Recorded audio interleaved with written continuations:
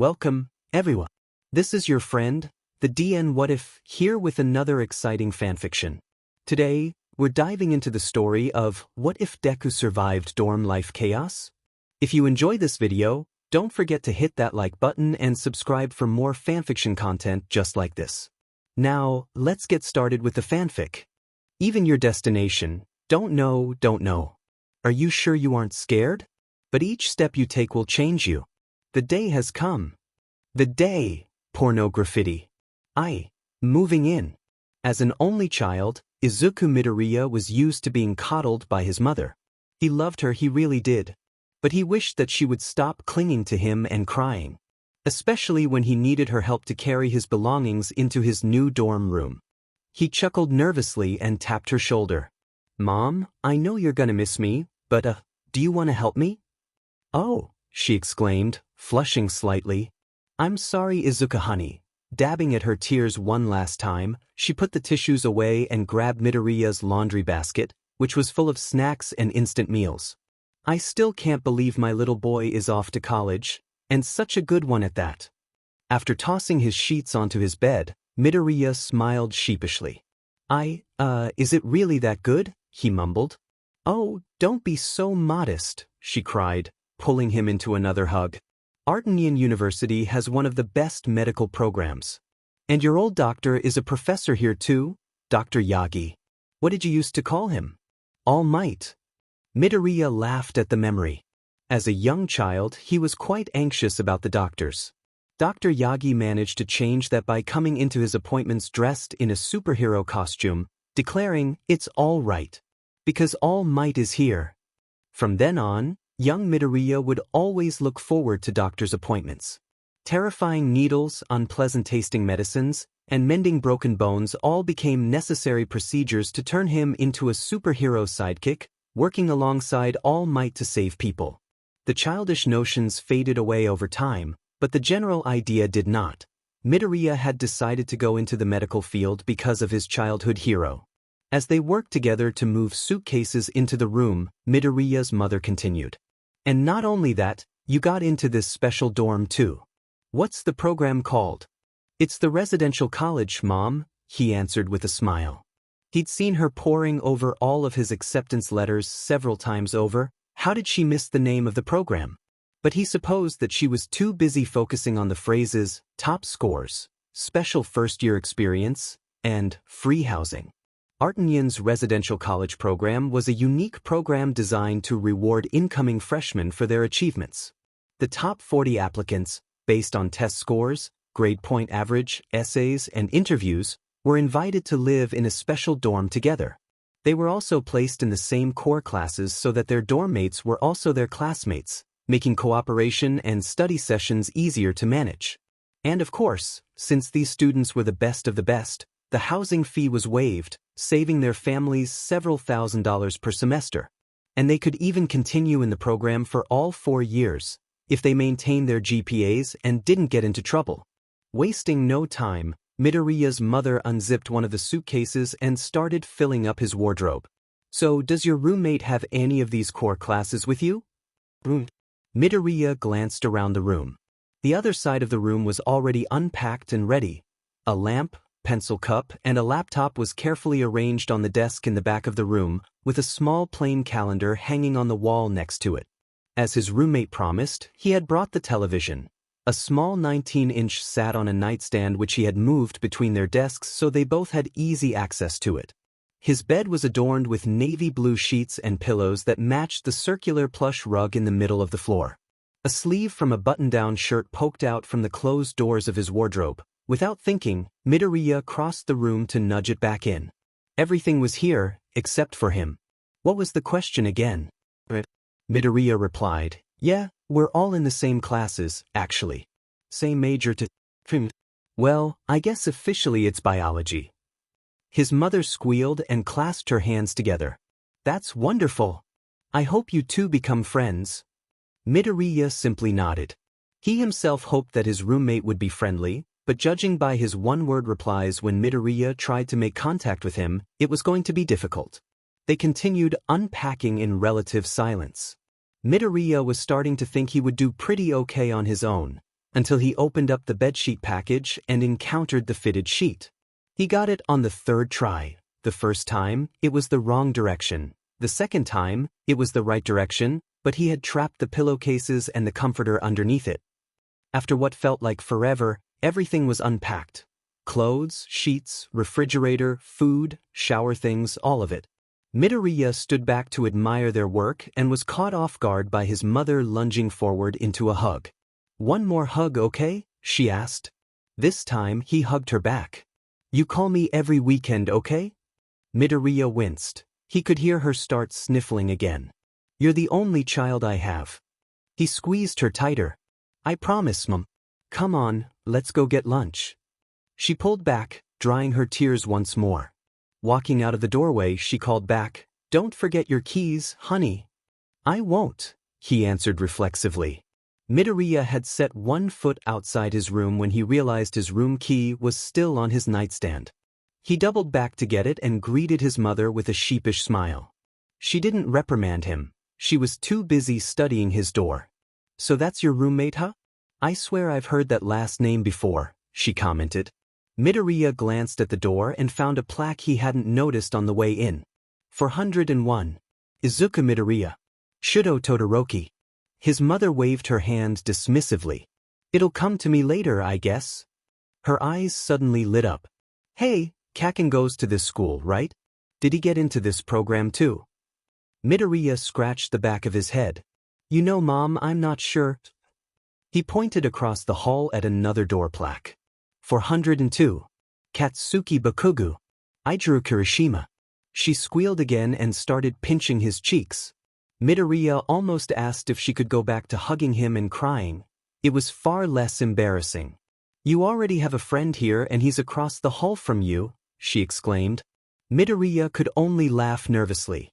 Lunch was less emotional than Midoriya had expected. They had found a small cafe not too far from campus and had a relatively quiet lunch. The prices were slightly more expensive than Midoriya was used to, but the quality of the food was miles and miles above the usual fast food fare. Coming from a large city, the small town of Dumas was refreshing and somehow calming. No car horns, no sirens, no sketchy back alleys he had to avoid on the way to school. He could get used to crickets, rolling hills, and actually seeing the stars at night. Unlike earlier, Inko Midoriya left while shedding relatively few tears. It seemed that she had exhausted her tear ducts. After one last hug and a reminder to call home every now and then, she got into the car and left. Midoriya stood on the curb and waved for longer than he had meant to. Soon, there was nothing to wave at. His mother's car had vanished into the hills long ago. As soon as he lowered his hand, it really hit him. He was on his own now. His family and familiar home was hours away. There was no one here he knew, except for Kaken. If Todoroki would reply to his texts with more than one word, maybe he would count too. His chest tightened and he had to bite his lip to stop the tears. He suddenly felt very lonely. Slowly, he scaled the stairs back up to the 4th floor. He could hear snippets of conversation through the hallways, roommates meeting and greeting one another, parents saying tearful goodbyes, and strangers inviting strangers to hang out.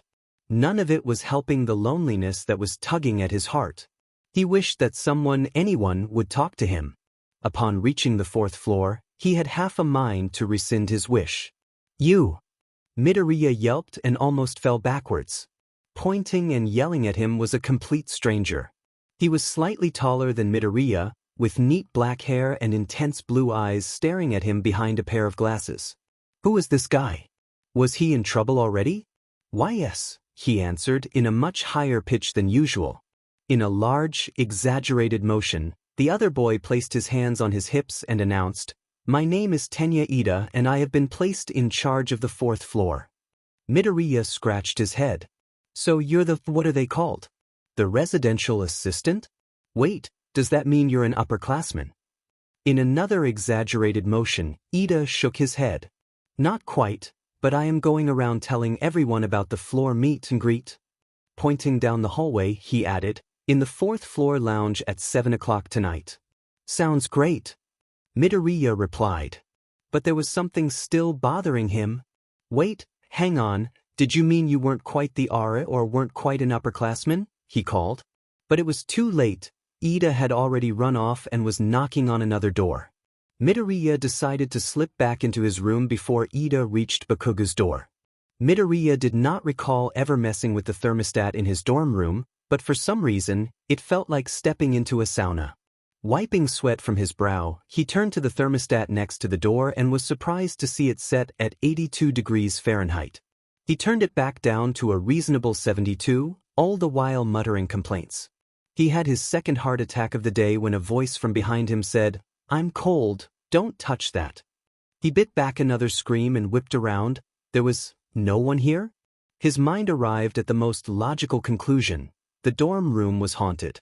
Midoriya's fears were assuaged when a figure popped out from underneath his roommate's bedsheets. He seemed to be wearing a long-sleeved white shirt and red plaid pajama pants. Upon sitting up, he pulled the sheets tighter around his shoulders. In a word, his roommate was striking. His hair color was split perfectly down the middle, scarlet on the left and snow white on the right. His left eye was a startling bright blue while his right was a dull gray. Any normal person would assume that he had dyed half of his hair and bought some color contacts as some sort of statement. Instead, Midoriya the medical nerd assumed, correctly as he later learned, that he had tetragrammatic chimerism. He was beside himself. He had always read about chimeras, organisms that originate from two or more different zygotes, but always assumed that chimerism in humans was rare. Well, that wasn't entirely true. Most cases of human chimerism was just very hard to detect. Some organs would have different DNA than other organs, and maybe someone would have one regular thumb and one hitchhiker's thumb, but this was straight down the middle, almost perfect chimerism. But wait, what is that over his left eye? Oh good God, that is a very large burn mark. He had so many questions. Don't ask me any of those questions, snarled Todoroki. Midoriya immediately clamped his hand over his mouth. I was mumbling, wasn't I? I'm sorry. Do you always mumble like that? He asked. And no, well not always, just sometimes when I'm Midoriya realized that he had started again and shook his head. I'm sorry, let's start over. He held out his hand and said, Hi.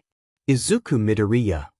Todoroki's mismatched eyes studied Midoriya's hand as if trying to detect some sort of trap. Finding none, he reached out and shook it. Shuto Todoroki.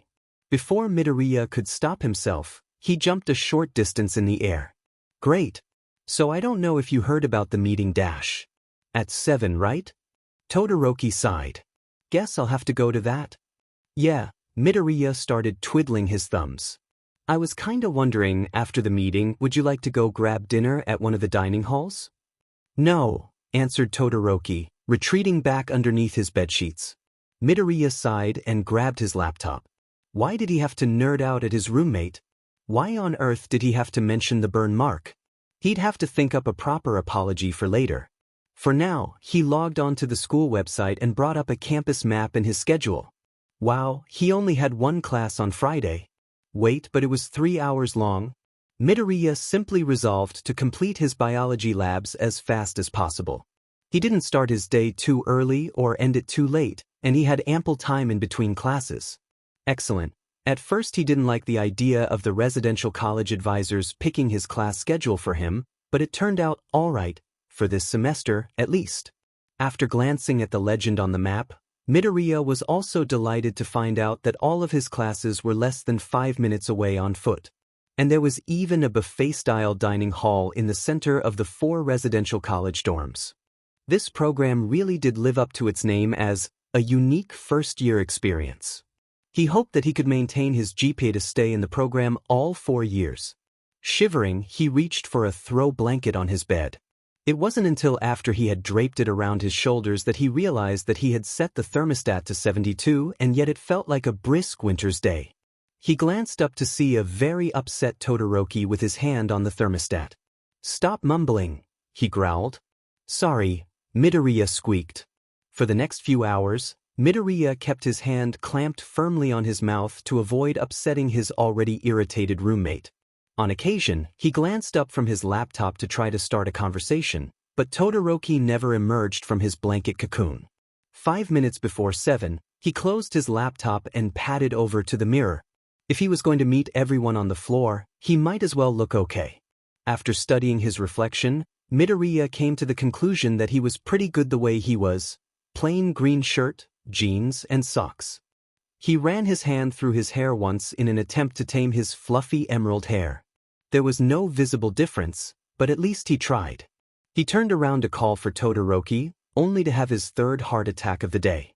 He was looking into a mirror. How in God's name did he not realize Todoroki was right behind him? Not realizing that he had taken 10 years off of Midoriya's life, Todoroki asked, "Well, are we going or not?" Midoriya mutely nodded and the two left their room. Aramis Hall was surprisingly small. Each residential floor only had 8 rooms, 7 for students and 1 for the RA. Situated in the middle of the floor were the restrooms and the lounge, which consisted of a few couches and armchairs, a large coffee table, a television, the floor's community refrigerator, and a microwave. A few residents were already there, including Ida. Midoriya waved his hand, but Ida responded with one of his bizarre hand gestures. "Please, hold all introductions until everyone is here," he ordered. Meekly, Midoriya lowered his hand and took a seat next to him. They didn't have to wait long. Within a minute, all 14 residents were present. As soon as the last person took their seat, Ida rose and gestured once more. "Thank you for attending this meeting. This should be short and painless. We'll go around introducing ourselves. Give your name, major, and something about yourself." Amidst a few disappointed groans, he continued, "My name is Tenya Ida, a mechanical engineering major. I am also on the track team, so come out and see us sometime." Sitting down, he gestured to his left, indicating the rough direction of the introduction circle. The next boy was quite timid, despite his large and muscular appearance. He twiddled his thumbs for a while before he made a whimpering sound and glanced hopefully at the person next to him. He was tall and slender, with dazzling blue eyes and perfectly styled blonde hair. "You'll have to excuse my roommate, he isn't fond of talking," the blonde boy explained. His large roommate smiled in relief. With a dramatic hand gesture, the blonde boy announced, "His name is Koji Kuda. He's an ecology major and his favorite animals are bunnies." Now gesturing to himself, he continued, "And I am Yuga Aoyama, theater arts major. I am very pretty." As the two sat down, the rest of the boys had to stifle their laughter. Such a strange pair, although there were probably other combinations much odder than the mute animal lover and the flamboyant dramatic. The next 2 boys in the circle stood up eagerly. The one with blonde hair and a pair of headphones around his neck pointed his thumb at himself and said, "Denki Kaminari, electrical engineering major and pretty awesome gamer. Gamertag is Ampere for anyone that wants to join me. I have all of the current gen consoles, so not to worry." His roommate, Midoriya assumed, imitated his gesture and said, "Hantus Zero, mechanical engineer, also a gamer. Gamertag is Spider Bro." Kaminari and Zero high-fived as they sat down.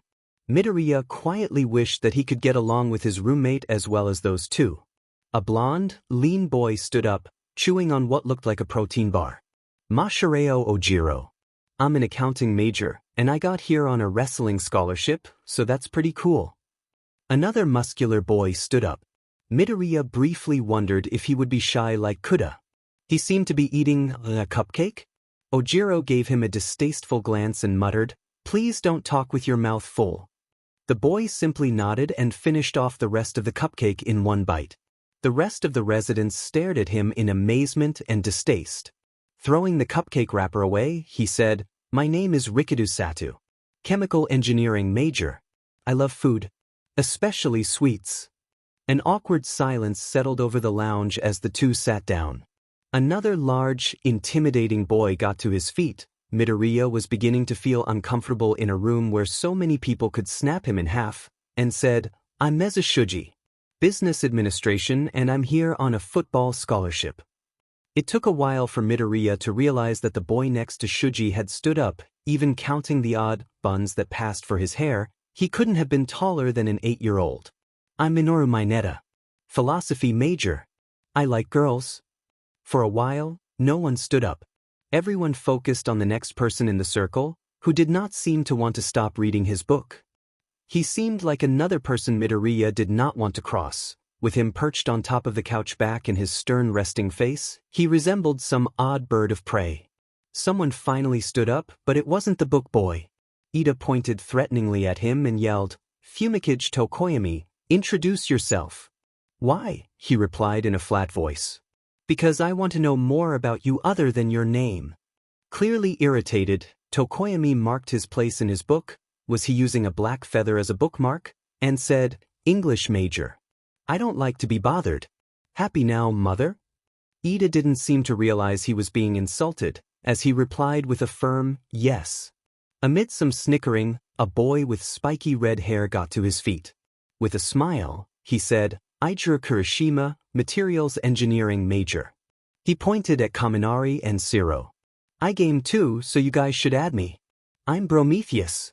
Zero jumped up and stretched his arms toward Kirishima, saying, "Bro." Kirishima punched the air and replied, "Bro." Kaminari waved his hands in the air and chimed in, "Bro." "Oh my god, shut up." A chill traveled up Midoriya's spine. He knew that voice. Kirishima turned to the boy next to him, pouting. "Bakubro dash." Bakugo jumped to his feet and screamed, "I told you not to call me that." Kirishima folded his arms. "But Bakubro dash." It was then that Bakugo socked Kirishima in the jaw. The entire room was standing now, half of the boys poised to break up the fight. But the other boy was laughing? Kirishima snapped his fingers and declared, "That was cool. I'll call you anything you want, Bakugo." That was not how Midoriya expected the confrontation to end. The same went for the rest of the lounge. Reluctantly, they took their seats again. Bakugo, still standing, shoved his hands into his pockets. "Katsuki Bakugo. Criminal Justice Major. Don't f with me." Ida gasped. "Katsuki Bakugo, watch your language." As he sat back down, he replied with a snide, "No." Once again, the entire room had to stifle their laughter. Ida looked as if he was about to give Bakugo the scolding of his life when Todoroki stood up. Rather than facing the others, Todoroki seemed to be more interested in talking to the ground. In a soft, emotionless voice, he said, "Shudo Todoroki. Biology major." There's nothing interesting about me." Bakugo smirked. "Hey, half and half, how about you tell us how you got that scar?" To this day, Midoriya wasn't entirely sure why he did what he did. He suddenly found himself in between his roommate and his childhood friend, screaming, "Kaken, you're being rude." Sarcasm mutating into malice, Bakugo seized Midoriya's shirt collar and wound up for a right hook. "I'll show you rude, you useless F-Deca-. The rest of the boys surged forward to separate the two. To Midoriya's relief, Shuji and Ojiro positioned themselves in front of him and assumed defensive stances. At least he knew these two would defend him if Bakugo got aggressive. The three gamers, Kirishima, Kaminari, and Zero, managed to hold him back. Kirishima yelled something to the other two, and they began moving slowly towards his dorm room. Once Bakugo was safely locked in his dorm room, the boys sighed and turned to Midoriya. Ida quietly asked, "Are you okay, Deku?" Midoriya winced. He guessed the nickname would stick here as well. And after all his hoping that college would be different. Todoroki stepped forward. "His name's Izuku Midoriya." Ida seemed confused. "Izuku? Deku, how on earth did he come up with that nickname?" "Defenseless Izuku," Midoriya sighed. To him, "I'm just useless Deku." "You're not useless," urged Ida. "I'm sure you have a great major and you'll help a lot of people with it." Midoriya scratched the back of his head. Pre-med. Ida began clapping his hands. "Impressive. And also a happy coincidence that the only pre-med majors on this floor are roommates." "The only pre-med majors on this floor? Huh? Maybe he and Todoroki could bond over that." Midoriya glanced at him and found that his unreadable expression had not changed. Maybe getting along with his roommate was too much to hope for. "What is this feeling? So sudden and new. I felt the moment. I laid eyes on you. What is this feeling, Wicked?" 2. First impressions. Midoriya woke up feeling uncomfortably warm. At some point in the night, He had kicked off his blankets and managed to wriggle out of his pajama pants. Blinking the sleep out of his eyes, he rose from his bed and checked the thermostat. He had set it at 72 last night, but he supposed Todoroki had woken up and adjusted it to 80. He turned his head and was amazed to see his roommate sleeping soundly under his usual pile of blankets. He sighed. Maybe there was something he could do to help. As much as he didn't want to rock the boat, Midoriya refused to deal with these ridiculous temperature changes. He set the thermostat back to 72 and draped his throw blanket over Todoroki to compensate. Didn't he own any hoodies or sweaters or anything? Midoriya made a mental note to ask him. If he invited him out to pick up a sweater, maybe he would actually hang out with him. As quietly as he could, he gathered his shower things and made his way to the bathroom. Once the door had shut behind Midoriya, Todoroki shifted and poked his head out from under his blankets. He reached out and gripped the extra blanket as the air conditioning unit whirred to life. As much as he disliked his roommate's constant muttering, it was nice that he always knew what was on Midoriya's mind. With his condition, of course he owned sweaters. If Midoriya were nosy enough, he could look into his wardrobe and find at least 10. But, upon hearing Midoriya's musings, something had tugged at him. What was that feeling? After cleaning himself up, Midoriya made his way down to the first floor with a map of the school on his phone. Since the freshmen were forced to move in a week prior to the start of classes, he had ample time on his hands. Might as well go explore the campus and try to find exactly where his classes were located. However, he was too busy poring over the map to notice where he was walking. A soft yelp brought his attention back to reality and he snapped his head up to see a girl. A very cute girl. "I'm sorry," she squealed. Her already pink cheeks seemed to turn pinker. "And no, I'm sorry. I wasn't looking, I'm sorry," he objected. He wasn't entirely sure how long he could look at her. Chocolate brown hair in a cute bob cut, round innocent eyes that perfectly matched the hue of her hair, a blush that seemed to be getting worse with every passing second. She was a cute little ball of sunshine. She offered him a smile, which melted his heart. "It's fine really," she said cheerfully. Extending her hand, she continued, "My name is Ochako Uraraka. And you?" Returning her smile, he shook her hand and stuttered, I dash. Unexpectedly, Bakugo shoved his way between them, separating their hands. Midoriya was stunned momentarily, only managing to say, "Kaken?" At the mention of his childhood nickname, Bakugo turned to him and sneered. "What, Deku? Did you want to hold hands with your new loser girlfriend some more?" Satisfied with his one-liner, he sauntered off to one of the couches in the lounge and propped his feet up on the coffee table.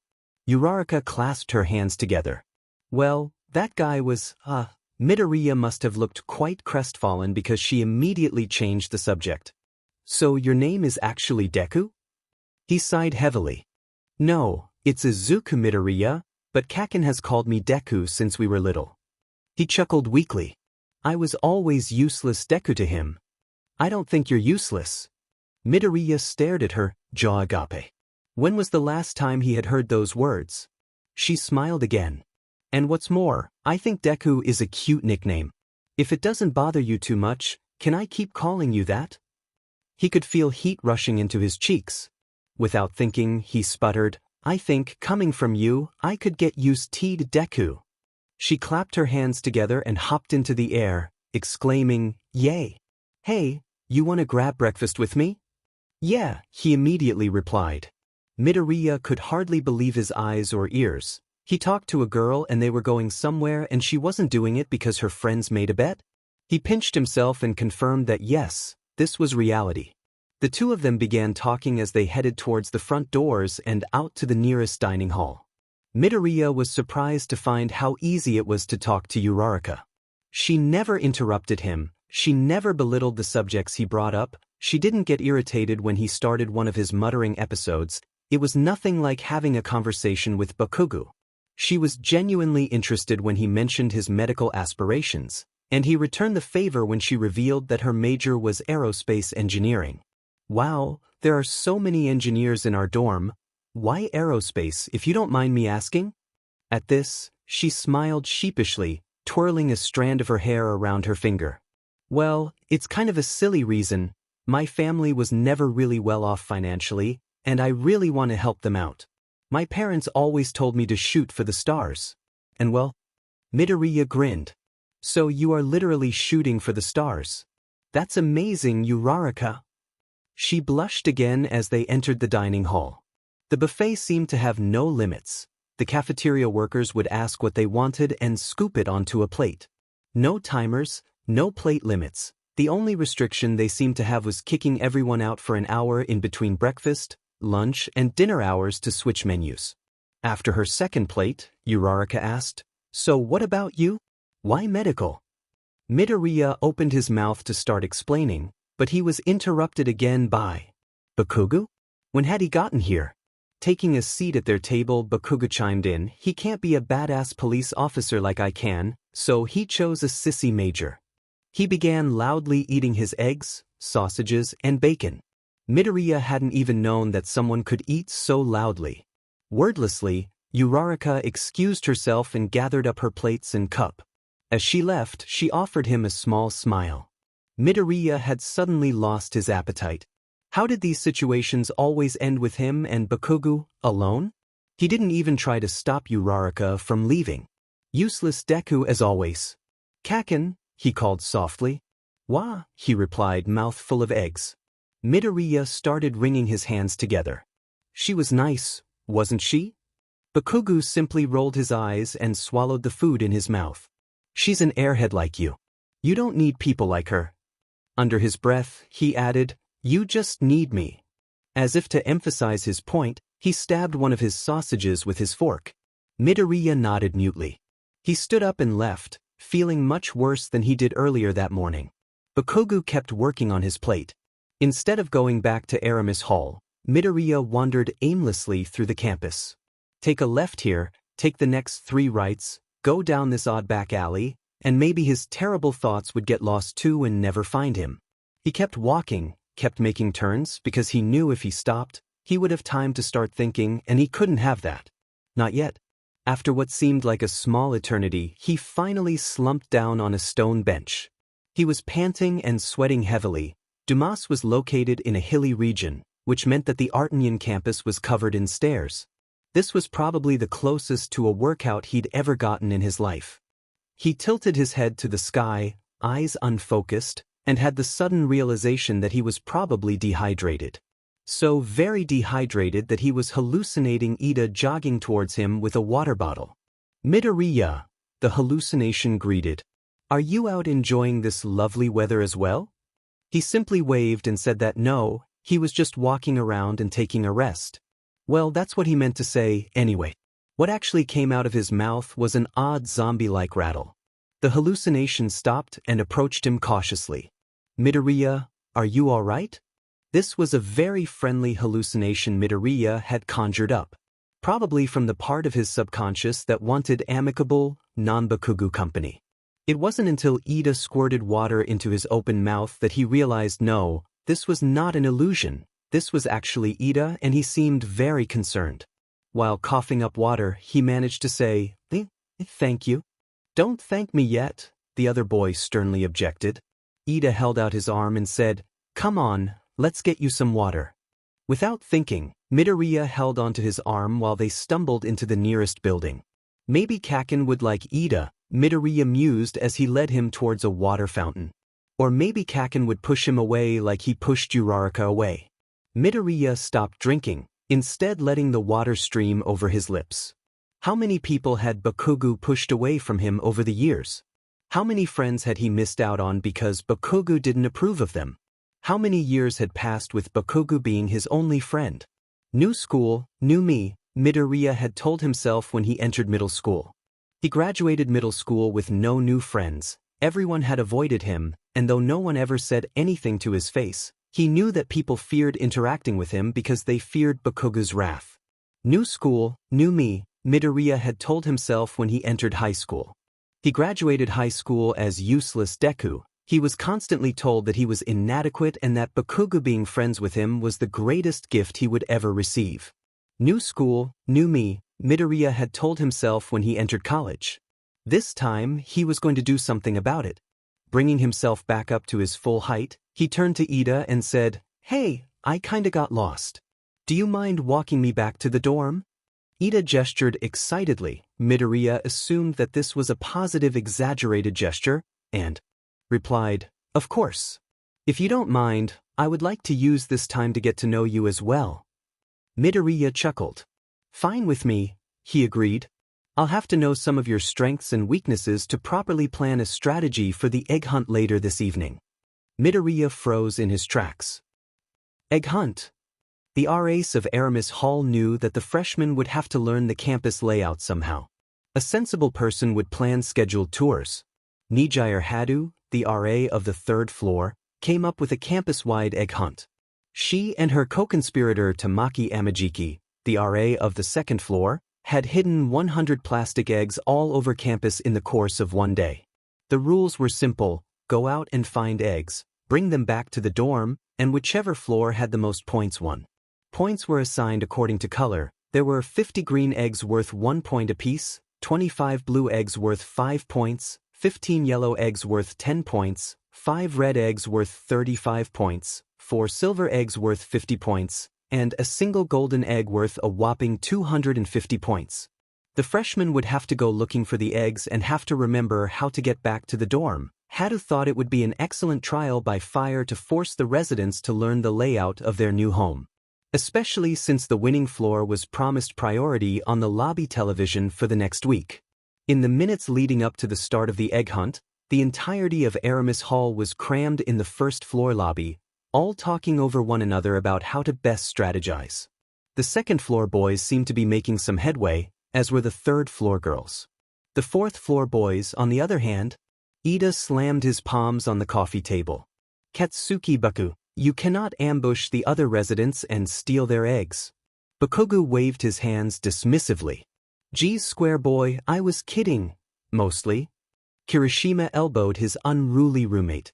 "Come on, Bakugu, that's just unmanly as all hell." Kaminari grinned as he tapped his temple with his forefinger. "You don't have to steal other people's eggs if you get to them first." "But none of us know the campus," cried Mineta. "It'd be way easier to just snipe eggs once the other floors find them." Kirishima, Kaminari, and Siro all appeared deeply offended at Mineta's words. Siro leaned towards him and chided, "Mineta, kill stealing is the worst imaginable." A confused Mineta replied, "But we're not stealing kills, we're stealing eggs." As the fourth floor boys devolved into screaming over each other, Midoriya buried his face in his hands. They were going to lose, he was absolutely sure of it. Someone tapped at his shoulder. Groaning, Midoriya lifted his head to see Ida, looking equally despondent. "We're doomed, aren't we?" Midoriya said dryly. "Yes, we are," Ida answered curtly. "I would like to ask, though, there are only 13 of us here.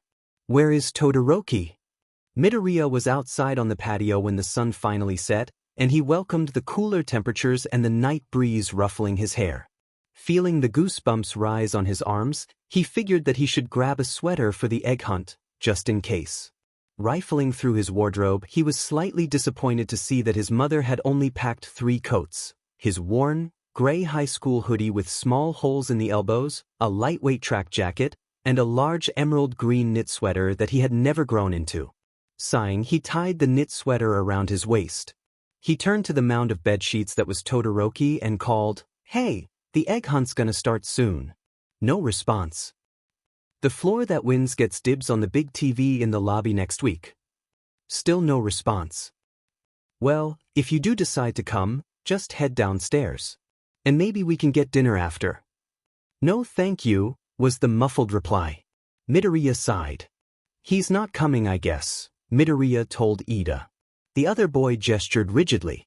"Unacceptable," hissed Ida. "If we are to stand a chance of winning, the entire floor must be present." He ran off in a huff. Midoriya wasn't sure whether or not to tell him that the other 2 floors had 13 residents each, and thus, the floors were actually evenly matched without Todoroki. A girl with long, flowing blue hair and matching eyes leapt up onto a coffee table and shouted for silence. Midoriya figured that this must be Hadu. "So all y'all downloaded that app we told you to, yeah?" she asked the crowd. The residents murmured in agreement. Midoriya glanced at his own phone. The app in question seemed like a standard chat app with Autumnal's logo as the icon. This was some impressive school, having their own official chat app. Hadu continued. Some of you probably figured it out, but you log in with your school ID and password and you'll be able to chat with the entire dorm, including me and Amajiki. We'll keep you updated on how many eggs have been found and call you back when all 100 are in our hands. Now go! There was a mad rush as all 40 residents shoved their phones into their pockets and bolted through the front doors. Midoriya meant to hang back and wait until the throng had subsided, but someone seized his arm and dragged him through the sea of students. He didn't see his assailant, but he had a pretty good idea of who it was. Once the people had scattered, Midoriya finally got a good look at him. Kaken. Of course it was. Bakugo kept sprinting forward, not caring whether or not Midoriya's arm got dislocated. Midoriya had no idea where they were headed. He was too busy trying not to trip over his own feet. There! Bakugo shouted. Get a move on, Deku. He finally released his death grip on the other boy's wrist and snatched up a green egg. While Midoriya stopped to catch his breath, Bakugo pointed over his left shoulder and said, "Come on, Deku, behind you. You gonna be useless forever." Without complaint, Midoriya turned around and grabbed a blue egg sitting on a windowsill. He leaned against the brick wall of the building while Bakugo pulled out his phone. He smirked. 6 points, all right. The triumphant look on his face faded as his phone screen lit up. What the goddamn hell, how are they up that much? Confused, Midoriya took out his own phone and logged into the chat app. He was already invited to 2 conversations, Aramis Hall and 4th floor. Assuming that the standings would be listed in the main conversation thread, he tapped on Aramis Hall. Aramis Hall. 5 minutes. Nijire Hadu, reminder, all eggs are on campus property. Not go into town. Nijire Hadu, current score. Nijire Hadu, 2nd floor. Nijire Hadu, 3rd floor 35. Nijire Hadu, 4th floor 0. 35, muttered Midoriya. They must have found a red one. Or maybe 2 yellows and a blue. Bakugo groaned loudly. Grabbing the other boy's arm again, he shouted, "Less talking, more finding." Without Ida trying to police his behavior, Bakugo became quite aggressive in his pursuit of colored eggs. Midoriya knew very well that Ida's presence wouldn't have changed Kaken's behavior one bit, but at least someone would be trying to rein him in. Bakugo seemed to have adopted Mineta's proposed strategy. He snatched several eggs thanks to other teams pointing out where they were, and managed to grab at least one from someone else's hand. Midoriya had been relegated to pack mule, tossing all of their eggs into a makeshift bag he fashioned out of his sweater. It wasn't until Midoriya crumpled to his knees that Bakugo stopped his mad search. When Bakugo approached, he flinched out of habit. Panting, he rasped, "Sorry? Kaken? Can't breathe. So tired. Sorry." Midoriya saw Bakugo lift his hand and he shut his eyes in anticipation of the slap or the punch or whatever Kaken deemed appropriate for his weakness. Instead, he felt knuckles gently brush against his jawline. Opening his eyes, he saw a soft kindness in Bakugo's face that he hadn't seen in years. As quickly as it had appeared, the small hope that Bakugo would be nice disappeared, and he stood up in a huff. "Forgot you weren't cut out for this physical sheet, Deku? Now come on, let's turn in those eggs." Hadu squealed as Midoriya dumped all of their eggs in front of her. "Lots of points for the 4th floor here," she exclaimed. As she started tallying up the points, with Bakugo close by so she didn't miscount, Midoriya drifted through the front doors. From the idle chatter on the dorm patio, it seemed like most of the eggs had been found. From not too far away, he heard Ida call his name. Chopping the air with his arms, Ida shouted, "Where have you 2 been? We've been trying to contact you." "Huh," Midoriya said, confused. He took out his phone and was surprised to see a great many notifications from the Autumnal chat app. "Oops," he said sheepishly. Ida turned to the group of people surrounding them and Midoriya realized that the rest of the floor was here. He unlocked his phone and read the last message in the 4th floor conversation. 4th floor. 10 minutes. Tenyu Ida, we need to meet in front of the dorm ASAP. Bring your eggs back now. Surreptitiously, Midoriya pocketed his phone. In a hushed, urgent voice, Ida explained, We are sitting at 74. The girls have 260 and the second floor has 243. The rest of the boys grimaced. After doing some quick mental math, Midoriya piped up, actually, with the eggs Kakin and I brought in, we should be up to 180. Dude, that's awesome. Zero congratulated. But that still puts us in last place, growled Ojiro. There's still hope, Ida reassured them. No one's found the golden egg yet. We find it and victory is ours. Kirishima punched the air. Great. He picked up a small stick and drew a square in the dirt. Now, where did everyone search? The boys looked at him like he was a madman. Pointing at the square, Sato asked, What is that? Kirishima huffed. It's the dorm, duh. He started drawing a curve from the square, explaining, I ran over here, found some eggs, met up with Kaminari and Zero here dash. He drew an X, and then I dash. Flatly, Tokoyami pointed out, Kirishima, no one is going to be able to follow this. Ida pushed his glasses up and started tapping his phone. Okay, I'll bring up a map of the campus dash. Shuji raised his hand. Yeah, about that, I'm not too sure where I was at any point. For the second time that night, the fourth floor boys started bickering. Midoriya groaned. He sincerely hoped that the rest of the year wouldn't be like this. Red and white flashed in his peripheral vision. He searched the area and, to his surprise, found Todoroki standing away from the rest of the group. Midoriya smiled and waved at him as he approached. Todoroki only blinked at him, keeping his arms folded. Hey, Midoriya greeted. Hey. What a professional conversationalist. Then again, Midoriya supposed he wasn't much better. So I thought you weren't going to do this egg hunt thingy? I wasn't, admitted Todoroki. But then he dragged me downstairs. He motioned to Ida and Midoriya snorted. He is... Midoriya paused to find a word that succinctly described the boy clamoring for order and strategy. Over the top?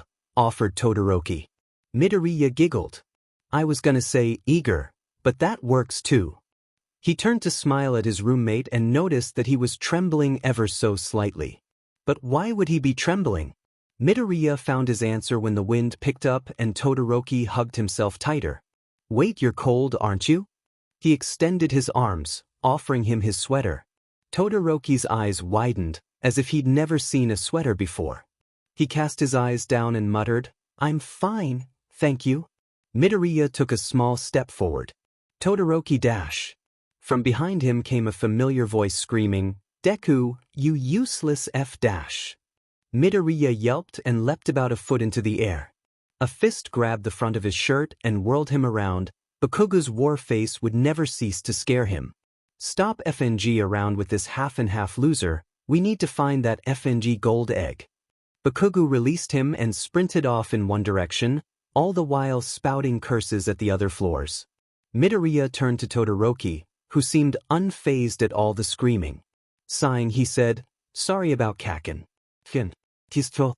Expression unchanged, Todoroki asked, Is F- his favorite word? Midoriya couldn't help but laugh. Probably. He stepped closer and held out the sweater once more. The game doesn't end until we find this golden egg, and that might take a while. Please, Todoroki. Take it. Hesitantly, Todoroki took the sweater into his hands, studying it closely. His mismatched eyes made contact with Midoriya's own. But why? He asked. Why? Midoriya repeated, confused. You're cold and I want to help. Stay warm until we get back, okay? Picking a direction at random, he jogged off before Todoroki could object. Todoroki stared after his roommate, his shaking hands still clutching the green knit sweater. For 10 minutes. Tenuita. Everyone please try to remember your assigned locations. Denki Kaminari. Nothing in the quad so far. Yugoyama. Nothing in the art district. Yugoyama. Wait. Yugo-Oyama. NVM just part of an installation. 7 minutes. Mezushuji. Not near the gym. Idru Kirishima. Hey, can someone get to the med district? Tenuita. Did you find the Idru Kirishima. No, Bakugo is stuck in a tree. Tenuita. What? 5 minutes. Idru Kirishima. NVM he landed on my neta, we good. 3 minutes. Fumikage Tokoyami. Someone found the egg. Return to the dorm. Hantashiro, please tell me someone from our floor found it. Hantashiro, please. Tenuita, if you have found the egg, please reply. Mezushuji, we lost, didn't we?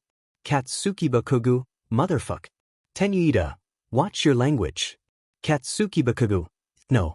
One by one, the boys of the fourth floor returned to Aramis Hall, slumped over in defeat.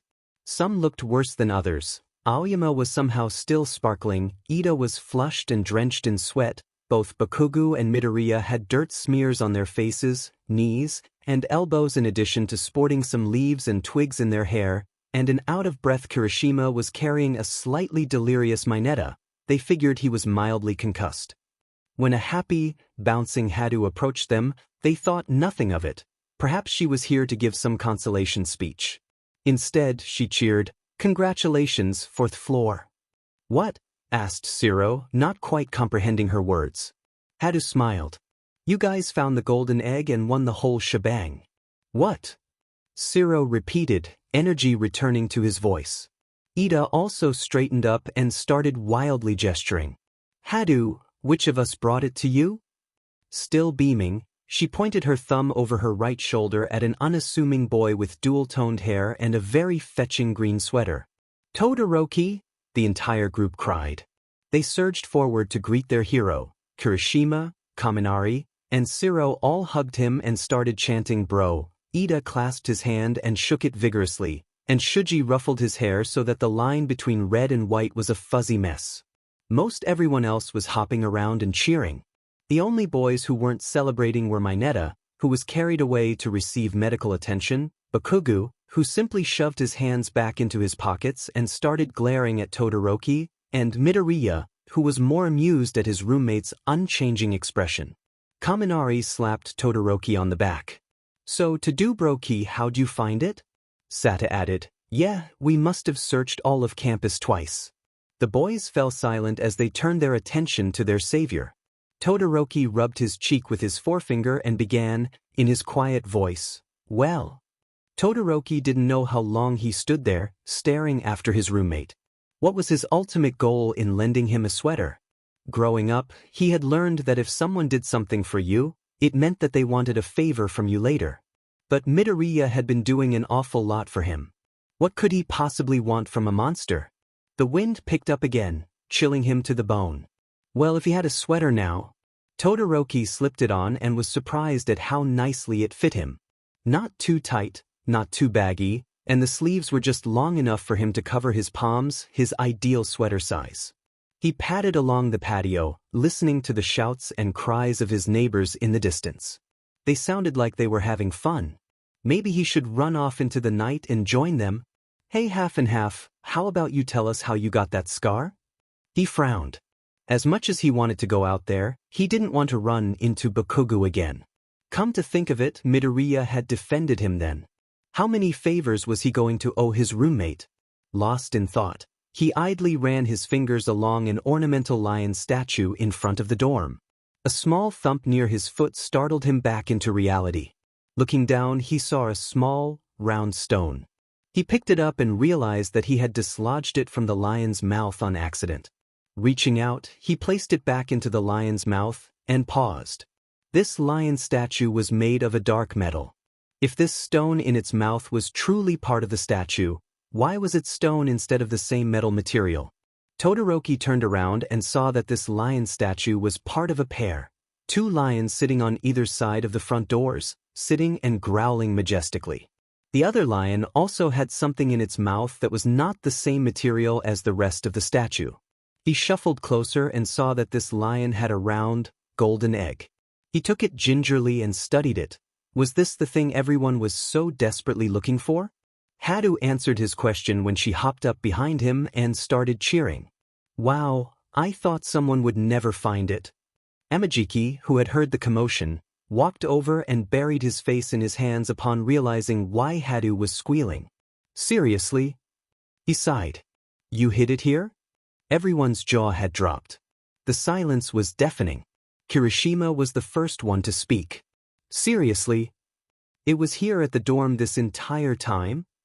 Tokoyami rubbed his temples. Hadu and Amajiki must think us all fools. Ida was rubbing his chin. Hidden in plain sight, huh? I see. This must have been some sort of test with some sort of lesson. Midoriya stepped forward, as did Todoroki. That was awesome, Todoroki. He congratulated. The corners of Todoroki's mouth rose ever so slightly. Was that a smile? Even if it wasn't, Midoriya still counted it as such. He continued, and hey, this sweater fits you a lot better than it ever fit me. You can totally borrow it anytime you get cold. His roommate responded by breaking eye contact and rubbing his cheek some more. And was he turning red? What the F ever? All eyes turned to Bakugo, who once again had his war face on. He sneered, "You're still a freak, half and half." Instinctively, Midoriya moved to shield Todoroki. Cack and dash. Bakugo drove his palm into Midoriya's chest, sending him toppling backwards. The other boy braced himself to hit the ground and was instead met with a pair of arms catching him around his middle. He glanced up to see Todoroki staring down Bakugo, looking slightly angrier than his usual unaffected self. This seemed to fuel Bakugo's flames further. "Don't you cacken me, you useless F-Deku," he growled as he sulked off. Behind them, Kaminari whispered to Kirishima, "Dude, what is your angry roommate's deal?" Tenida, congratulations all on a well-earned victory. Tenida, especially Bakugo, Midoriya, and Todoroki. Ampere, Boi Todoroki coming in clutch. Tenuida, now hold on just a minute. Tenuida, this is a private chatroom. Tenida, who are you, Ampere? Ampere, dude, Ida chill, it's Kaminari. Hantasiro, wait, what, we can change our usernames. Hantasiro is now Spider-Bro. Spider-Bro, dude, game singing after text. We're equipped to steer the ship till this trippy skit ends. And by the end of this song, we'll be best friends. Secondary characters, title of show. 3 roommates. Aramis Hall. Ampere, hey guys who went around posting our usernames on our doors. Spider-Bro, yeah, I figured it was obvious who everyone was. Tenebri, Hadu and Amajiki got very confused very fast. Spider-Bro, wait, hold up, who are you? Tenebri. 403. Yuga Aoyama, XX__skirtsex. Kuji Kuda, Bun Bun. It was very difficult to focus on anything when Aoyama began talking. And if he was practicing for an audition in a few weeks, well, Kuda had given up reading over his syllabuses long ago and was instead watching his roommate prance madly around the room. Kuda had never heard of the play Arsenic and Old Lace, but all of Aoyama's exaggerated inflections and movements indicated that it was a comedy. At least, he hoped it was a comedy, otherwise, the audition would be quite awkward. Aoyama was so busy leaping around the room he hadn't even noticed he had a captive audience. To Kuda's surprise, his roommate stopped mid-sentence and locked eyes with him. "Oh, Kuda, you've been watching," he proclaimed. "How am I doing?" Kuda smiled and nodded his head. "Excellent." He rummaged through his book bag and pulled out a small booklet. Handing it to Kuda, he asked, "Hey, can you help me with the audition scene? It's highlighted in yellow." Kuda nodded and cracked open the script. He was very thankful that Aoyama had specified that it was highlighted in yellow. The rest of the script was marked all over in various shades of neon highlighter. Kuda's eyes burned as he flipped through the pages, finally arriving at a section near the beginning of the script. Aoyama added, "If you'd like to get in character, you'll be reading from my 2 sweet, elderly aunts. I am your young nephew come home." Kuda nodded quietly. Mustering up his best old lady voice, he began reading, "Mortimer, why have you suddenly turned against Teddy? Your own brother?" Aoyama curled his hands into fists and stamped his foot. "You've got to know sometime, and it might as well be now." Teddy's dash, Aoyama bit into one of his fists, as if debating whether or not to reveal that Teddy's killed a man. Kuda snorted as he adjusted a pair of imaginary reading glasses. "Nonsense, dear." Aoyama groaned loudly and pointed at their window. "There's a body in the window seat." "Yes, dear, we know." It was at this point that Kuda lost it. Howling with laughter, he read through the rest of the scene. The character of Mortimer had just realized that his 2 aunts had been poisoning strangers with wine. The humor came from Mortimer's terrified, over-the-top reaction, and his aunt's acting like murdering a total of 12 old men was nothing to freak out about. Oyama was also laughing. "You know, this is the most sound I've heard you make," he pointed out gleefully. Kuda immediately shut his mouth and blushed, but still couldn't hold back his smile. "If I get the part of Mortimer, will you come see the play?" Kuda nodded enthusiastically. 408. Minoru Mineta, bunch of grapes. Mezu Shuji, no 6. Shuji had always thought that Mineta was a little odd, but ever since Bakugu gave him that concussion he'd gotten odder. Well, to begin with, there was his weird purple bun hair. The first time they had met, Shuji had compared them to Ball. Mineta, through some bizarre thought process, assumed he was being called gay and took offense, and his suspicious insistence that he was straight. But he was also a philosophy major. Maybe the weirdness could be attributed to that. Shuji wished he could go back to those relatively innocent days. Almost overnight, Mineta had stockpiled stacks upon stacks of magazines and stored them under his bed. Shuji almost went to see exactly what he was purchasing, but thought to respect his roommate's privacy. Despite his vow, Shuji thought he glimpsed a nurse on one of the front covers. He assumed that they were medical magazines, with information on how to help with post-concussion symptoms. Yes, that had to be it. Mineta was also perpetually on his laptop, with his headphones plugged in. Shuji happily assumed that he was getting a head start on his schoolwork while conveniently ignoring the fact that his roommate no longer seemed to wear pants in their room. Shuji's convenient lies shattered a few days later. He had entered the room fairly late at night, tired from football practice and just wanting to go to bed. Their room was completely dark except from the light coming from Mineta's laptop screen. His roommate had his headphones on and was facing away from him, so Shuji's entrance went unnoticed. What didn't go unnoticed was what Mineta was watching on his laptop and the fact that he didn't seem to have clothes on. Shuji quietly shut the door and pressed his palms into his closed eyes, willing himself to forget the image. This was way too awkward now. He could not live with Mineta after discovering his pawn preferences. Groaning, he turned around and knocked on the first door he saw. 405. Denki Kaminari, Ampere. Hanta Siro, Spider Bro. It was as if two twin brothers, separated long ago, had been reunited. Well, except that he and Siro looked nothing alike, but Kaminari still thought the comparison was pretty accurate. In grade school, Kaminari had always been the weird kid. The nice, weird kid, but still kind of weird. He had been told more than once to dial back his zaniness or else he would lose the few friends he had. But Siro? His new bro was like him, except zanier, and it was the greatest thing ever. Both of them were engineering majors, and shared the same class schedule. Both of them wanted to rush the same fraternity. Kaminari made a mental note to ask Kirishima whether or not he was rushing, and both of them played Overwatch. They were even the same rank, so they could buddy up. And currently, both of them were working on a Rube Goldberg contraption to wake them up for their morning classes. A pair of normal roommates would just set a few alarm clocks, but as it turned out, both Kaminari and Siro were immune to the usual beeping and blaring of alarms. Kaminari had hooked up one of his spare microcontroller boards to a cheap digital clock. Once the clock struck 7:30 in the morning, it would send a signal via Bluetooth to Siro's contraptions above each of their beds. Suspended on a net and 4 hooks were several beanbags, hard enough to wake them up, but soft enough to not harm them.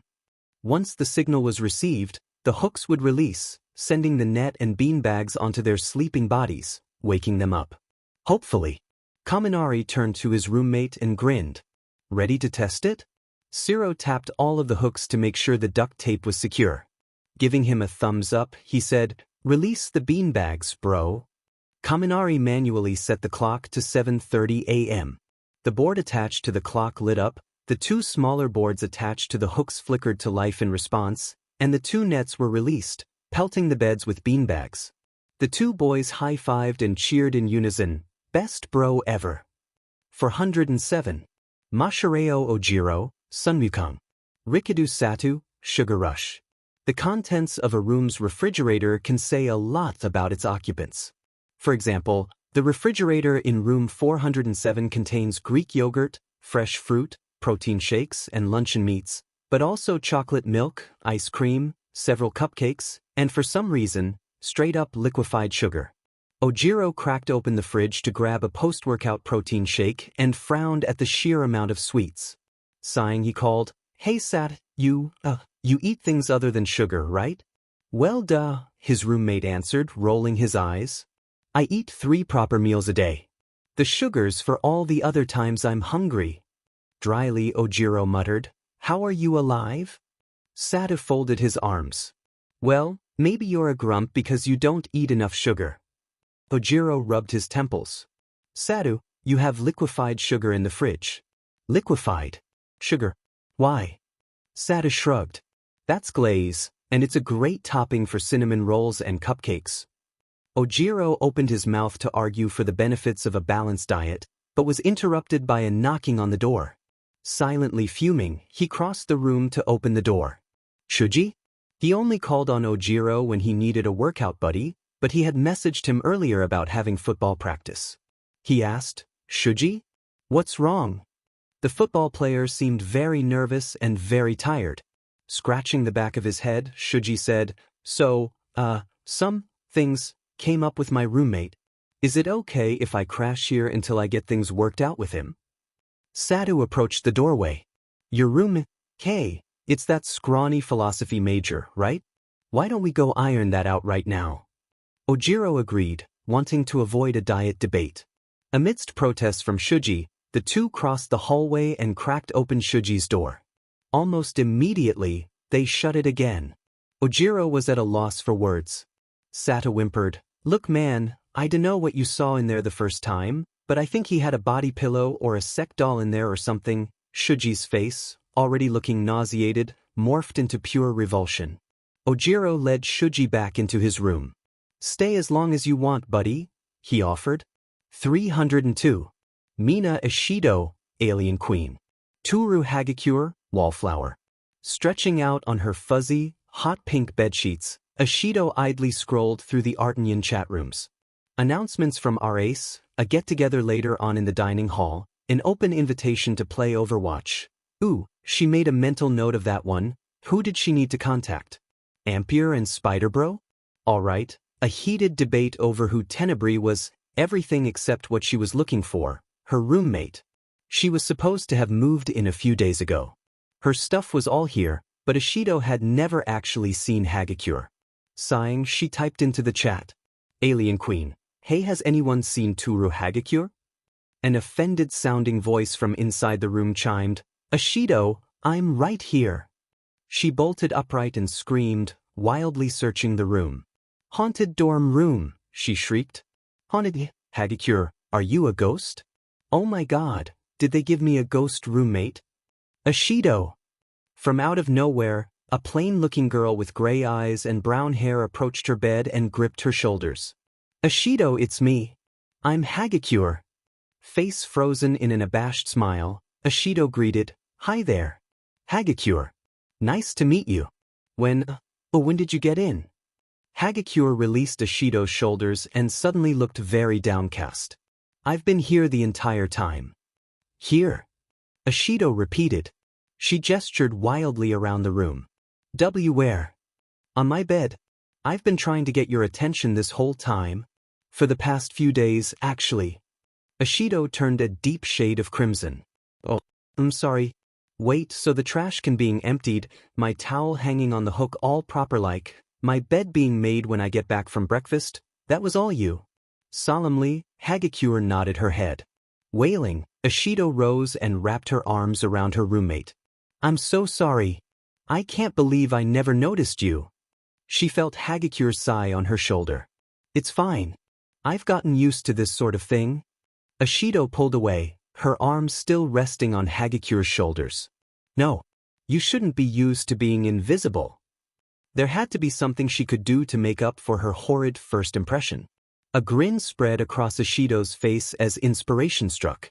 She declared, "You, my wallflower roommate, are going to be popular." In contrast, Hagakure suddenly looked very afraid. She mumbled, "I'm not sure I like where this is going." 303. Kyuko Gyre, Treble Maker.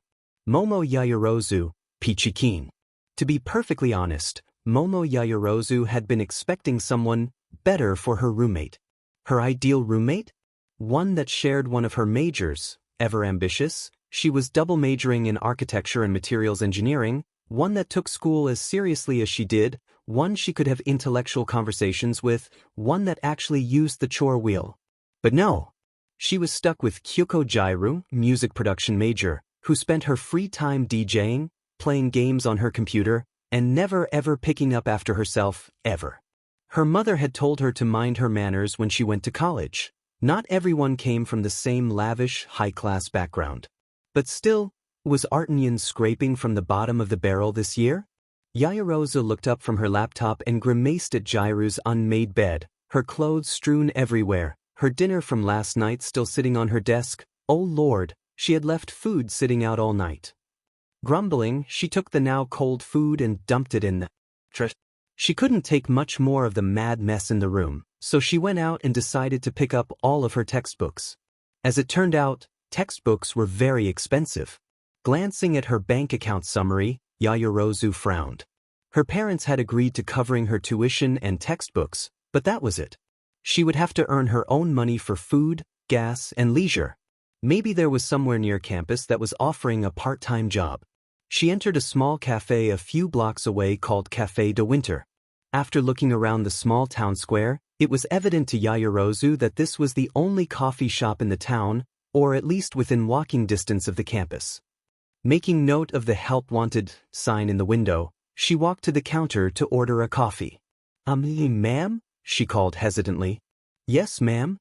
The barista paused in making a drink order and turned around. Oh, it's you. Yaoyorozu nearly dropped her books. Jairu.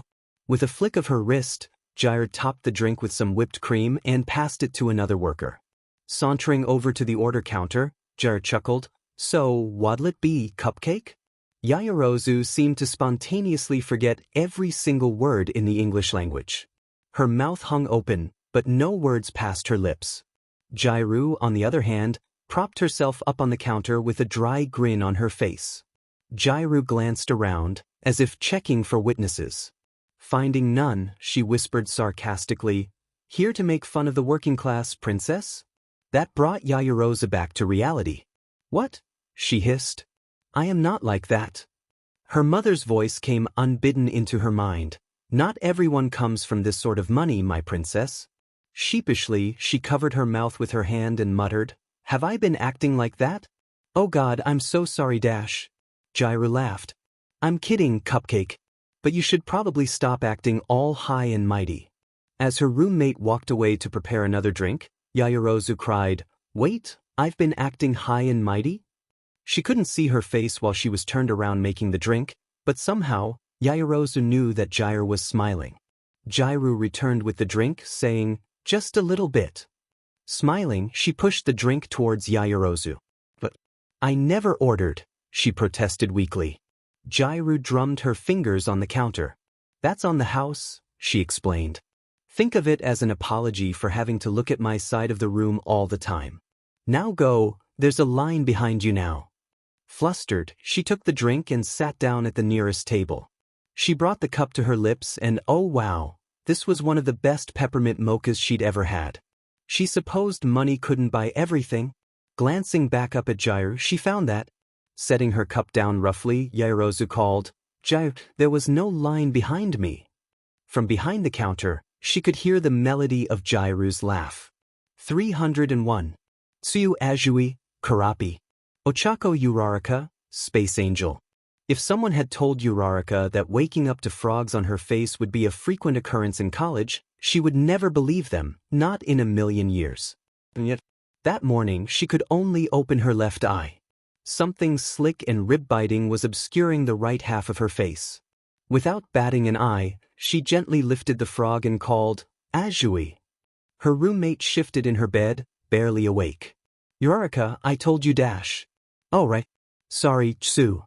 Azui's request to be called by a nickname was a simple one, but somehow, Uraraka kept forgetting. Anyway, one of them got loose again. I think Dash. Uraraka shifted her hand over so she could see the small animal more clearly. Which one is the albino one? Hang on, Morgana got out? Azui rose from her bed and crossed the room, gingerly taking the albino frog in her hands. She's not the escape-y type. As Azui went to put Morgana back in the frog tank, Uraraka rolled over, desperate for a few more minutes of sleep. Her attempts were foiled by some distressed croaking and 2 small, slippery lumps on the other side of her pillow. Groaning loudly, she sat up and took the other 2 frogs in her hands. Sue, how many frogs got out last night?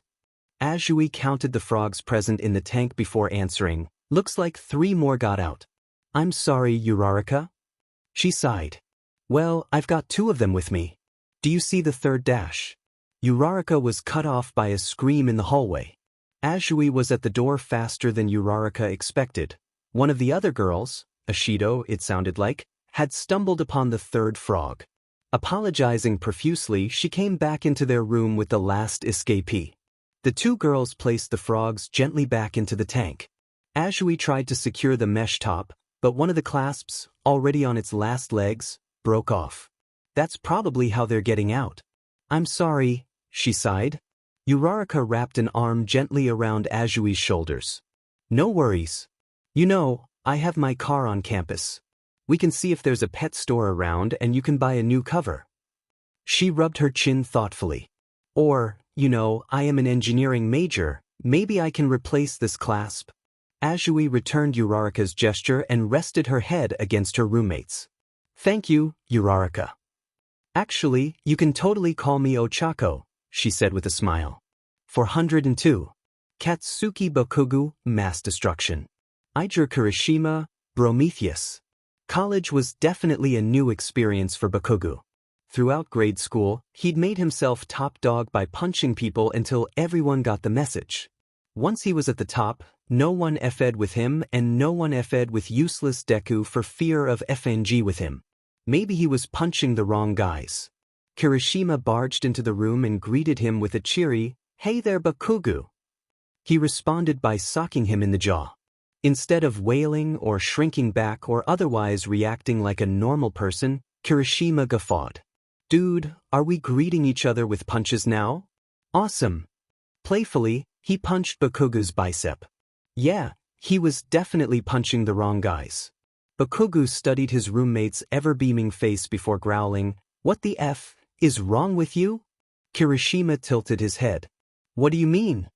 A frustrated Bakugu sputtered incoherently before explaining, "I dunno, like normal people cry or scream at me or, I dunno, go get the cops when I punch them. How the F are you so happy?" Kirishima snorted. "I pride myself in taking hits like a man." He pounded his chest with one of his fists. "And you don't pull any of your punches either. You just get up and go for sheet." That. Bakugu was dumbfounded. Someone who didn't mind his violent tendencies? Someone who actually liked them? The thought warmed the cockles of his black heart. Wait, was that an emotion? That noise? He willed it away as he punched Kirishima's arm. Kirishima laughed again. "Hey, you know that green, fluffy boy, right? Deku." Okay, he was back to hating Kirishima's stupid, perpetually happy face. He spat, "What about useless effing Deku?" Kirishima shrugged innocently. "I dunno, it seemed like you guys knew each other from high school or something." He suddenly perked up and pointed his thumb at their door. "Hey, he lives across the hall, you wanna go and say hi?" Bakugu's hands curled into fists. "And why the ever-loving F would I want to say hi to that useless sheet?" Kirishima scratched his head. "So, you aren't friends?" Bakugu punched him in the gut, harder than he had ever punched someone. Maybe this would show him who was boss. Instead, he lifted up his shirt while coughing his lungs out and smiled. "Dude," he rasped, "I think that'll leave a bruise. I'll wear it as a badge of pride." Bakugu groaned and buried his face in his hands. This was going to be a very long year. 404. Tenya Ida, Turbo Boost. Fumikage Tokoyami, Tenebri. Who are you, Tenebri? Tokoyami rolled his eyes at the chat message. He was surrounded by fools. Putting his phone away, he took out his book and began reading. With the king of the fools for his roommate, silence was a gift from the gods. He should enjoy it before. The door slammed open and a sweaty Ida greeted, "Good morning, Tokoyami." Without glancing up from his book, Tokoyami grumbled, "Do you have to be so loud? You're almost as bad as Lord Explosion Murder next door." As if on cue, they could hear Bakugu yelling through the surprisingly thin wall. "I am not as bad as him," Ida countered, sounding offended. To Tokoyami's relief, he did lower his volume. "Anyway, are you sure you won't join me for my morning runs? They really are quite refreshing, and you seem to spend a lot of time indoors." Lazily, Tokoyami turned the page. "I'm fine, thank you." Ida sighed and started changing out of his running clothes. "Well, maybe start reading outside? Some sunlight and fresh air should do you some good." "I'll pass." Ida opened his mouth as if to reprimand him again, but his attention quickly turned to his track pants. Fumbling through the pockets, he asked, "Hey Tokoyami, did I drop my room key somewhere?" He marked his place with the black feather and shut his book. "Your room key?" he repeated. "Wait, then how did you get in? Did you lock the door like I asked you to when I left?" Was that what he had said? Tokoyami supposed he should stop pretending he was listening whenever Ida started speaking. "Well," he muttered. Ida turned to glare at him, angrily placing his hands on his hips. Tokoyami had to stifle a snicker. He really did act like a mother sometimes. "Tokoyami, what if Ida spotted something on the windowsill and gasped comically. "Fumigage Tokoyami, do you want bugs? Because this is how we get bugs," he yelled, pointing at the fruit next to the open window. Tokoyami paled. He was usually here before Ida finished his run. Did something happen to him? As Ida marched across the room to clean it up, he meekly said, "Ida, don't take the fruit, it's there for a reason "What reason?" Ida sternly asked. As he reached out to take the fruit, a raven landed on the windowsill. It cawed reproachfully at Ida's hand before pecking at its breakfast. Tokoyami sighed in relief. "Tokoyami," Ida hissed. "Why is there a crow on our windowsill?" Tokoyami rolled his eyes. "Tsukuyami is a raven, you uneducated, oh whatever." He rose to his feet and approached the raven, who hopped forward and offered its head for Tokoyami to slide. What was this mysterious thing tangled in its talons? As Tokoyami delicately untangled whatever this thing was, Ida kept inquiring, "Fumigage Tokoyami, why are you friends with a raven?" "He's nice and a very good boy," he curtly replied. Holding up a key on a braided cord lanyard, he dryly asked, "Looking for this, Ida?" Speechless, his roommate gingerly took the key from his hands. "How?" The raven cawed triumphantly. Folding his arms, Tokoyami said, "You're lucky Tsukuyami's taken a liking to you." 401. Izuka Midoriya, Midorito. Shudo Todoroki Sho. Midoriya knew that his relationship with his roommate wouldn't be magically mended because of a lone sweater and some kind words. But he thought it had been going somewhere. He was proven wrong when he woke up the next morning in a puddle of his own sweat. Sitting up, he noticed two things. One, that his sweater was neatly folded at the foot of his bed, and two, that Todoroki was sitting up, huddled in his own blankets again. As he got up to adjust the thermostat, he sighed. "You know, I was serious when I said you could borrow my sweater if you got cold." To compensate for the lower temperature, Midoriya took the sweater and the throw blanket and set them on Todoroki's bed. His roommate ignored the offerings and simply said, "I don't want to owe you any more favors." "Favors?" Midoriya repeated. He sat on the edge of his bed, facing Todoroki. "What are you talking about?" Todoroki's mismatched eyes fell on him and suddenly, Midoriya felt uneasy. He had never been very good at reading people. Trying to read his roommate was like trying to guess what was behind a locked door. Finally, he lowered his eyes and asked in a soft voice, "Why else would you keep being nice to me?" Midoriya was taken aback. Something felt off about the way he said that, some sort of emotion that gave it an edge, but for the life of him, Midoriya couldn't put his finger on it. He chose his next words carefully. "Because, Todoroki, I want to be your friend." He sighed. "But the only friend I've ever had is Kaken, so I'm sorry if I'm bad at it." Todoroki studied him again, but for a shorter period of time. He asked, "So, I don't owe you anything?" "No."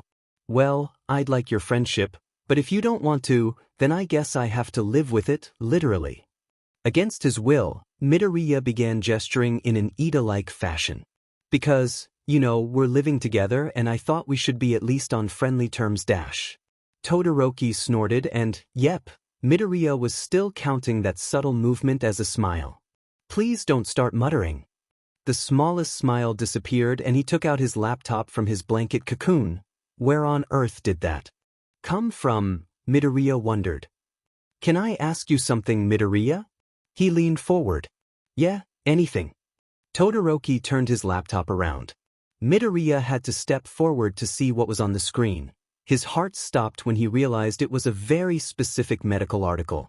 Evidently, Todoroki had assumed he'd never seen it before and explained. 10 years ago, Dr. Tashinori Yagi developed some sort of super enhancement procedure and tested it first on himself, then on a child. None of the medical journals I've found give any details other than the procedure having a life-changing effect on the child, so the details must be top secret, or at the very least, closely guarded by Dr. Yagi. I've heard rumors that he took up a research professor post here when he learned that the child was coming to Autumnal. Would you happen to know who it is? Midoriya shifted his weight. I'm not sure, Todoroki. I mean, there are like 27 guys in this dorm alone. And if it's not any of them, we'd have to go around finding all the first-year guys. Todoroki smirked. You know who it is? What? Neither I nor this article mentioned the gender of the child. Midoriya sighed, accepting defeat. Yeah. Dr. Yagi's patient, it's me. Apparently, the revelation that small, useless Midoriya was part of an experimental medical procedure blindsided Todoroki. He seemed to lose his composure and barely managed to stutter. Why you? As his fingers curled into fists, he firmly repeated, Yeah, Todoroki. Me. He wasn't sure where Todoroki was going to do with this information, and he wasn't sure if he wanted to know. Wordlessly, he crossed the room and grabbed a photograph from the drawer on his nightstand. Despite not looking at it for several years, the image was still burned into Midoriya's memory. Besides his mother, Bakugo, and Dr. Yagi, no one knew about this part of his life. Was he really going to trust Todoroki with this? As he was turning around, he said, Look, I don't know what you think the formula does. I don't have superpowers or anything like that. But it was life-changing. With shaking hands, he handed the photograph to Todoroki. His mismatched blue and gray eyes grew wide upon seeing the photograph. Midoriya didn't blame him. The boy in the picture was so emaciated, hooked up to so many machines, so bandaged up, except for the shock of emerald hair, no one could connect Midoriya to the little boy. I was a pretty frail kid. Always getting sick, always getting hurt, always breaking my fragile bones one way or another. Kaken would always joke around that I could catch a cold and it would probably kill me. It got less funny when it almost happened. Dr. Yagi was the only doctor around that would take a patient like me. He'd already developed some serums and procedures, all tested on himself. And I guess he, like everyone else, thought that I was gonna die soon anyway, so he didn't have much to lose and neither did I. He jumped through so many hoops trying to get my mom's permission, but as soon as she signed the papers, Midoriya gestured at himself. Normal kid. More or less. Silence fell over their room. Still staring at the photograph, Todoroki meekly asked, So, it's been perfected? Midoriya started wringing his hands together. Not quite, he admitted. I meet with Dr. Yagi every month. Run our vitals, fine-tune the formula based on side effects that he's experiencing so they don't affect me later, poke me full of needles. I actually had to take some gamma rays to the chest once. We're basically doing research on how to avoid our gruesome, early deaths. Todoroki finally tore his eyes away from the photograph and made eye contact with Midoriya. And you're not bitter? About being a medical guinea pig? The other boy shrugged. If it wasn't for Dr. Yagi, I would still be in that hospital bed. Or already dead. Our research is complicated and frustrating, and if we don't do it right, I might die anyway, but until then, I can be normal. I can go for a jog without passing out, I can high-five someone without breaking bones, I can catch a cold without dying. I think it's a fair price for a normal life. Considering the alternative, He took the photograph in his hands and stared at it, trailing off. Todoroki drew his knees up to his chest. You were a guinea pig for experimental medical procedures, but you're still happy? Well, that was an odd thought to take away from his tragic backstory. He scratched his head and answered, I guess so, yeah. His roommate reached for the blanket and sweater. Smiling again, he said, I think I'd like to get to know you more, Midoriya. He leaned forward, smiling. So does that mean I get to learn stuff about you too, Todoroki? Don't push it. As his roommate tried to settle back into indifference, Midoriya noticed that the smile never left his face, even as he shot him down. He decided to count it as a win. Who are you? Who? Who are you? The who? 4. The residential assistant. Rain pitter-pattered on the window as dark clouds loomed over the town of Dumas. There was no lightning or thunder quite yet, so Todoroki was content to lay in bed, listening to the soft white noise. Gentle rains like this reminded him of his mother and sister. On rainy days, Mama would take him and all of his siblings to the living area. The older kids would pick out books to read while Mama would read aloud to the smaller ones. More often than not, they ended up playing board games and his sister Fuyumi would make them each a mug of, Hey Todoroki, I'm making hot cocoa. Do you want any? Hot cocoa. He cracked open one of his eyes and saw Midoriya sitting on the edge of his bed with 2 cocoa packets. Some paranoid, intrusive thought screamed that his roommate could read minds, but he pushed it away, calling it ridiculous. As Todoroki listened to the rain fall outside, he liked his lips and could almost taste the hot cocoa, could hear the quiet chattering of his older siblings, could feel the warmth of Mama's hugs. No thank you, he replied quietly. He shut his eyes and willed himself not to think about his mother while Midoriya moved about to grab a mug. Their morning tranquility was abruptly ruined by Ida barging into their room and loudly greeting, Good morning, my friends. Todoroki sat up, frowning, while Midoriya yelped and tossed the hot cocoa packet into the air. Comically, it landed in one of Ida's outstretched hands. In his other hand, I have brought the official roommate agreements, he announced. A timid Midoriya padded across the room and took the form from Ida's hand. Todoroki begrudgingly got out of bed and started reading the paper from over his roommate's shoulder. Their eyes skimmed the document until Midoriya called, Hey Ida, this says to turn it in to the RA. Do you know where he is? They glanced up to see that Ida had already left and shut the door behind him.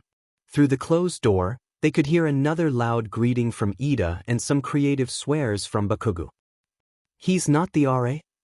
Todoroki asked. When Midoriya shook his head, he sighed. That's how he got me to go down to the egg hunt. Pulled the authority card. Midoriya snorted. Oh, Ida. The door suddenly burst open again, and Ida poked his head through the doorway and said, Once you've filled it out, please return it to me. If you cannot find me in the lounge, you may slide it under my door. With that, the door shut again. Midoriya fiddled with the paper in his hands before saying, Ida's a good guy and all, but maybe we should start locking our door. Dryly, Todoroki replied, Yes. Please. Thankfully, filling out the roommate agreement was relatively painless. Both Midoriya and Todoroki picked up after themselves. Both of them were relatively quiet.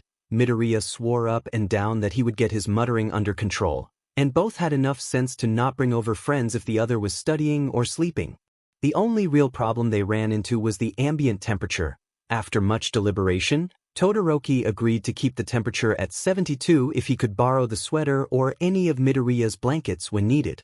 With the completed agreement in hand, Midoriya meandered through the hallway to the lounge, where Ida was furiously marking up his physics textbook. He managed to get a peek at one of the pages. Any important equations were highlighted in blue boxes, vocabulary words highlighted in pink, and extra notes and practical applications were scribbled in the margins. Wow, Midoriya breathed. Getting a head start? Ida simply guffawed. More like a refresher. All of this was basically my physics course senior year. He turned the page and Midoriya was frightened to see that most of the equations on this page incorporated the Greek alphabet.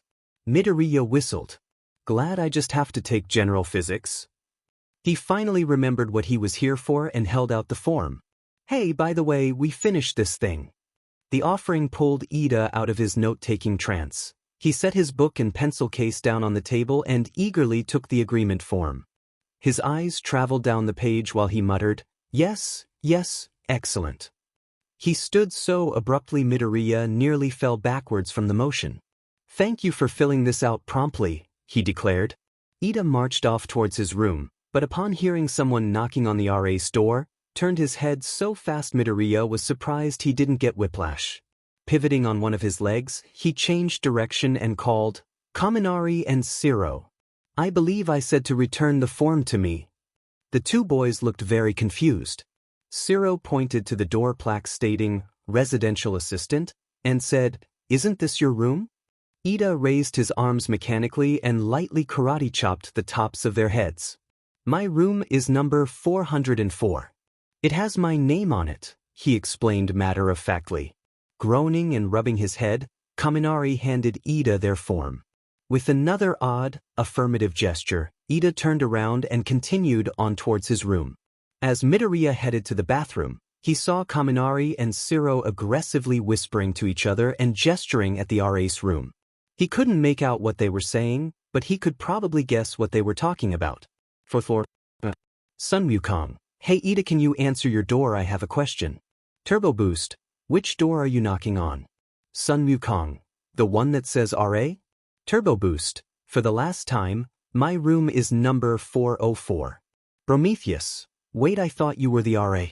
Prometheus. I put the paper under the RA door. Turbo Boost. Why are you people so incompetent? Tenebris.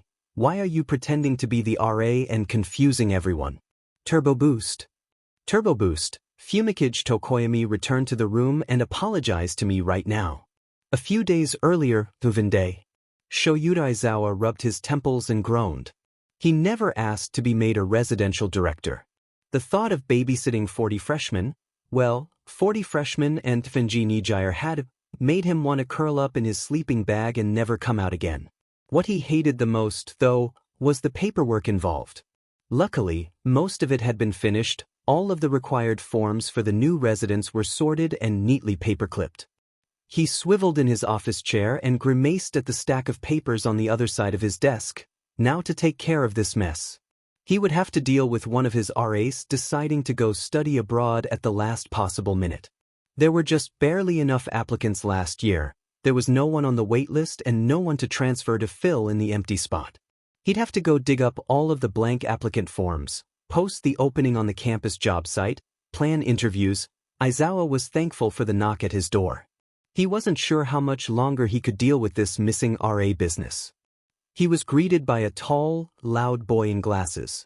The boy boldly asked, "Hello, Mr. Director. If I may ask, who is the RA for the 4th floor? I've been knocking on his door, but he doesn't seem to be around."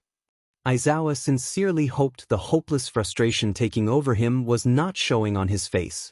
Willing himself to sound cheerier and more confident than he was, he explained, "Well, the 4th floor doesn't have one right now.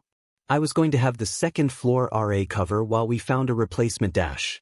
The boy gasped. It was almost comical how overdramatic he sounded. "What a calamity," he hissed, gesturing aggressively. "Do not bother the 2nd floor RA with this, Mr. Director. I will be the RA for the 4th floor until you find this replacement." With that, he ran off, leaving Aizawa speechless in the doorway. After considering his options, he shrugged and sat back down at his desk. Mirio Togata had said that he would be coming back in the spring. He saw no reason to tell this new, eager boy to stop. Plus, he wouldn't have to worry about putting him on the payroll. What could possibly go wrong? It's a different point of view to you. You cannot see things that are different to me.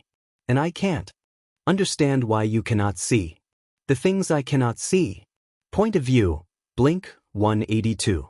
Vite parallels. Midoriya fell into a certain rhythm in his last few days before school started. He would wake up at 7, check that Todoroki wasn't shivering too badly, and admire the sunrise over the Dumas Hills for a few minutes before going to take his shower. At some point between his shower and his morning internet browse in the lounge, he would say hello to Ida and his morning jogging group, Ojiro, Shuji, an unwilling Satu, and a silently fuming Tokoyami. After he cleaned himself up, Ida would often sit and chat with Midoriya for a while, eventually inviting him to breakfast. Midoriya was careful not to divulge too many of his unpleasant grade school memories, but he learned a great many things about Ida. He was valedictorian and star of the track team in high school, as well as a decent bassoon player in the concert band. His older brother, the youngest research and development engineer at the Kobayashi Car Company, was his personal hero and the reason he was going into mechanical engineering. He was also quite adamant that Midoriya join the morning jogging group, but Midoriya decided to tell him a half-truth and say that he had a weak constitution. On days that Bakugo slept in, Midoriya and Ida would go find Uraraka and at Midoriya's request, make attempts to invite Todoroki to breakfast. The answer was usually no, but there was no harm in trying. It warmed Midoriya's small heart to find two new friends that weren't particularly put off by Bakugo's aggressiveness. The three ended up spending the rest of the day together, either in the first-floor lounge, strolling around town, or being shanghaied into one of Shiro and Kaminari's shenanigans. The most recent was a game of keep-away. The boys were hiding a badly wrapped package from Kirishima and Midoriya was horrified when he realized it was one of Bakugo's shoes. He never did like other people stealing his things. Those wonderful days usually ended with pretty much the entire dorm, with a few notable exceptions, like Todoroki and Mineta, swarming one of the dining halls. Even with Bakugo breathing down his neck, Midoriya could still enjoy his friend's company. They just had to deal with sarcastic remarks, rude interruptions, and attacks on Midoriya's character. He thought they looked a little upset, but as long as they were all still on speaking terms, he supposed it wasn't too big of a problem. On days that Bakugo was actually awake before 9 o'clock, Midoriya's day would take a different turn. Bakugo would stomp out of his room, mumbling curses under his breath, and upon seeing Midoriya with Ida, he would start snarking or just straight up yelling at Ida. As usual, Ida would take the bait and get into a very loud argument with Bakugo. While the other residents emerged from their rooms to add to the angry clamor, Midoriya slipped back into his room, making sure to lock the door. Todoroki stared at the door balefully, but his face softened when Midoriya offered a small apologetic smile. The rest of the day would be spent in relative silence, with both of the boys on their laptops or phones. Midoriya kept in touch with Ida and Uraraka through the chat app, but according to them, Bakugo was in the habit of prowling about the fourth floor. Any attempt to meet up would be met with his loud and vulgar fury. When dinner time with the dorm rolled around, Midoriya would invite Todoroki, as usual, and he would politely decline, as usual. One of these days, Midoriya told himself. One of these days, he would get Todoroki to join the others for a meal. Finally, the first day of classes arrived. As it turned out, with a few exceptions, the entire dorm had a 9:30 class.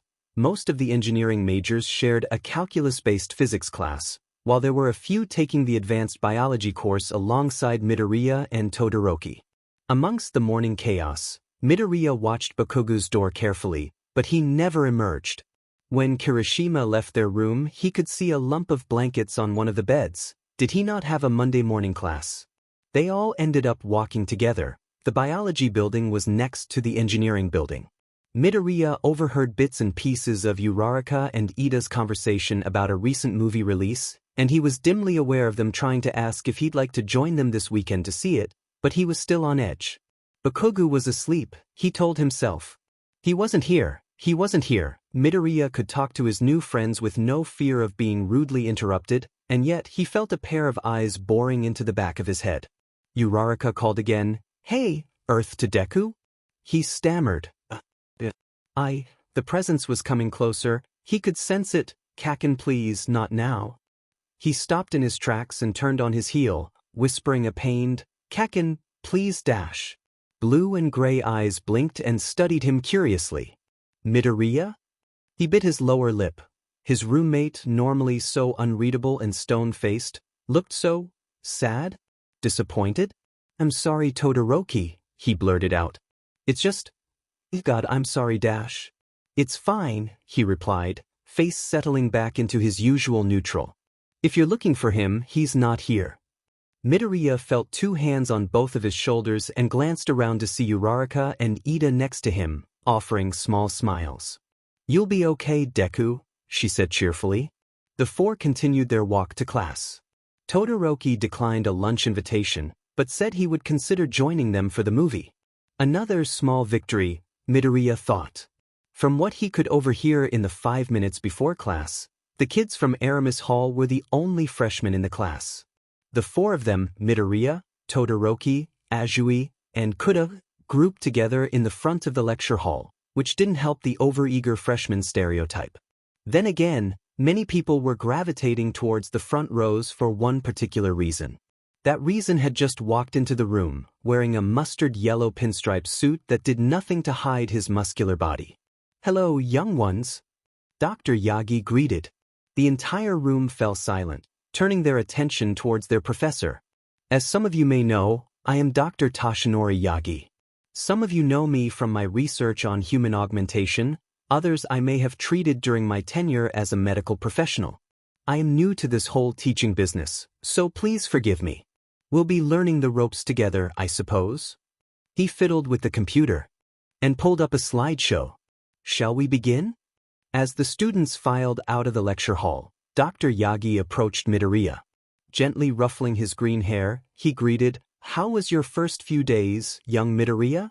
Midoriya smiled, replying, "They've been great. I've met so many new people, and new people." He glanced towards his neighbors, who were grouped together and waiting for him. He expected Azui to be the one to speak up, but instead, Todoroki stepped forward. Slowly, as if carefully selecting his words, he said, "Do you need to talk? We can go, if you need to." Midoriya scratched his head. "Well, we're not going to the lab today. I'll probably be able to still join you guys for lunch. Well, if you go, that is." He faced Azui and Kuda and motioned for them to go ahead. As Todoroki turned to walk away, he called, "I'll see you in chemistry later?" The other boy simply nodded. Midoriya faced Dr. Yagi once more and was surprised to see several books in his arms. "If you don't mind, can you help me carry these back to my office?" Happily, Midoriya took the books into his arms and the two began walking through the hallways. "What are these books?" "Oh, this is the class textbook," muttered Midoriya. "And another intro to bio book?" Dr. Yagi chuckled sheepishly. "I am still new to teaching, like I said, and I'm a little rusty on all this beginner stuff. That was in case I was asked some obscure question. I dunno, considering who you are, I was expecting more questions about your background. And about the augmentation procedures." He trailed off, taking a sudden interest in the cover of one of the textbooks. Dr. Yagi placed a comforting hand on Midoriya's back. "No need to worry about that, my boy. I've ensured that no one knows the truth about you. As far as the school board and everyone else is concerned, you're an exceptional high schooler whose preliminary research lines up with mine. I've asked that any money that would have gone to paying your wages as a research assistant be used for your tuition, as you requested." As they entered his office, Midoriya placed the books down on his desk and sighed in relief. "Thank you." Dr. Yagi hugged him with his free arm as he put down his lecture tools. "Not a problem, my boy. Now, how does next week sound?" Midoriya nodded. "Sounds good. I don't have many side effects that need to be taken care of. How about you?" "Well," the professor took out a handkerchief stained with blood from his BRST pocket. At Midoriya's confused and horrified reaction, he explained, "I'm sure something's going on in my lungs, but I haven't been able to get to the lab to test anything yet. I'm sure you wouldn't like to be hacking up blood anytime soon." Midoriya nodded and smiled weakly, trying to mask his concern. The wheels in his head were already turning, reviewing the causes of coughing up blood, known cures and solutions, possible adjustments he could make to the serums and procedures. "So how have you been?" "Not medically, but..." His voice brought Midoriya out of his muttering episode. Dr. Yagi seemed to be struggling picking the right words. "You know, school, life? I see you're making friends." "Oh, yeah, I've been making a few friends. But, Midoriya started twiddling his thumbs. "It's just, you know how Kaken is? Young Bakugu." Dr. Yagi took a seat in one of the spare armchairs and he motioned for him to do the same. "He hasn't changed, has he?" Solemnly, Midoriya shook his head. Warily, he asked, "He hasn't been injuring you again?" Midoriya straightened his spine and blurted, "No. Well, he keeps trying." At Dr. Yagi's exasperated expression, he desperately added, "He hasn't hit me yet. The other guys on the floor, they hold him back and separate us. This isn't helping, is it?" Grimly, Dr. Yagi said, "No." Sighing, he began rubbing his temples. "You know how I feel about young Bakugu, the way he treated you after he was the one who injured you so badly. Almost immediately, Midoriya interrupted, "That wasn't Kaken's fault. It was mine. It was always mine." Upon realizing where the conversation was going, Dr. Yagi tried to change the subject. "You said you were making friends? Those two boys and the girl?" Midoriya perked up, sporting his usual smile. "Oh, them? Well, I don't know Kuda or Azui too well, but Todoroki's my roommate." Some unknown emotion glimmered across Dr. Yagi's face. "Todoroki?" he repeated. Midoriya nodded, making gestures at his hair. "Yeah, the one with the red and white. Hey, do you think he's an actual natural-born bilateral chimera? I can't come up with any other explanation, and I think it'd be rude to ask, but I know he doesn't diet or anything. Chuckling, Dr. Yagi waved his hands. Whoa, slow down, my boy. Whatever young Todoroki's genetics may be, you should befriend him. He seems the nice type, and it's always good to be friends with your roommate." He glanced around as if making sure there were no hidden cameras or microphones, and then leaned forward and whispered, "As rare as it is, I do believe that he has bilateral chimerism, but you should hold off on asking him about it." Midoriya nodded enthusiastically.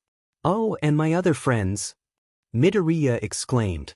"You'll probably never get to meet them since they're both engineering majors, but there's Tenya Ida. He's kind of intense, but he's a good person. His entire family works for Kobayashi Dash.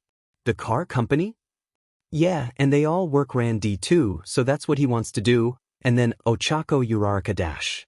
Dr. Yagi grinned. "A girl?" he teased. Midoriya's cheeks flushed. "And no, it's not like that." Dr. Yagi folded his arms and said, "You know, if you need dating advice, I think I can take a crack at it." Midoriya was laughing now. "Aren't you still single, though?" In a mocking tone reminiscent of a parent, Dr. Yagi retorted, "Young Midoriya, what did I say about sassing me?" He never got his answer. Midoriya was laughing too hard. He tried to keep a straight face, but the young boy's joy was too contagious. Soon, the office was filled with laughter. Todoroki was not present at the dorm's lunch gathering, which, Midoriya admitted, wasn't all that surprising. What was surprising was Todoroki not attending their chemistry class later that afternoon.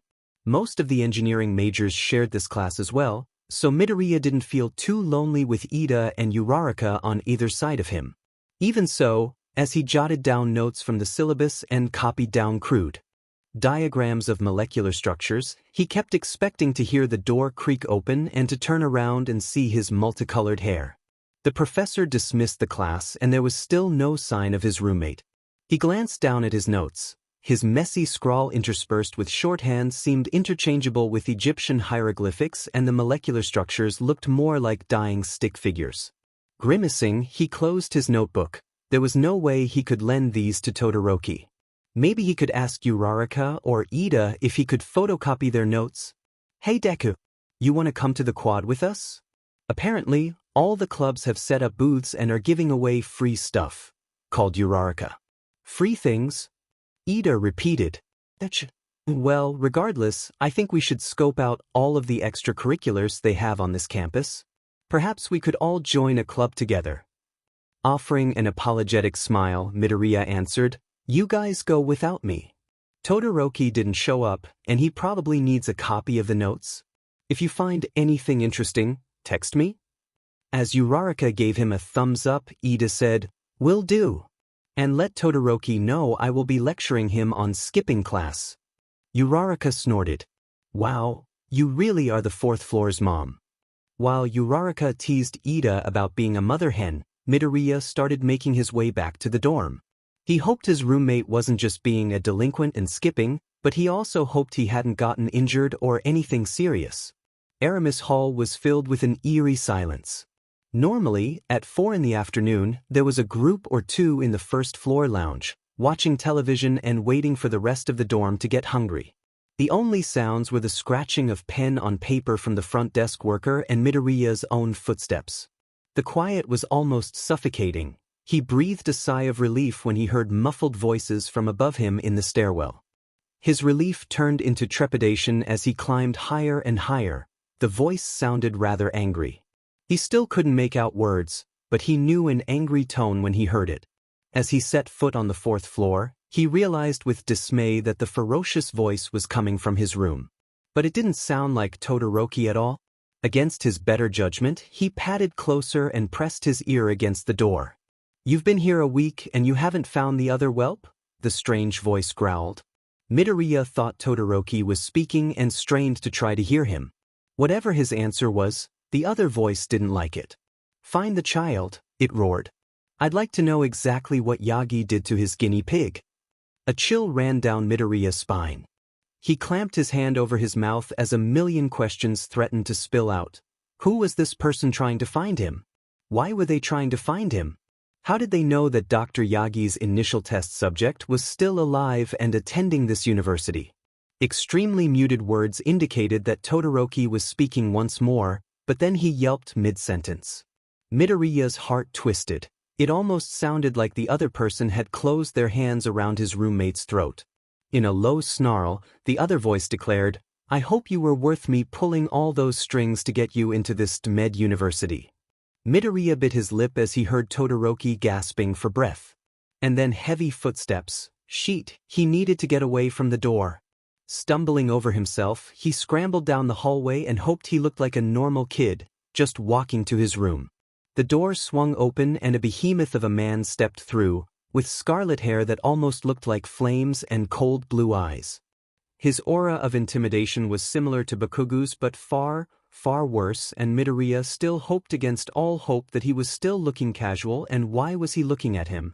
In an amiable, but somehow still threatening voice, he asked, "Excuse me, young man. Is this your room?" When he nodded, the man glanced at the plaque on the door and continued, "Well, Izuku Midoriya, it was nice to meet you.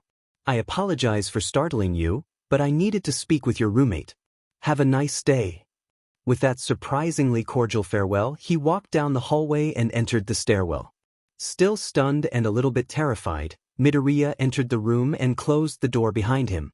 The room looked as it usually did, no signs of a scuffle. Just Todoroki, sitting cross-legged on his bed, eyes shut tight, trying to maintain his emotionless face despite his erratic breathing and trembling hands. "Hey," Midoriya called softly. "Softer than usual," Todoroki answered. "Hey." If lowering his volume was supposed to hide his now raspy voice, it didn't work. Taking off his backpack and sitting down on the edge of his bed, Midoriya continued, "I was wondering why you didn't show up to chem, but I guess that guy was why." He lifted his notebook out of his backpack. "I have the notes from class. You can copy them down, if you can read them." He chuckled nervously. Todoroki opened his eyes and started to reach out for the notebook. Midoriya glanced at his left side, the side with strangely familiar red hair and a blue eye, and several miscellaneous facts and observations suddenly coalesced into a sudden, striking revelation. Any control he had over his muttering was gone. "Oh my god, your left side, oh my god, that was your dad. Wait, Todoroki, as in Enji Todoroki, the mad scientist geneticist, you have a mad scientist for a father. Sheet, that must be how you're a chimera. But wait, bilateral is next to impossible in humans, unless, oh my god, he experimented on his own son, and he's looking for me. Oh god, why is he looking for me?" Midoriya dropped the notebook and bit his fist, trying not to whimper or cry. Todoroki didn't look much better. He had withdrawn to the corner between his bed's headboard and the wall, knees drawn up to his chest and burying his face in the crook of his right arm. Once his breathing returned to normal, Midoriya finally noticed how upset Todoroki appeared and cautiously padded across the room. Gently he said, "Hey, Todoroki? I'm sorry for all of that. Half of that probably isn't true. Just me being a weirdo." His roommate didn't move except for the occasional tremor, and he hovered nervously at the edge of his bed. Should he go and take a seat? Try to get closer? Midoriya reached out his hand to try to give him some reassuring pats. Pats are nice and calming, right? But as soon as their skin made contact, he drew back with it. High-pitched squeak. "Holy shit, you're freezing," he cried. Swiftly, he grabbed the throw blanket and leapt onto his roommate's bed. He draped the blanket around Todoroki's shoulders, or at least he tried. His body was flush against the wall and headboard, but as soon as Todoroki felt the blanket, he raised his head and moved forward, taking the blanket in his hands and wrapping it around himself. The two boys sat in silence for what felt like several hours. Midoriya watched him with concerned eyes while Todoroki turned his head to face away from him. Finally, Todoroki spoke. "It's true. All of what you said. It's true." "Sheet," Midoriya cursed. Shifting, he leaned forward and said, "Todoroki, I'm so sorry. If there's anything I can do to make it up to you dash." "I said it was all true, didn't I?" Todoroki interjected aggressively. "My father's a madman. He made me in a test tube. I'm a Frankenstein's monster." "Why?" He made eye contact with Midoriya, looking like an injured puppy. "Why are you so kind to me?" he asked, his voice breaking. With a small smile, Midoriya responded, "Why didn't you tell him it was me he was looking for?" It took a few moments for Todoroki to process his response, but when he did, he smiled at him, not his usual subtle one, but a real, honest-to-goodness pure smile. Despite the fact that he looked like he was about to cry, Midoriya thought this was the happiest he'd ever seen his roommate. "The dorm usually gets dinner around this time, right?" Todoroki queried. "Yeah. You want to go tonight?" Todoroki shrugged off the blanket and slipped into the green sweater. "I'd like that. I'll be there for you. When the rain starts to pour. I'll be there for you. Like I've been there before. I'll be there for you. 'Cause you're there for me too. I'll be there for you." The Rembrandts. 6 friends. Aramis Hall. Ampere. Guayais, I'm hungry, where are we getting dinner? Troublemaker. Beach, I just saw you eat like 5 cookies from that one club booth. Peachy Keen. Don't we usually eat at the buffet right next to us? Alien Queen. They banned the bro trio for a week. Troublemaker. What the F, what did you guys do? Spider Bro. Pizza eating contest. Ampere. I want footed. Alien Queen. Rockefort isn't too far from here. Alien Queen. It's not a buffet, but it's food. Ampere. Food. Troublemaker. The idiot has spoken. Upon entering Rockefort Dining Hall, Midoriya's first thought was that this place was much livelier and much louder than their usual dinner hangout. It seemed like Rockefort was modeled after a mall food court, offering a variety of fast food chains. Since a meal plan wasn't required to enter the building, he supposed that this was where most commuter students got their meals. He glanced back to see that, yes, Todoroki was still trailing behind him. His eyes bounced around from display to display, as if he'd never seen so many neon signs before. Deku! Midoriya was greeted by a very bouncy Uraraka hugging him. He froze, not quite sure what to do with his hands. Luckily, she broke the hug before he could do something embarrassing. "And Todoroki too," she exclaimed. "Nice to have you finally join us. You have been eating, right?" Todoroki tilted his head. "Yes," he answered timidly. "I normally cook in the dorm kitchen." Midoriya gasped. "Wow, you can actually cook? Like, cook things that aren't cup noodles?" A very confused Todoroki nodded his head. Meanwhile, Uraraka sighed. "Thank goodness. You know, Ida was convinced that since you didn't show up to any of our food gatherings, you weren't eating at all." Dryly, Todoroki said, "What a mother hen." To Todoroki's confusion, Midoriya and Uraraka started giggling. Between snorts, she managed to say, "Deku, you didn't tell me he had a sense of humor." Furrowing his brow, Todoroki interjected, You talk about me?" Midoriya's face flushed and he suddenly seemed very interested in his shoelaces. Uraraka stepped forward and said, "Nothing bad, we promise. He just gets sad that you never hang out with the rest of us, but now you're finally here. Yay!" She bounced in place and clapped. A familiar voice boomed, "Good evening, my friends." As the other two greeted Ida, he clapped Todoroki's back. "It's wonderful to see you finally join us for a meal." He glanced around in a shifty manner before leaning to whisper in his ear, "You have been eating meals, right?" Todoroki couldn't help but smile as he rolled his eyes. Midoriya and Uraraka laughed and reassured Ida that yes, Todoroki was feeding himself. As the four of them started heading towards the burger line, Uraraka and Ida began talking about all of the clubs they visited in the quad earlier. I'm just saying, there's a jogging club we could all join. It would promote a healthy lifestyle, pleaded Ida. Uraraka groaned. Ida, please.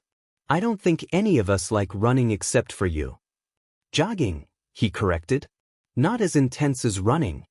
Midoriya scratched the back of his head. It sounds fun, but like I told you, my body's not in the best condition. Well then, we can get it into better condition through jogging. The other two rolled their eyes. Or maybe perhaps the biking club dash. Ida. Uraraka interrupted. Maybe chill on the athletic-based clubs?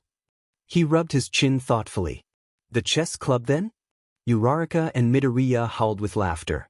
As she elbowed him softly, she exclaimed, Ida, you absolute nerd. Sputtering inelegantly, he placed his hands on his hips. Well, did you see anything interesting? Uraraka placed her pointer finger on her chin. You know, I think the hide-and-seek club would be fun, actually. Simultaneously, Midoriya and Todoroki repeated, hide-and-seek club? She grinned. Yeah, they play hide-and-seek in the quad, but they also play capture the flag, freeze tag, sardines, red light green light, red rover dash. As Midoriya squealed in childish delight, Todoroki asked, are you making some of those up? The other three fell silent and Uraraka studied him curiously. Have you never played any of those? Todoroki broke eye contact and said, I know hide and seek and tag, but I don't know how freezing would work in tag. Uraraka sighed and placed her hands on Todoroki's shoulders. That settles it. We're joining the hide and seek club so you can play all of these wonderful childhood games, she declared with a smile. Midoriya hooped in agreement, but Ida stamped his foot. Isn't that club running based as well? Giggling, Uraraka said, but this is fun running. As Ida and Uraraka started arguing about which running-based clubs were more fun, Midoriya sidled up to Todoroki. Are you doing okay? He whispered. You haven't been saying much, so I got kinda worried.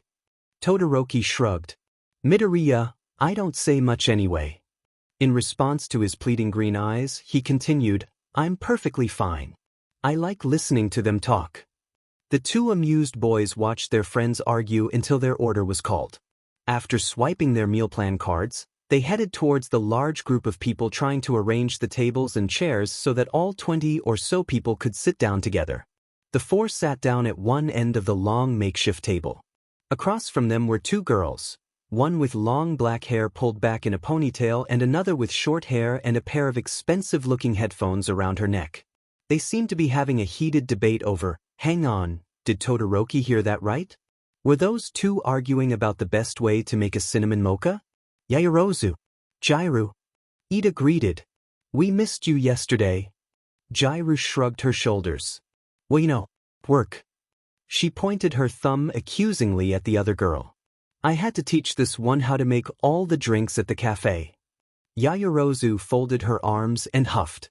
I'm just saying you should add in the cinnamon before you pour in the steamed milk. That way, there's less powder residue in the finished drink. Well then, maybe you're mixing it wrong? How do you mix a drink wrong? Smirking, Jairu waved her hand dismissively. We can talk about this later. What's more important is dash. She slammed the table with her palm and pointed accusingly at Ida. Why the goddamn hell did you allow them to have a food eating contest? Taken aback, Ida defended. Well, it's a buffet. All you can eat. I saw no problem with it. Jairu groaned loudly. You didn't think that those three bro idiots would eat all the pizza they had? I didn't know they had bottomless stomachs, okay? Todoroki couldn't help but chuckle. His eyes wandered and locked with Yaoyorozu's. She gasped and started tapping on Jairu's shoulder. He shifted in his seat while self-consciously patting down his hair. The way her eyes widened, it had to be his half-and-half appearance. Jairu, she hissed. Where are your manners? We have someone new. Waff. Her eyes wandered and found him. Oh shit, sorry.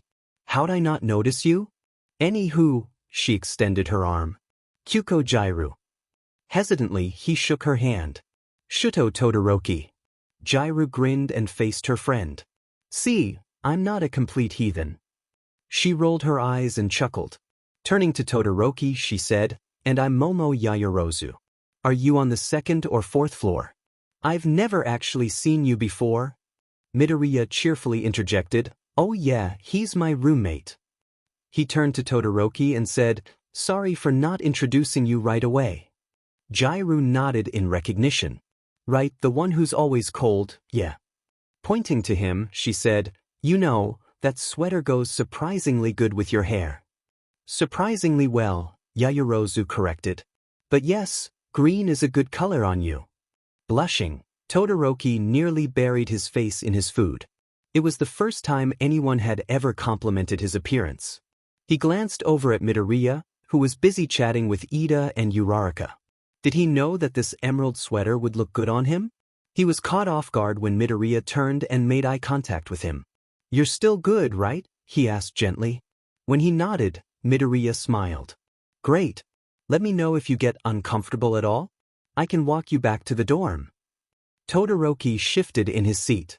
You don't need to, your dash. As he struggled to string together a coherent sentence, he wondered if his social skills were really this rusty. Talking more to his burger than his roommate, he managed to say, you're far too kind, Midoriya.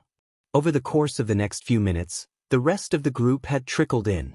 Todoroki recognized most of the boys from the 4th floor. Thankfully, Bakugo was absent. Mina Ashido enthusiastically introduced herself and immediately started asking invasive, personal questions. It took the combined efforts of Midoriya and Uraraka to shoo her away. If Midoriya hadn't pointed out Hagakure, sitting between Ashido and Ojiro, he probably would have never noticed her. Azui, please call me Tsu, she had said, was in their biology class and, as it turned out, also shared his class schedule. They were in the middle of small talk about the biology topics when an unsettlingly familiar voice boomed through the room. Yo, Pink Cheeks, you're in my spot. Their half of the table fell silent as they turned towards Bakugo, who was fixing Uraraka with a threatening glare. Todoroki could see that she was trembling, but even so, she said, I was here first, Bakugo. Besides, you can't own a spot dash. Yeah I can, he growled, stepping forward and sitting down, half on Uraraka's chair and half on Midoriya's.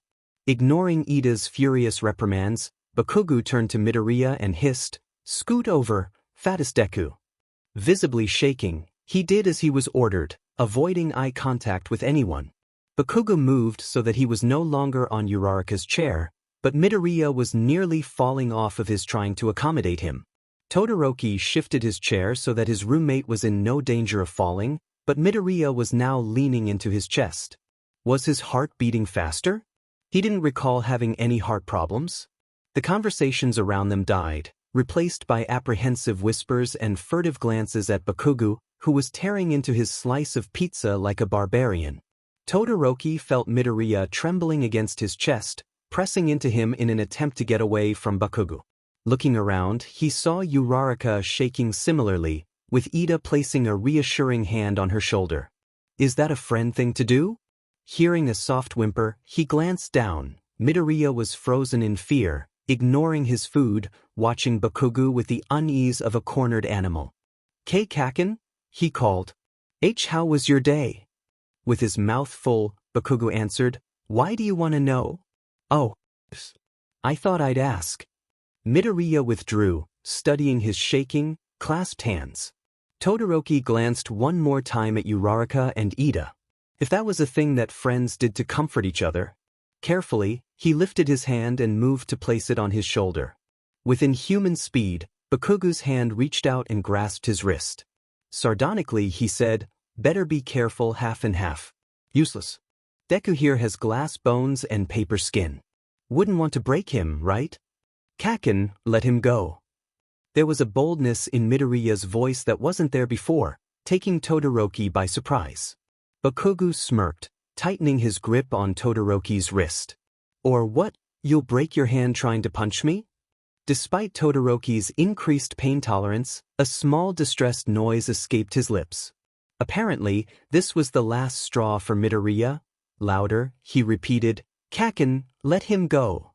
The other half of the table finally seemed to realize what was going on, and some of them were already preparing to intervene if Bakugo decided to escalate the situation. Luckily, Bakugo seemed to notice. Loosening his grip, he conceded, "Crybaby. You're lucky I like you." Just when Todoroki thought they were out of the woods, Bakugo's eyes snapped back up and glared at him, as if noticing something that he'd been oblivious to earlier. Tightening his grip, he got to his feet and yanked hard, sending Midoriya off balance and nearly dislocating Todoroki's arm. Dragging Todoroki closer, he hissed, "You half-and-half freak. Katsuki Bakugo."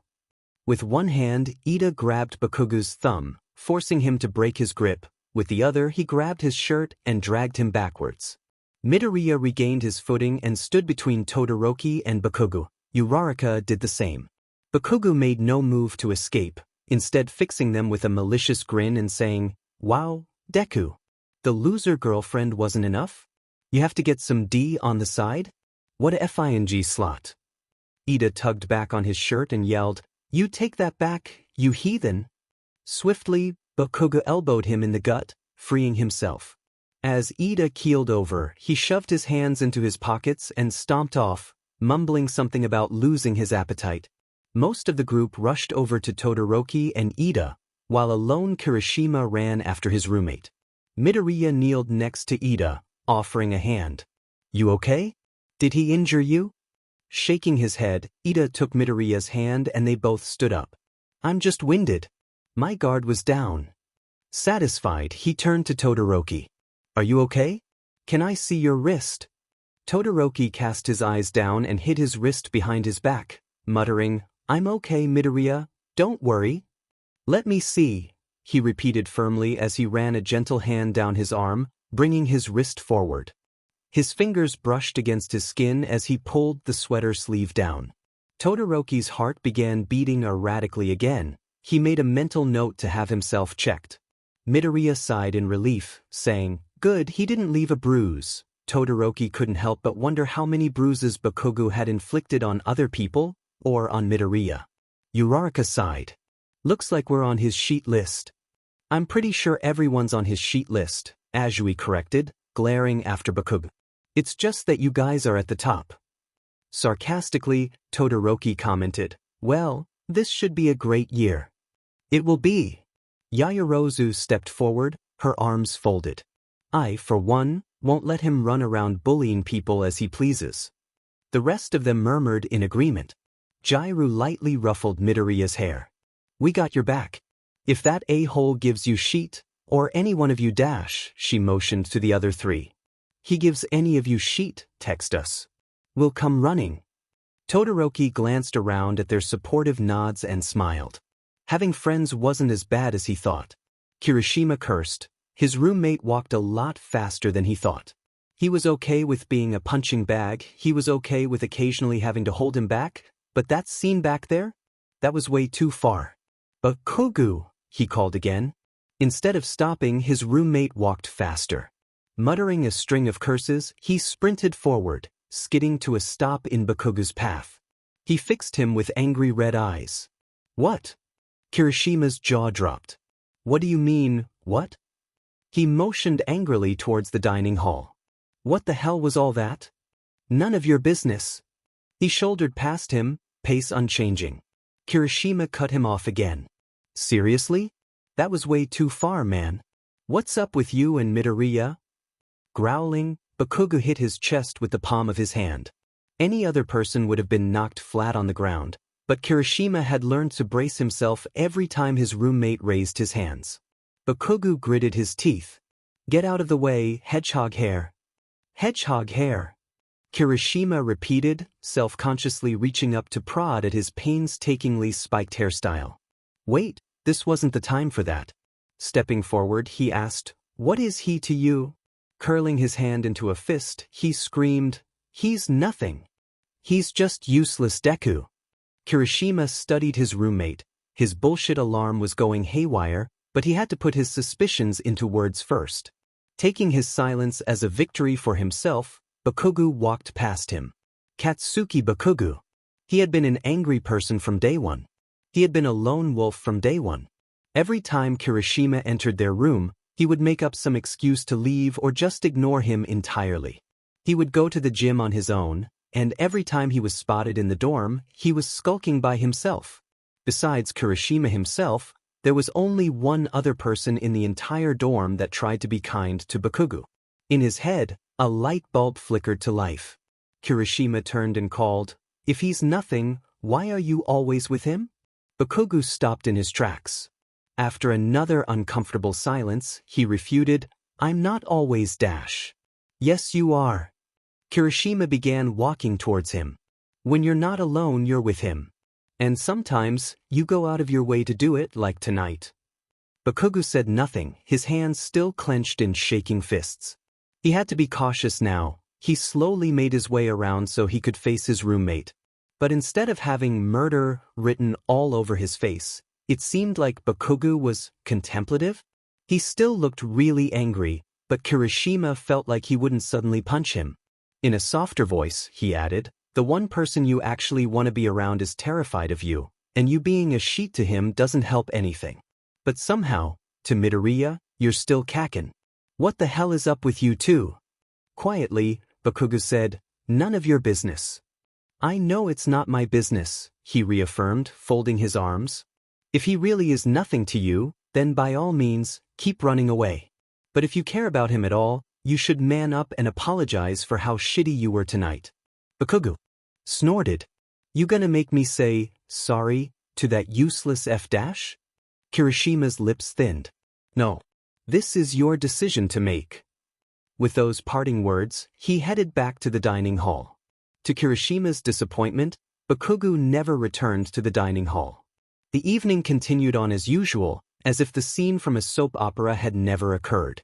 Occasionally, he would glance over to the other side of the table to check on Midoriya and his friends. They seemed to be doing fairly well. The fake RA and the cute girl did most of the talking, with Midoriya and his roommate nodding along and laughing. A strange thought occurred to him. Was there ever a time when Midoriya was that happy and comfortable around Bakugo? Something in Kirishima's gut told him to stick close to Midoriya's group as they all walked back to the dorm. Upon entering the building, he saw why. Sitting on one of the couches was Bakugo. As he stood up, the rest of the group fell silent and froze. An uneasy tension filled the lounge as Bakugo walked towards Midoriya's group. Ida, Uraraka, and Todoroki stepped forward to shield him while Kirishima stood to the side. This was the moment of truth, Kirishima thought.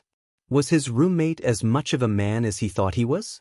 Grimacing as if just saying the words pained him, Bakugo mumbled, "Sorry, What?" Midoriya squeaked. He weaved in between his friends and approached Bakugo, gazing at him with hopeful adoration. "Kakin Dash." Snarling, Bakugo interrupted, "Don't get me wrong, idiot. You're still useless Dash," he glared at the other three. "And I still hate their faces, but..." He gritted his teeth and kicked at the floor. "What I did earlier. It was shitty. Sorry." Not waiting for a response, Bakugo stomped off. Kirishima sighed in relief. His roommate wasn't heartless after all. This is the story of a girl who cried a river and drowned the whole world. And while she looked so sad in photographs, I absolutely love her when she smiles. Absolutely. Story of a girl, 9 days. 7. Blankets and movies. Bakugo had not yelled at Midoriya in several days, which was comforting and terrifying at the same time. He could still feel his signature glares from across the room, but he supposed asking Bakugo to change overnight was too tall of an order. At least he could enjoy time with his new friends in peace. Cheerful and bubbly Uraraka, stern but kind Ida, and surprisingly enough, Todoroki. His roommate had become his shadow, but unlike Bakugo's foreboding and menacing aura, Todoroki's presence was calming and reassuring. If he started muttering, Todoroki would call him back with a soft Midoriya, compared to Uraraka, who would let him continue, or Ida, who would karate chop the air to grab his attention.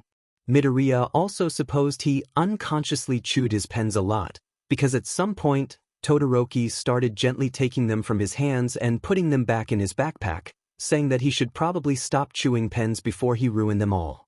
Later that day, he inspected them all and realized, to his chagrin, that they resembled dog chew toys.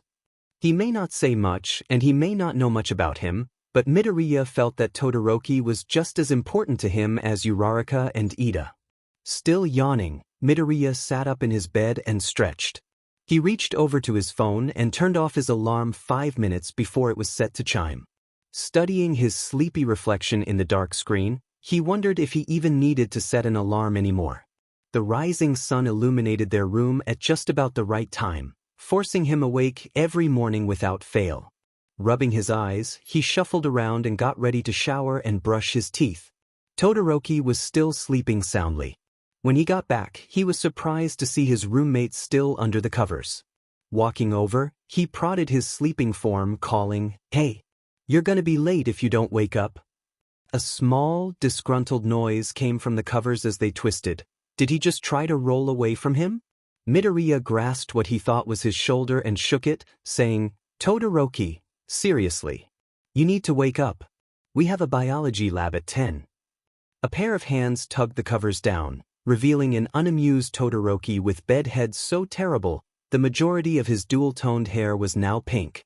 "Midoriya, are you talking about the biology lab that Dr. Yagi canceled because it's Labor Day weekend? Did he really wake up and get ready for nothing?" "Sheet." Todoroki grinned as he sat up. "If Ida were here." Chuckling, Midoriya started chopping the air in a crude imitation of his friend. "Izuka Midoriya, watch your language." The two boys laughed. Midoriya couldn't help but stare at his roommate. His smiles, once so rare, were so beautiful, and paired with his ridiculous pink bedhead. "Midoriya," he called, making eye contact. "What are you looking at?" He mumbled inelegantly. Midoriya prayed to every god he knew that he wasn't blushing too much. Pointing at his own fluffy curls, he said, "Your hair." Todoroki hopped out of bed and inspected himself in the mirror hanging on Midoriya's wardrobe. Frowning slightly, he ran his hand through his hair a few times. As if by magic, the two sides separated themselves perfectly, as if it wasn't a total mess a few seconds ago. Turning to him, he asked, "Better?" Midoriya's jaw dropped. "How do you do that?" Todoroki started rubbing his cheek nervously. "Do what?" "Fix your hair in 5 seconds." Looking almost relieved, he shrugged his shoulders. "Here, let me try dash." Suddenly, he stepped forward and, what on earth, he was trying to do the same thing with Midoriya's hair. But no matter how hard he tried, his diamond curls just wouldn't lay flat. Cheeks turning a vibrant shade of red, Midoriya pleaded, "Todoroki, it's okay, I know my hair just doesn't behave dash." Todoroki's brow furrowed and his mouth curled into a small pout as he tried fruitlessly to tame his hair. He grumbled, "Midoriya, your hair is too fluffy." Laughing, Midoriya took his hands and pulled them away. "Todoroki, it's fine, I promise." After a short pause, his roommate seemed to realize that their hands were grasped together and he abruptly pulled his away, as if touching a hot stove. The friendly mirth was replaced by an awkward silence. Scratching the back of his head, Midoriya asked, "So, wanna get breakfast?" On Jairu's adamant insistence, Midoriya and Todoroki decided to stop by Café de Winter. The weather was warm enough that Todoroki didn't require any extra layers, and the light breeze gently shook the treetops. Midoriya could definitely get used to this mild weather. As they walked, they chatted lightly, discussing biology and the short papers they had to write for English over the weekend. The Dumas town square was just a short walk downhill from Aramis Hall.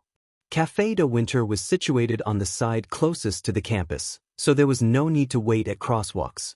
From what Jairu had told them, many of the residential college students ended up working there since it was so close to their dorms. Through the window, Midoriya could already see Yaoyorozu, Jairu, and another girl with red hair tied back in a ponytail behind the counter. A small bell jingled as they opened the front door, prompting the other girl to say, "Welcome to Café de Winter." Tilting her head, she studied them closely and continued, "Hey, you two are from the dorm, right?" "Wait, who's here?" Jairu called from over her shoulder. She topped off a drink with some whipped cream and passed it to Yaoyorozu. Turning around, she grinned and said, "Midoriya, Todoroki, glad you could finally make it." With a chuckle, Midoriya replied, "Well, You've only been bugging us to come by for the last week. 2 weeks, actually, corrected Todoroki. After some fits of laughter, Midoriya ordered a donut and a cinnamon mocha while Todoroki had a bagel and a cinnamon latte. Midoriya excitedly noted that they both liked cinnamon in their drinks. The cafe was still pretty empty, so they had their pick of the tables. Todoroki picked a small one by the window. So, you haven't said anything about it, and I didn't want to assume, but are you going home this weekend? Asked Midoriya. Todoroki shook his head. Are you? Midoriya snorted. Like I'd make the 8-hour drive back to a town where no one except Kaken likes me. At his roommate's concerned look, he mumbled. Did I overshare again? Nodding, Todoroki said, if Bakuga's the only one that likes you, I'd hate to see how the rest of your town treats you. Midoriya brought his elbows up onto the table and sighed. They pretend I don't exist, mostly. I think they're all too afraid of Kaken to try to talk to me. Todoroki's lips thinned. Bakuga bullied an entire town into not talking to you? Scratching his head nervously, Midoriya explained, well, I was exaggerating when I said, whole town. I mean, Monte Cristo is a pretty big city. It was just all the people that went to our school dash. He bullied an entire school. Todoroki buried his face in one of his hands. Why is he so? Bakugu? Midoriya opened his mouth to respond, but Jiraiya had chosen that exact moment to approach them with their food. Sheepishly, she guessed, did I interrupt something? The two boys shared a quick glance before answering simultaneously. No, said Midoriya. Yes, said Todoroki. An awkward silence settled over the table. The boys shared a longer, more frustrated look before again replying simultaneously. Yes, said Midoriya. No, said Todoroki. After another silence, more awkward than the first, Jiraiya said, you guys want to make up your mind or what? Admitting defeat, Midoriya sighed. He asked why Kaken is so angry all the time. Huh. Transferring their food to the table from her serving tray, she pulled up a chair. I'd like to hear this if you don't mind. The brothers have been asking Kirishima, but he knows just as much as they do. With the two of them looking at him expectantly, Midoriya started twiddling his thumbs. We lived in a small suburb of Monte Cristo. All the people in the neighborhood knew each other, and they all knew that Kaken was amazing. Perfect grades, charismatic, leader of the neighborhood kids, and the only one who would consider being friends with me. The charity case. I was not the healthiest kid. I was in the hospital every other week because I was sick or someone broke my bones. Jiraiya interrupted, that's someone being Bakugu. No. Midoriya vehemently objected. It was always one of the other kids. And it was always an accident. I was just that fragile. Kaken, well, he was always trying to keep me safe. But then, he sighed and took a sip of his mocha, as if to steel his nerves. Everyone was always telling him that I wasn't worth the effort. That he couldn't save me from everything. That I would probably catch a cold and it would turn into pneumonia or bronchitis or something.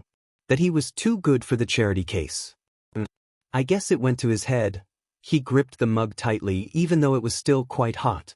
He wouldn't get a burn from it anyway. It didn't matter. A gentle hand pried his away from the mug. Midoriya's eyes traveled up the arm to make eye contact with Todoroki.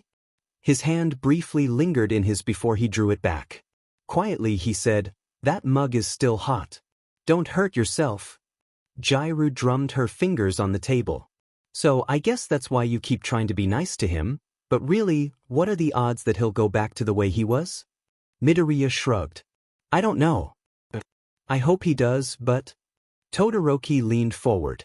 Midoriya, if I had someone like Bakugu in my life, I would never forgive him. If the rest of your life was anything like our first week here... Todoroki tried to imagine Bakuga being nice, but all he could see was angry snarling, smug smirks, and a frightened Midoriya.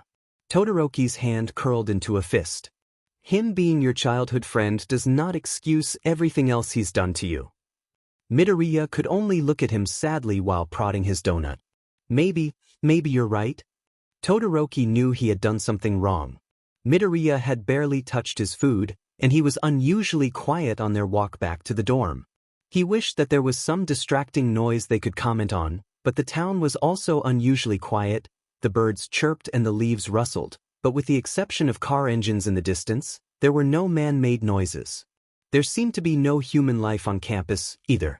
The quad, usually full of club booths and students, was empty, save for the squirrels. Todoroki strained his ears for any sound of anyone else, but he could only hear the white noise of nature. "Hey, Todoroki? You coming?" He hadn't even realized that he had stopped moving. Midoriya was looking back, his hand outstretched towards him. Jogging to catch up with his roommate, he said, "Sorry? It's just so empty." Midoriya nodded. "Yeah, I guess a lot of people went home for the weekend." The two boys continued their walk in silence. Thankfully, there was someone at the dorm to loudly greet them. To Todoroki's relief, that someone was not named Ida. Uraraka burst through the front doors and clasped Midoriya's hands, bouncing up and down. "Hey Deku, we just had the best idea." "Ah." Midoriya chuckled nervously. "What idea?" "There's only a few of us left, so we're all going to build a blanket fort and watch movies tonight." Todoroki watched, fascinated, as Midoriya's face lit up, shedding his previous melancholy. He squealed in childish delight as he turned to face him. "Todoroki, you're coming too, right? Blanket forts? Movies?" He wasn't too sure about either of them, but Todoroki didn't want to see that smile fade away again. He nodded and offered a small smile of his own. "Yay!" Uraraka cheered. She turned back around to open the door and yelled, "Hey Ida, they're coming too." "Oh dear." In his usual theatrical way, Ida threw open the other door and screamed, "Excellent! You two will be helping me with the blanket fort." Todoroki tried his best to hide his grimace while Midoriya cheered happily. Todoroki followed his happy, bouncing roommate into the lounge, where the couches and armchairs were already arranged in a rough semicircle around the big-screen television. A large amount of blankets and pillows were sitting nearby, while Midoriya and Ida seemed engrossed in some sort of discussion. Kaminari announced his presence, and handed Todoroki some "Wait, what?" Staring blankly at the rather large spool of string in his hands, he asked, "Why do we need this?" Midoriya and Ida both looked at him like he was crazy. "It's for structural support," Ida explained while gesturing. "Otherwise, the middle of the fort will sag and none of us will be able to sit up or actually see the TV screen." "Yeah, that's like Blanket Fort 101. Added Kaminari as he dragged one of the floor lamps towards the construction site. Ida began directing Kaminari on floor lamp placement while Midoriya started lifting the individual blankets, as if weighing them. Wordlessly, Todoroki handed him the spool. "Hey, thanks," he said with a smile. He kept lifting the blankets, sorting them into two piles. For the life of him, Todoroki couldn't figure out how Midoriya was sorting them. "What are you doing?" "HM? "Oh, I'm figuring out which blankets to use for the roof based on this string Kaminari had." Todoroki pointed to the blanket on top of the pile. "Can we use this one?" Midoriya snorted. "No, this is way too heavy. It would break the string and it'd probably be really bad for air circulation. Really big and soft, though, this is more for the floor." He tossed it into one of the piles and picked up the next one, which seemed to be a thin bed sheet. "This one is a good roof sheet. It's light and thin, see?" he explained as he handed it to him. As he idly fingered the sheet in his hands, Todoroki asked, "How do you guys know all this?" His green eyes looked at him with curiosity. Have you ever built a blanket fort, Todoroki?" As he shook his head, Midoriya's jaw dropped. "Midoriya, string." Without looking away from him or closing his mouth, Midoriya handed the spool to Ida. As the other two boys busied themselves with setting up the frame of the fort, Midoriya whispered, "What do you mean, you've never built a blanket fort? Like," he glanced nervously at the setup, wringing his hands. "Like, do you think this is stupid and, oh, I'm sorry, all of this must seem childish to you, I dash?" Todoroki bit his lip. His social incompetency must have made Midoriya sad again. He placed his hand on Midoriya's, calming him instantly. "Midoriya, to be perfectly honest, The idea of draping a blanket over some chairs and hiding in it had never occurred to him or any of his 3 siblings. They'd always been content with board games and story time with Mama. But now that he thought about it, my father would have never allowed something like this, he explained. I think. His eyes wandered over to Ida and Kaminari, who were now draping Midoriya's selected blankets over the X-shaped roof frame. I think this will be fun. As the smile returned to Midoriya's face, he felt a strange fluttering sensation in his chest. He thought perhaps there was some plant in the Dumas region that he was allergic to. All of these odd symptoms started occurring a few days after he'd arrived at college. But he supposed as long as there was nothing immediately threatening his well-being, it was nothing to worry about. A lot more people had gone home than Midoriya had expected. Of the 40 residents, only 8 of them remained: himself, Todoroki, Uraraka, Ida, Azui, Yaoyorozu, Jiraiya, and Kaminari. He guessed it was a good thing. There was no way they could build a fort large enough to accommodate all of them. Yaoyorozu and Jiraiya came back from their shift with several pizzas and a stack of DVDs. As they all stood and ate in the kitchen, Jiraiya and Kaminari had wanted to eat in the fort, but Ida adamantly refused, saying something about the dangers of crumbs and ants. Jiraiya laid out the DVD cases and called for a vote. Upon seeing the lineup, Midoriya knew exactly which movie he was voting for. Something tugged at his shirt sleeve as a soft voice whispered in his ear, "Midoriya, I've never seen any of these movies before." He fought the urge to ask Todoroki if he had an actual childhood and instead pointed at one of the cases and answered, "Vote for that one, I'll explain later." With the top 2 contenders being selected for the night, the group settled into the fort, chatting happily. Jiraiya, Kaminari, and Uraraka immediately sprawled out on the fort floor, prompting Ida to lecture them on leaving some room for the 5 other people.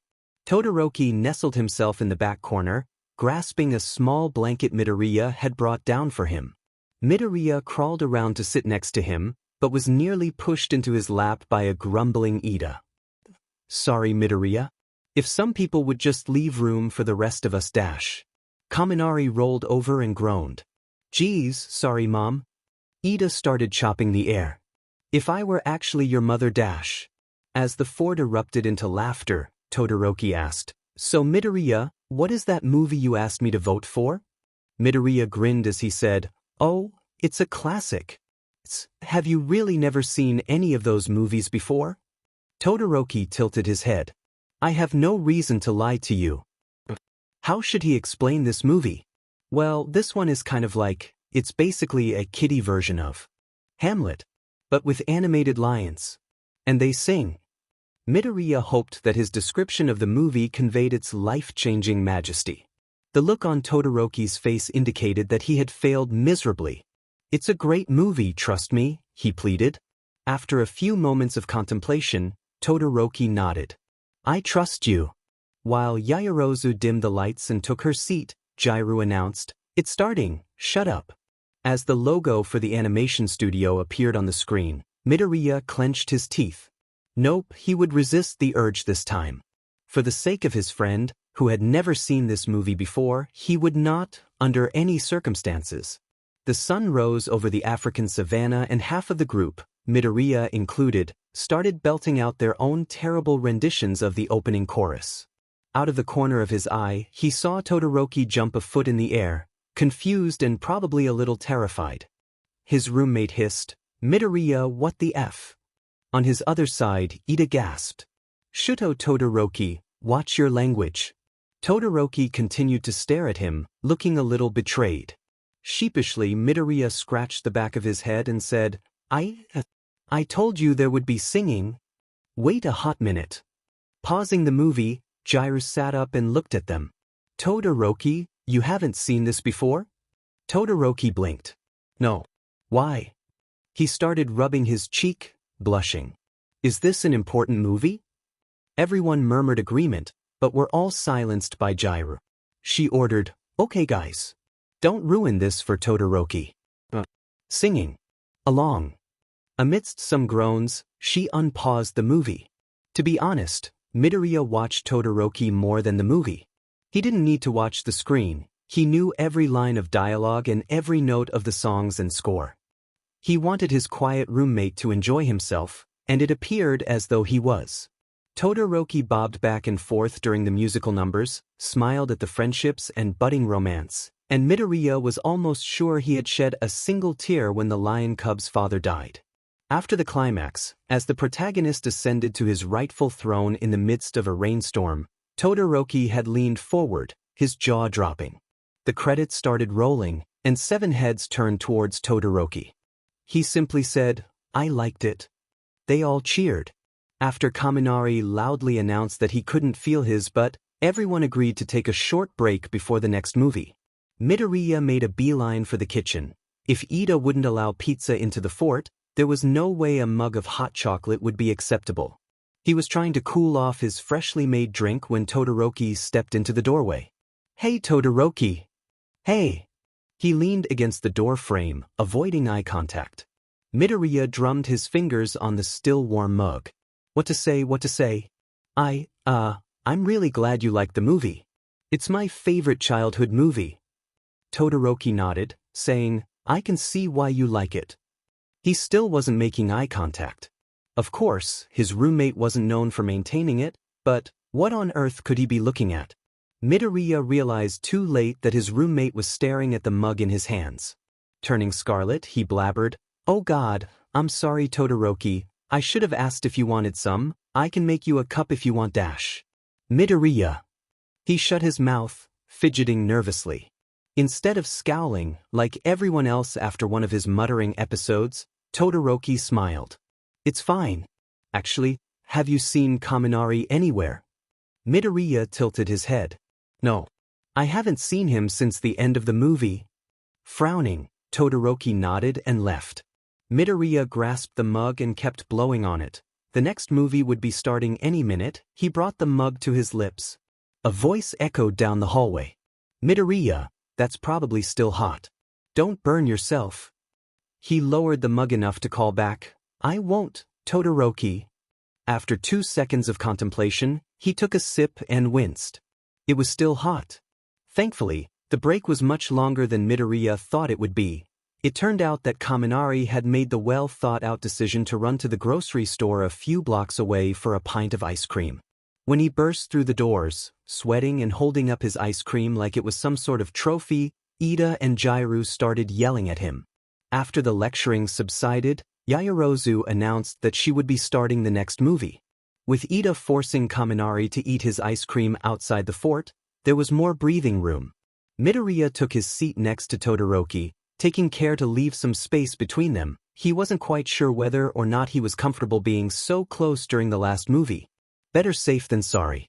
He was proven wrong when Todoroki closed the gap, curling up next to his left side. Wrapping the blanket around his knees, Todoroki murmured, "I'm cold."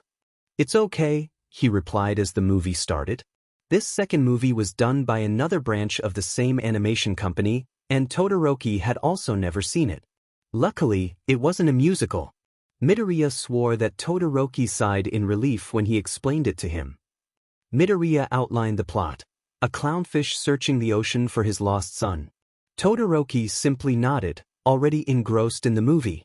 It was another one of Midoriya's favorites, but for some reason he couldn't keep his eyes open. Was it that late already? Or maybe it was the hot chocolate. The soothing sight of an animated ocean? He watched the light dance in the water. How these animators could accomplish this sense of realism, he would never know. He rested his head on Todoroki's shoulder and closed his eyes. Hopefully, he would forgive him for taking a short nap. "Midoriya." He shifted, making small disgruntled noises. Whoever was calling his name, they would have to wait. "Midoriya." "No, 5 more minutes." "Midoriya." With great difficulty, he opened his eyes and immediately shut them again. It was too bright to be his room. Where was he again? "Midoriya." A firm hand shook his shoulder. Groaning and rubbing his eyes, he forced himself to take a look at his surroundings. A blanket roof blocking part of the sunlight coming in through the windows, sheets and pillows strewn across the floor, several sleeping bodies. Right now he remembered. The blanket fort, the movies, falling asleep on Todoroki's shoulder. Oh God! He snapped his head up, eyes wide and fully awake. And not even 5 inches from his face were a pair of blue and gray eyes. He didn't look angry or embarrassed, but then again he never really showed much of any emotion. Todoroki squeezed his shoulder. Midoriya, I have a very important question. Midoriya gulped. He had no good excuse for being so close to him. He should have asked permission first. He should have. I fell asleep. Did they find the fish son? Oh, thank God. Midoriya sighed, a stupid nervous grin spreading across his face. Yeah, they found him. Todoroki smiled and nodded. Drawing his knees up to his chest, he said, I liked that movie too. Oh good. That one's my second favorite childhood movie. Surreptitiously, he scooted a few inches to his right. Maybe his roommate didn't care that he'd used him as a pillow last night. But he'd better give him some breathing room and his personal space back. Just in case. Todoroki didn't seem to notice the small movement. Rubbing his chin with his forefinger, he asked, Why do you like that one? Besides the related animation companies, they don't seem to have too much in common. Oh. Well, Midoriya took a quick glance around the fort. Both Ida and Kaminari were out cold and snoring like trucks. Uraraka was facing away from them and bundled in several blankets, and the rest of them seemed to have left. If he kept his voice down, he leaned towards Todoroki and whispered, It's the dad. He went through so much to find his son and bring him back safe. I wish my dad was like that, instead of just being gone. For the past 18 years. Todoroki stared at him blankly, unmoving. Midoriya realized too late that he had personally witnessed Todoroki's father raking him across the coals and possibly crushing his windpipe. In comparison, having an absent father didn't seem so bad after all. Cringing, he frantically whispered, I'm so sorry, I'm in no place to complain. I overheard your dad that one time. It was an accident dash. Midoriya. He clamped his hand over his mouth. Todoroki just smiled sadly. Todoroki rested his chin on the tops of his knees. You should know why he's looking for you. Silently, Midoriya shifted so that he was facing Todoroki. From what I understand, Dr. Yagi and my father worked on similar human augmentation serums. Yagi was content to improve the lives of people like you. But father, he wanted to go one step further. He wanted humans to be born with the augmentations. The population of super soldiers. My oldest brother, he was the only one of us to be conceived normally. He would splice together zygotes in test tubes and implant them in my mother. He idly fingered his red and white strands of hair. I was his crowning achievement. But his experiments had rendered my mother incapable of carrying any more children. He resorted to trying to copy Yagi's serum by experimenting on the children he made. He glanced sideways, making eye contact with Midoriya. That's why he wants you. Yagi won't tell him anything, so he wants to reverse engineer the process. Midoriya's blood boiled as his hands curled into fists. So that's what that confrontation was all about. He never understood his own father for leaving his family behind, and he definitely could never understand Todoroki's father for doing any of these monstrous deeds. Through clenched teeth, Midoriya hissed, He will never lay another finger on you. Todoroki seemed very confused. I just told you that if he finds out who you are, he will kidnap you and tear you apart. It doesn't matter if he hurt you, but he's never going to hurt you again. Todoroki frowned. Midoriya, don't you think your priorities are a little dash? Midoriya reached out and gently brushed his fingers against the burn scar over Todoroki's left eye. With a small gasp, his roommate fell silent, fixing him with vulnerable eyes. Later, it occurred to Midoriya that this was a gross invasion of personal space and that he never should have done it. Try as he might, Midoriya couldn't figure out how old the scar was. Did he do this to you? Todoroki blinked rapidly, as if trying to stave off tears. I don't remember. He and Mama got in a fight. There was a boiling kettle. He batted Midoriya's hand away and buried his face in his hands. Midoriya bit his lip. He'd gone too far. He leaned forward, being careful of the distance between them, and whispered, I'm sorry. They sat there in silence for a little while. Eventually, Todoroki lowered his hands and said, in a soft voice, I won't let him hurt you. I won't let him hurt you either. And we can build this dream together. standing strong forever. Nothing's gonna stop us now. Nothing's gonna stop us now, Starship. 8. Cinnamon Rolls. Midoriya seemed quite happy without Bakugo calling him useless every day. In fact, after the incident, Bakugo seemed to be making an effort to be nicer. Well, he was still sneering at other people and calling everyone derogatory nicknames, but compared to his behavior from the first week of moving in, he was an absolute angel. At least, in front of Midoriya. Uraraka, Ida, and Todoroki were still at the very top of his sheet list, and he seemed to redirect his rage, normally reserved for Midoriya, towards them. Ida bore the brunt of his aggression. It was easy for Bakugo to bait him into a yelling match, and Ida could actually take a hit or two. The rest of the floor quickly learned that the best way to defuse these fights was to find Midoriya. Upon seeing the shock of messy green hair, Bakugo would withdraw, sending Ida one last glare before making an excuse to leave. Todoroki was relatively safe. He was always with Midoriya. Whether he actually knew about Bakugo's vendetta against him and actively used Midoriya as a shield, no one knew. He certainly wasn't saying anything about it. Defanged, Bakugo resorted to glaring daggers at Todoroki. Uraraka didn't know if she was imagining it or not, but she felt that Bakugo was a little more on edge when Todoroki wore his green sweater. But Uraraka had shrugged it off, thinking that Bakugo just didn't like the color green. As for herself, Bakugo sauntered past, knocking her drink out of her hands with one swift movement. Soda splattered all over the sidewalk and across her legs. Not again. She tried her best to sound intimidating, but what came out of her mouth was a meek, "Watch where you're going." Without even looking back, Bakugo waved his hand dismissively and shouted, "Oh F off, pink cheeks." Sighing, she headed back into the dining hall to try to wipe herself down before the soda dried. To her surprise, Azui was standing next to the door, holding out a towelette. Uraraka took the towelette and began cleaning herself off, saying, "You saw that, huh?" Azui nodded sadly. "You know, I could start walking around with you so that Bakugo doesn't catch you alone like that. I think Ida would do it too if you asked him." Uraraka smiled as they left the dining hall and headed towards the dorm. "Thank you, Tsu." Azui tilted her head. But what? "Oh, sorry." Azui scratched her head sheepishly. "The way you trailed off like that? I thought you had something else to say." Uraraka chuckled sadly. Her roommate was a lot more perceptive than she seemed. I appreciate your offer, and I'm not gonna say no to spending more time with you. It's just that, well, I can't always hide behind other people when it comes to my problems, you know? I want to be able to deal with them on my own, so I don't always have to be rescued." Azui rested her forefinger on her chin, nodding. "That's really noble, Chaco. But the thing is, your problem right now is Bakugo. No one wants to deal with him on their own, and I know I can't sit still while he terrorizes my friend." Uraraka smiled. "Thank you. Again." They kept walking in silence, with Uraraka musing on the best way to deal with her angry problem.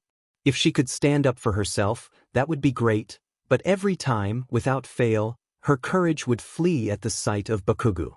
And simple avoidance was a temporary solution. She couldn't keep making excuses to leave his presence when he lived in her dorm. Asking Ida for advice probably wouldn't help, judging from all the very loud arguments she'd overheard. He'd probably suggest a large confrontation, which she wasn't comfortable with. Perhaps she could take a leaf out of Todoroki's book and just hang out with Midoriya 24/7? Uraraka decided to bookmark that as Plan B. She knew she could never ask Midoriya about it. Despite his bullying, he still thought of Bakugo as his childhood friend, and he froze up as well whenever he was around. Except when he had to defend someone against Bakugo. A light bulb switched on in Uraraka's mind. Yes, Midoriya was terrified of Bakugo, but despite his fears, he was always the first one to jump to their defense. There had been that time in the dining hall with Todoroki, and part of the reason Bakugo stopped needling them around Midoriya was that he was always admonishing him, even though they could all see his knees shaking. Maybe she should be more like Deku. A hand waved in front of her face. "Earth to Ochako, are you there?" "Oh." She shook her head, trying to clear her mind. "I'm sorry, Tsu, I was thinking about stuff." "What is it?" I was asking if you were going to the hide and seek club meeting tonight. Uraraka's face lit up. Of course. I've only been looking forward to this for ever. Azui checked her phone. Apparently, a lot of the dorm is going. But Bakugu isn't, so this should be fun. Uraraka tapped her chin with her forefinger. A lot of the dorm, huh? I wonder how everyone else heard about it. With a dramatic flourish, the girl leapt up onto a stone bench and waved her arms. Hello, new and old hide-and-seekers. I am the president of this here club, Nijire Hadu. Uraraka tried to suppress her smile. This would certainly explain why the majority of Aramis Hall was here tonight. As Hadu explained the adjusted rules and boundaries for the hide-and-seek rounds, Uraraka glanced around and tried to count how many people showed up, 60? 70? And it seemed that half of them were from the dorm.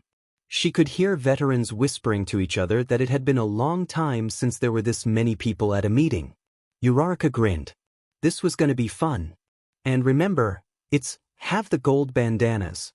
If you get found, give them your blue bandana and switch over to your gold. Game ends when I yell, "Ali Ali Oxenfree," and please shout it as well, so we get everyone back. And for heaven's sake, do not climb buildings. Tamaki. Amajiki, who was standing near her, snarled. It was one time and it was your fault. Say what? She shared a glance with Ida, Midoriya, and Todoroki, wondering what that story was all about. But they didn't have time to think about it. Nijire called for the game to start, and they split off in 4 different directions. Uraraka couldn't help but grin. Hadu had prohibited climbing buildings, but she never said anything about trees. Picking a tall, sturdy tree a fair distance away from the starting point, she scaled it like it was nothing. At about 2/3 of the tree's full height, she nestled herself between a branch and the trunk, making sure she couldn't be spotted from the ground. Leaning back against the trunk, she silently thanked her parents for all of the times they dragged her rock climbing at the gym. Hadu counted down, and the It's were all released from the starting area. Now she just had to wait. Uraraka sat there for quite some time before anything exciting happened. Her ears picked up a familiar shout, and she glanced down at the ground to see Ida, sprinting at top speed, with an exhausted Midoriya following behind him. Ida, proudly brandishing his blue bandana on his upper arm, shouted back, "You'll never catch me, Midoriya." Despite his visible fatigue, Midoriya stood up straight and folded his arms. Uraraka could see a gold bandana around his wrist. Who said anything about me? What? From one of the bushes near the base of Uraraka's tree, Kirishima, with a gold bandana tied around his head, sprang forth and tackled Ida. In true Ida fashion, he fell to his knees and screamed comically at the heavens. Laughing, Kirishima slipped Ida's bandana off of his arm and handed it to Midoriya. Here, Midori bro, you earned it. Midoriya shook his head and pushed Kirishima's hand back. No, you were the one who actually caught him. Come on bro. This was your idea. Ida got to his feet and faced them. I agree, Midoriya. That was an excellent plan that caught me off guard. You earned this victory. Smiling sheepishly, Midoriya took the bandana. Kirishima clapped his hands and said, So Mr. Grandmaster Tactician, what's next? Midoriya rubbed his chin thoughtfully. Well, I saw Kaminari and Siro hiding near the generator for the math building. We could try to... He looked up and he saw her. What, the Uraraka? The other 2 boys looked up and gasped. Ida placed his hands on his hips and shouted, Ochako Uraraka, that is dangerous. Hadu forbade climbing. She called back, Yeah, climbing buildings. Nothing about trees. Midoriya shrugged. She is right, you know. Ida clenched his teeth. Against the rules or not, this is still dangerous. Mineta got injured because Bakugu climbed a tree. Kirishima, who was already trying to scale the tree, explained, That's because Mineta tried to catch someone who was double his size. Ida gasped and started tugging at his shirt. I drew Kirishima, you get down right this instant. Ignoring his pleas, Kirishima continued climbing. Sorry mom, but I want to get points. Ali Ali Oxenfree. Kirishima cried out in defeat while Ida and Midoriya sighed. Ida folded his arms. Now will the both of you please get down? In the time it took Kirishima to let go and land on the ground, Uraraka had nimbly lowered herself with no scratches or twigs in her hair. Midoriya stared at her in awe. Wow. You are really good at climbing trees. Blushing, she ducked her head. It's not an impressive skill, I don't think. Midoriya snorted. Are you kidding? They fell into step as they headed towards the starting area. When I tried climbing that tree to get Kaken, I was scratched up so bad.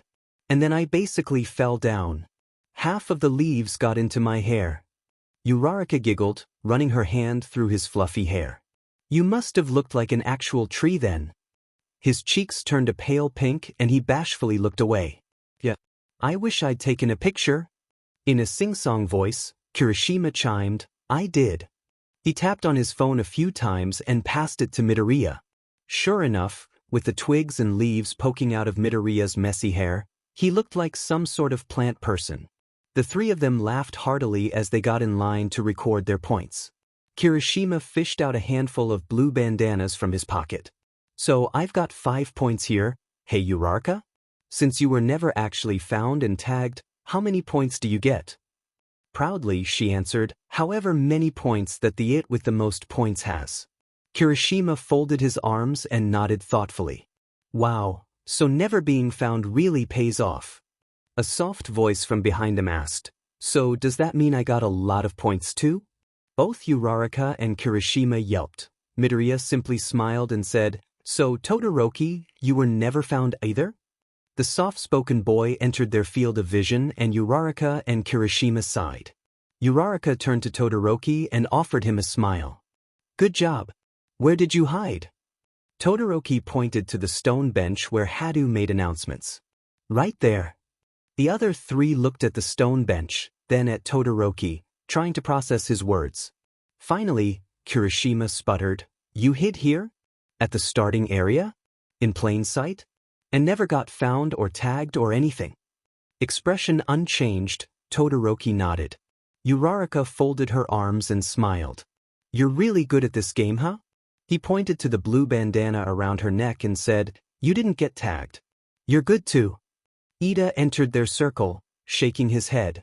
Starting off the year with 0 points is disappointing, but I'm sure I can make that up. He turned to face Todoroki. There you are. Did you get any points? I was never found.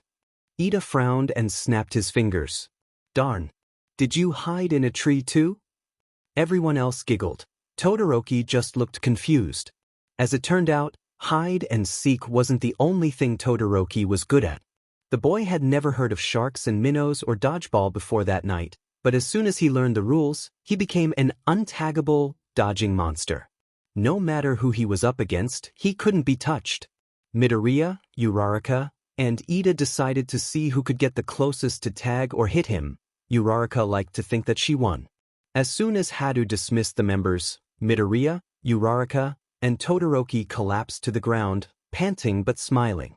Between bouts of exhausted laughter, Midoriya said, That was the most fun I've had in a while.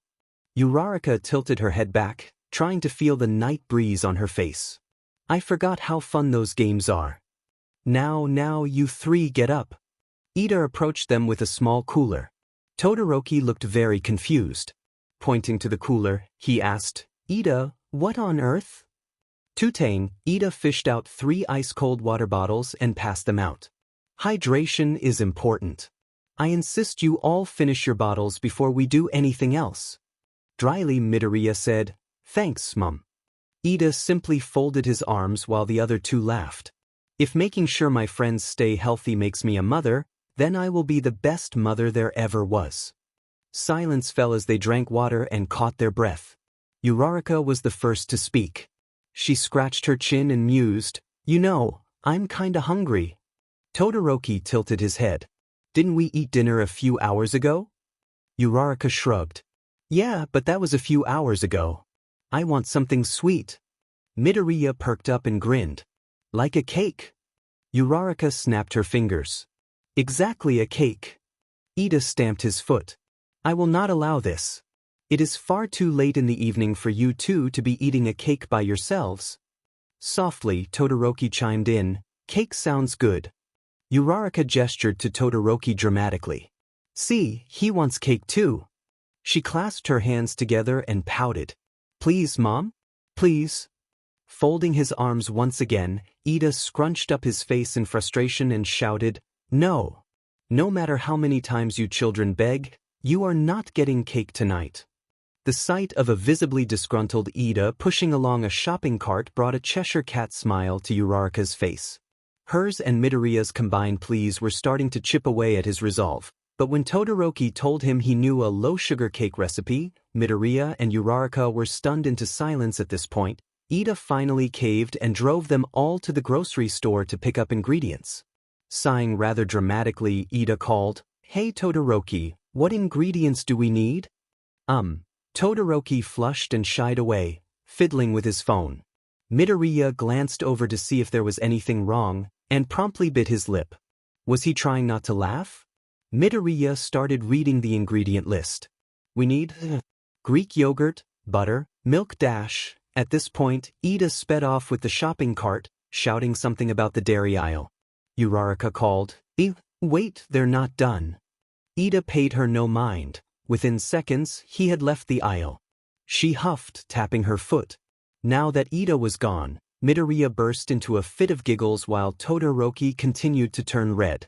Tilting her head, Uraraka asked, What's going on over there? Todoroki shifted his weight nervously. He didn't actually know any low-sugar cake recipes. I just thought saying that would make Ida agree. Midoriya calmed down enough to say, When I looked over, he was trying to Google low-sugar cake. Uraraka grinned. Todoroki, you are the cutest, sweetest thing. Todoroki frowned, glancing at his hands. But I'm not edible, how can I be sweet? Midoriya and Uraraka howled with laughter. He tried to compose himself long enough to say, Todoroki, I love your sense of humor. Todoroki didn't seem all that flattered. But Midoriya, that wasn't a joke. As if to demonstrate, he nibbled on his finger and grimaced. See, I'm not sweet at all. I taste terrible.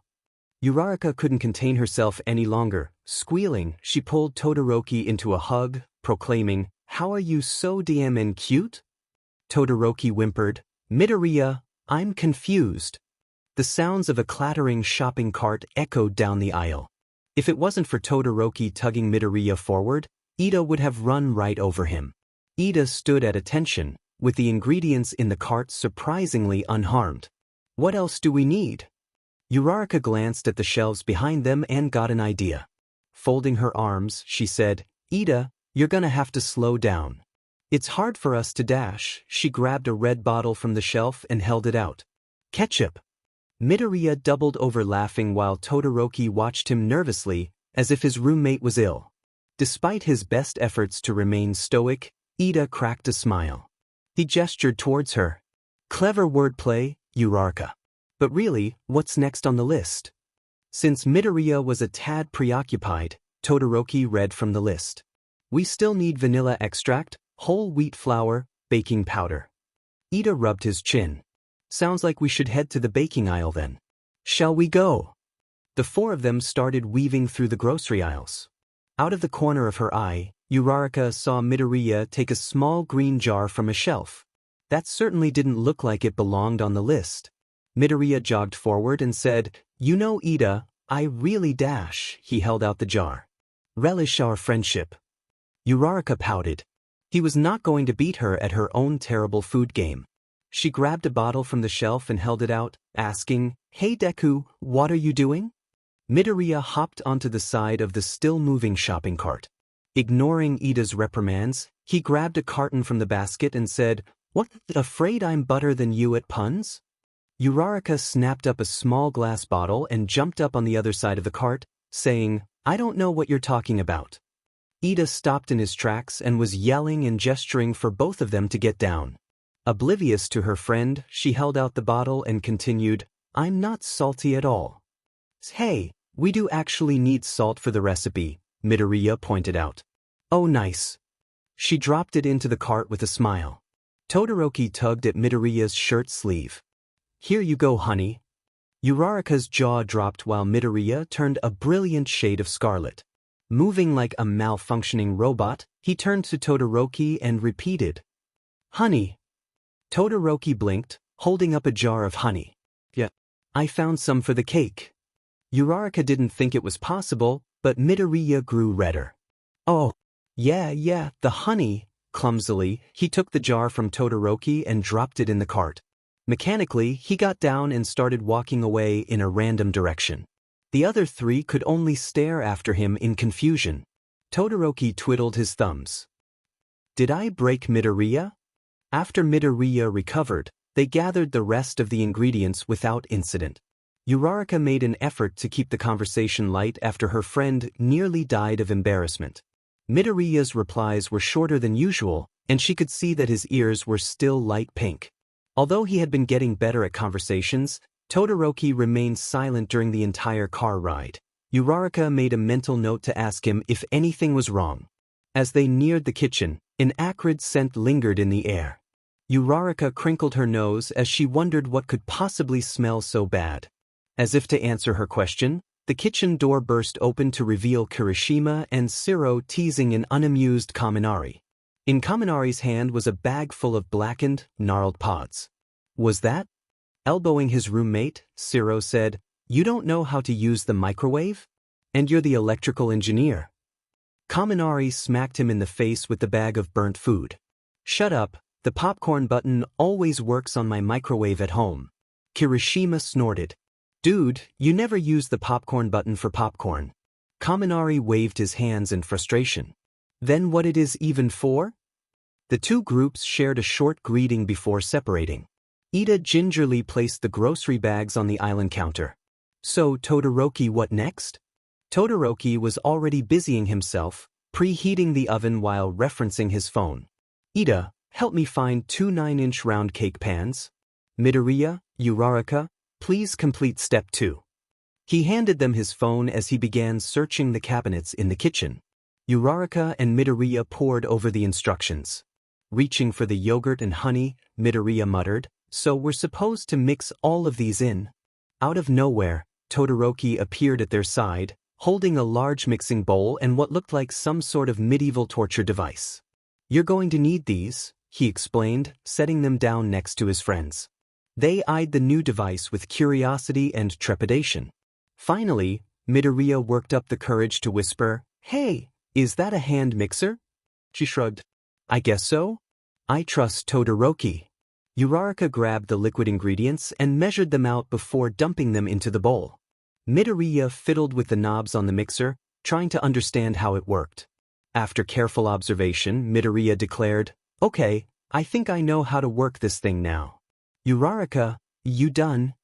With a smile and a nod, she scooted over, leaving room for Midoriya.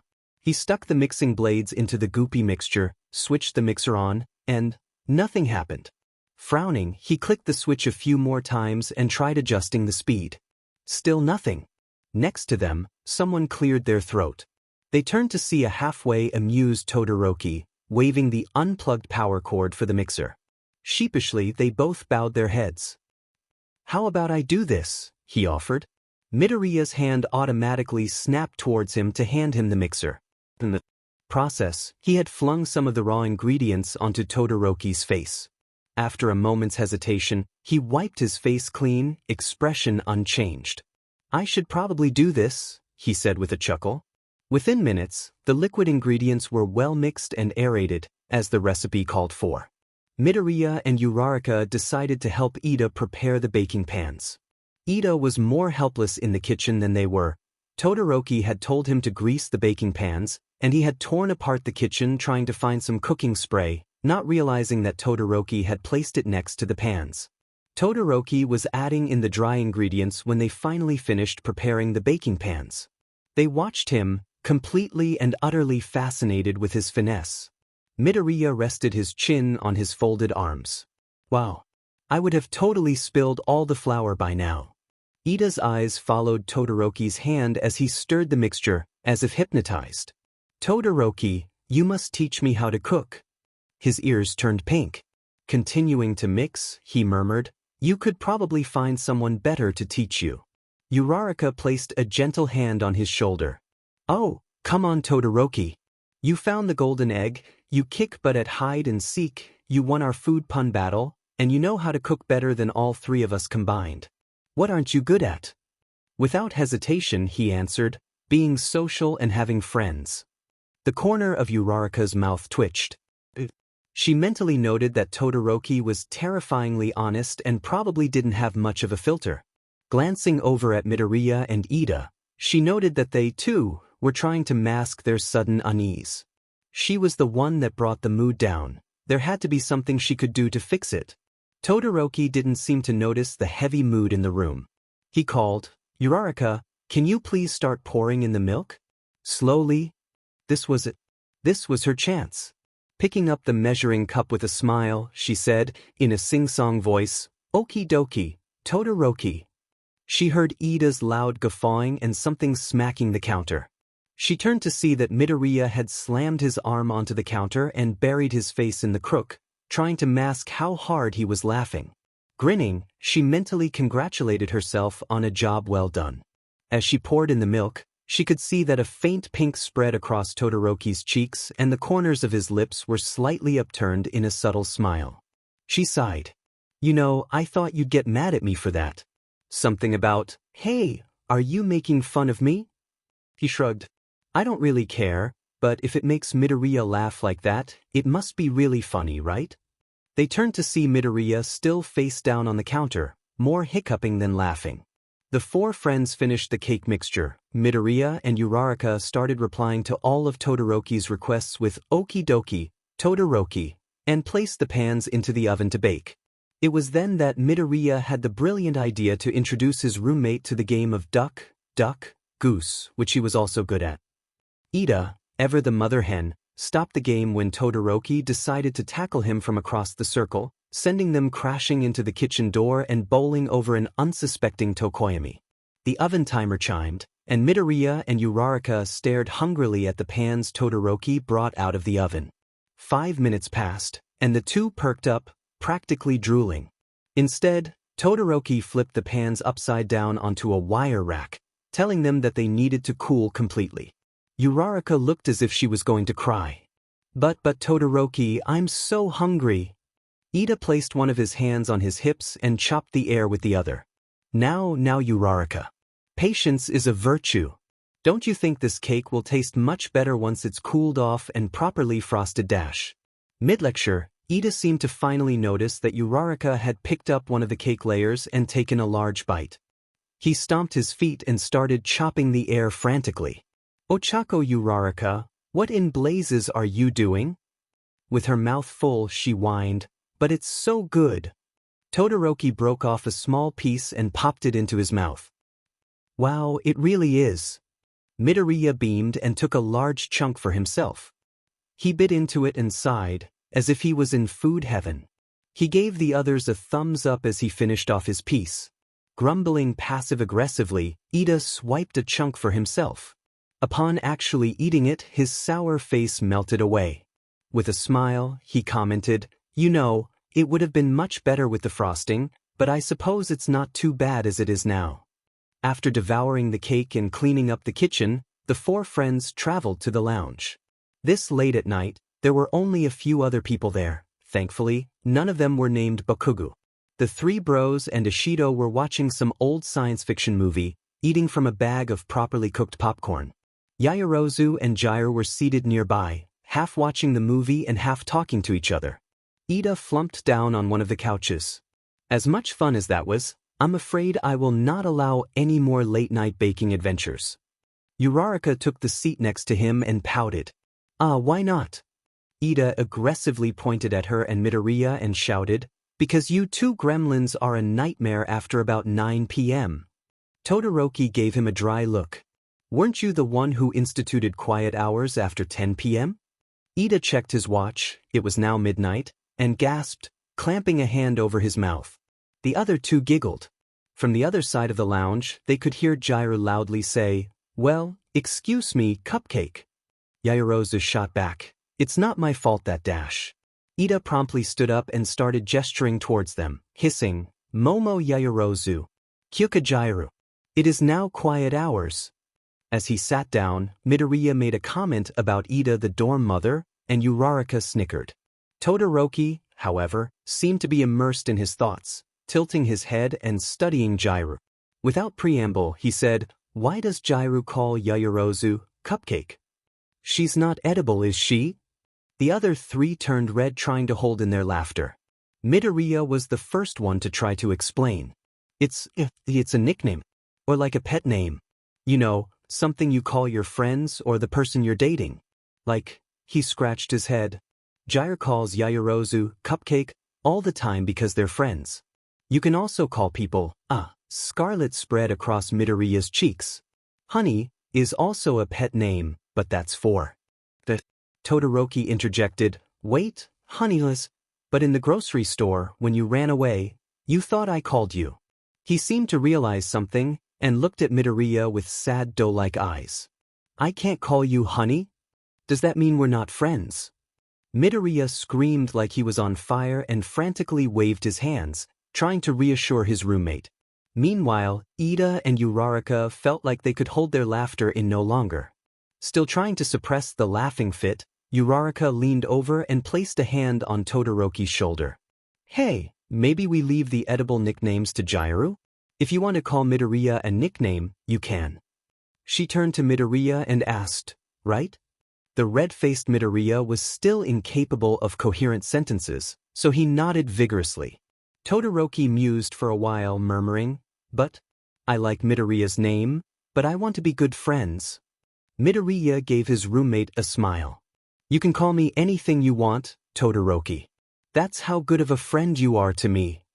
He scratched the back of his head and added, "But maybe not honey." Todoroki tilted his head and smiled unironically. "Thank you, cupcake." Ida and Uraraka burst out laughing while Midoriya, red once more, buried his face in his hands. Space Angel has added Midorito, Show, and Turbo Boost to the chat.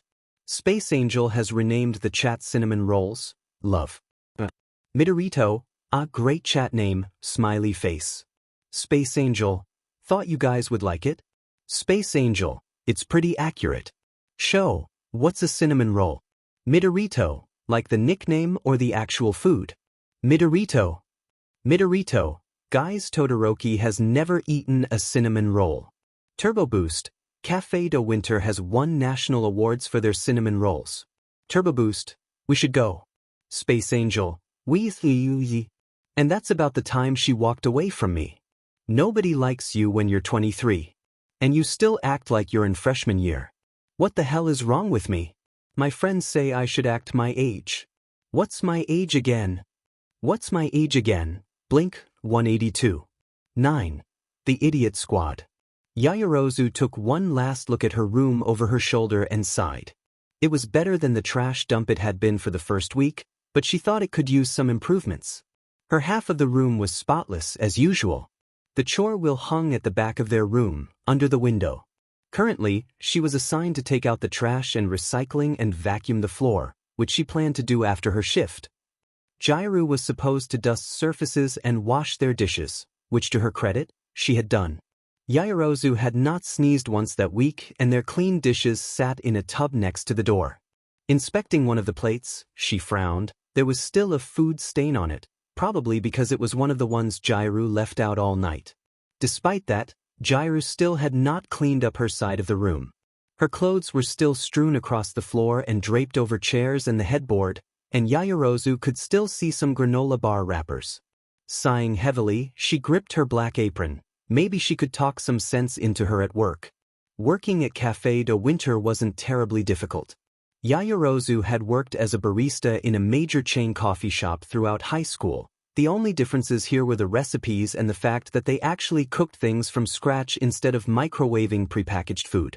Having never actually cooked before, she swore to herself that she would fix that. She was mostly in charge of the register and making drinks. To her surprise, Jiraiya was an all-rounder. She actually lived in Dumas and had worked at the cafe for years. The general manager trusted her to do pretty much anything that he required of her. When Yaoyorozu walked in, bell chiming, she could already see Jiraiya at work in the kitchen, kneading dough. Behind the counter, an orange ponytail bobbed up and down, probably working on a drink order. The redhead turned around and greeted Yaoyorozu with bright green eyes and a friendly, "Hey there, Yamamo." Yaoyorozu blushed at the use of the nickname as she slipped on her apron and tied her hair back. "Hey, Kendo. How's it been?" "Oh, you know." Itsuka Kendo shrugged her shoulders and leaned against the counter. "Breakfast rush is always hell, but at least it was all regulars this morning. We started working on the orders soon as they came in." She pointed her thumb at Jairu and added, "It helped that she knew them all by name. And a lot of them knew her too. Wow. Dumas really is a small town." Yaoyorozu padded behind the counter and watched Jairu, who was now expertly shaping the bread dough and shoving pans into the ovens. Baking their own bread for their sandwiches was a little time-consuming, but the homemade taste really made a difference. She thought aloud, "I wonder how long she's worked here." "Long but time, according to her," Kendo answered with a chuckle. She tapped Yaoyorozu on the shoulder. "Come on, it's almost 10. You know what that means." Yaoyorozu smiled as she waved her hand. Yeah. She turned around to take her position at the register while Kendo sat poised at the drink counter. On Saturday mornings, there were 2 breakfast rushes. One between 6 and 8 in the morning, which primarily consisted of working adults and older people, and the second between 10 and 11, which is when most college students awaken and need fuel for studying. The clock struck 10, and as if on cue, several gaunt-looking college students shuffled through the doors, carrying book bags and laptop cases. Most of them were regulars, a healthy mix of hipster English majors who preferred a coffee shop atmosphere for writing their breakthrough novels and STEM majors who desperately needed the caffeine, but she did recognize a few people from the dorm. Nito Monoma stopped in for his usual black medium roast and exchanged pleasantries with Kendo before leaving. She would never tell them, of course, but Yaoyorozu thought they made a cute couple. Tokoyami plodded in with a book under his arm, looking less harrowed than usual as he ordered his latte. He sighed as if he'd finally found peace, and then abruptly asked for his latte to go when Ida loudly burst into the cafe.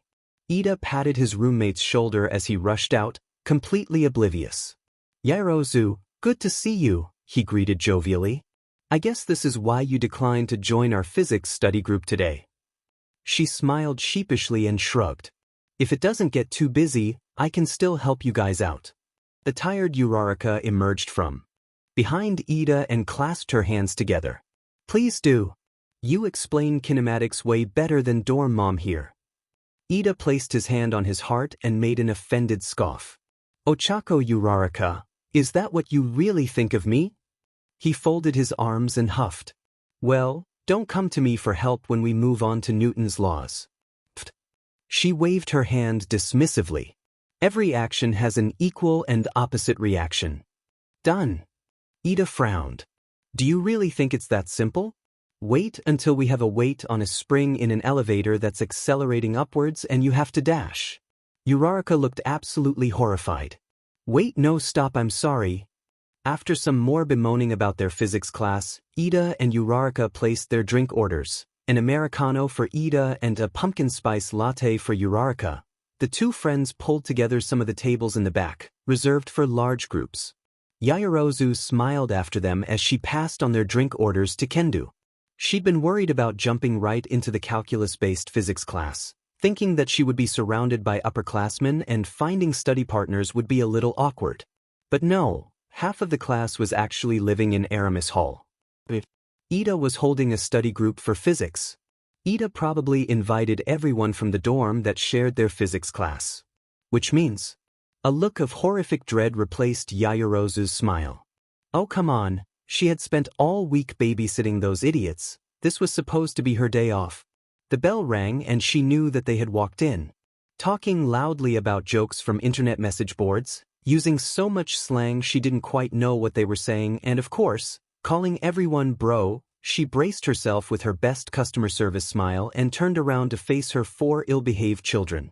"Hello, welcome to Café de Winter," she greeted in a strained voice. Kirishima and Kaminari waved back ecstatically. Kaminari happily answered, "Yaoyorozu." "Sue." She tilted her head and repeated, "Sue." Ciro bounced up and down. "Yasu." "As in Suda?" "Suda?" Yaoyorozu racked her brain for a translation.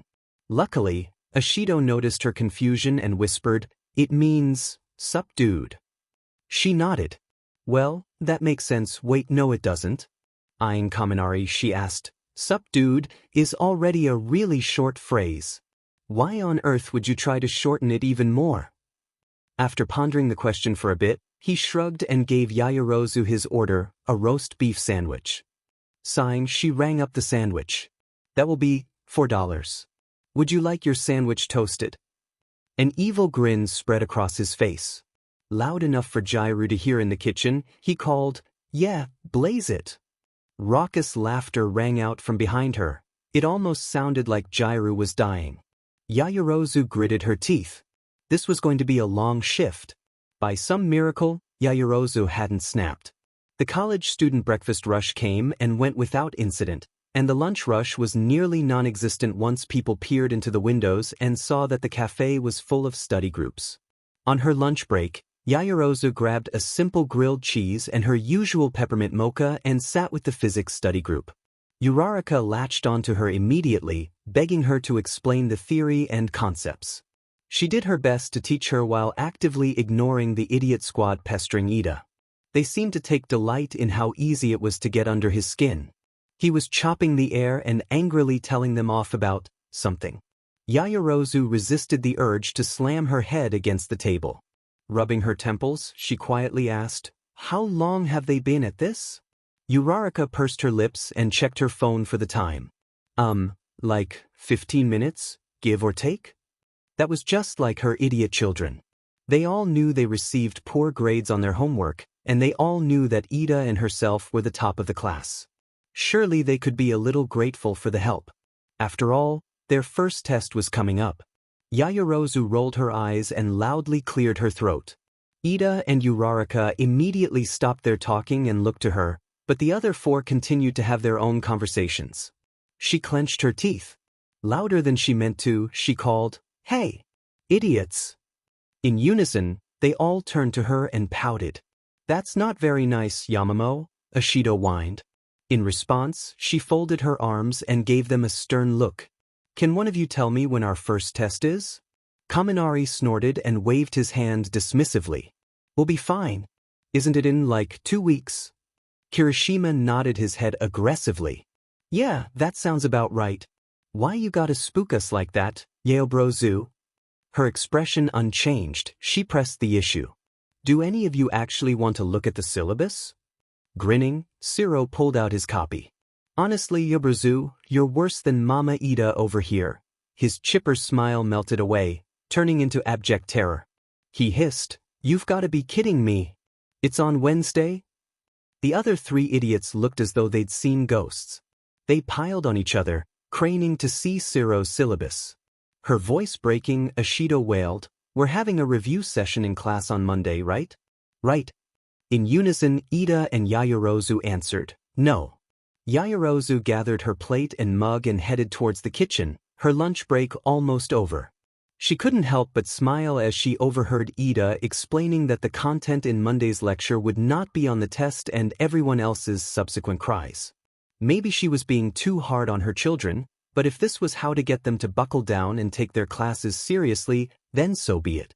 The group was still cramming by the time she had clocked out at 4, and she quietly slipped out, hoping that they didn't notice her. Her children were hopeless idiots, but it sounded like Ida had finally drilled the concepts into their thick skulls. As for Uraraka, Yaoyorozu felt sorry for her. She pulled out her phone to send her a quick message about an extra study session. She debated whether or not to specify that the session was for her and her alone, but she decided against it. Uraraka knew better than to bring one of those idiots.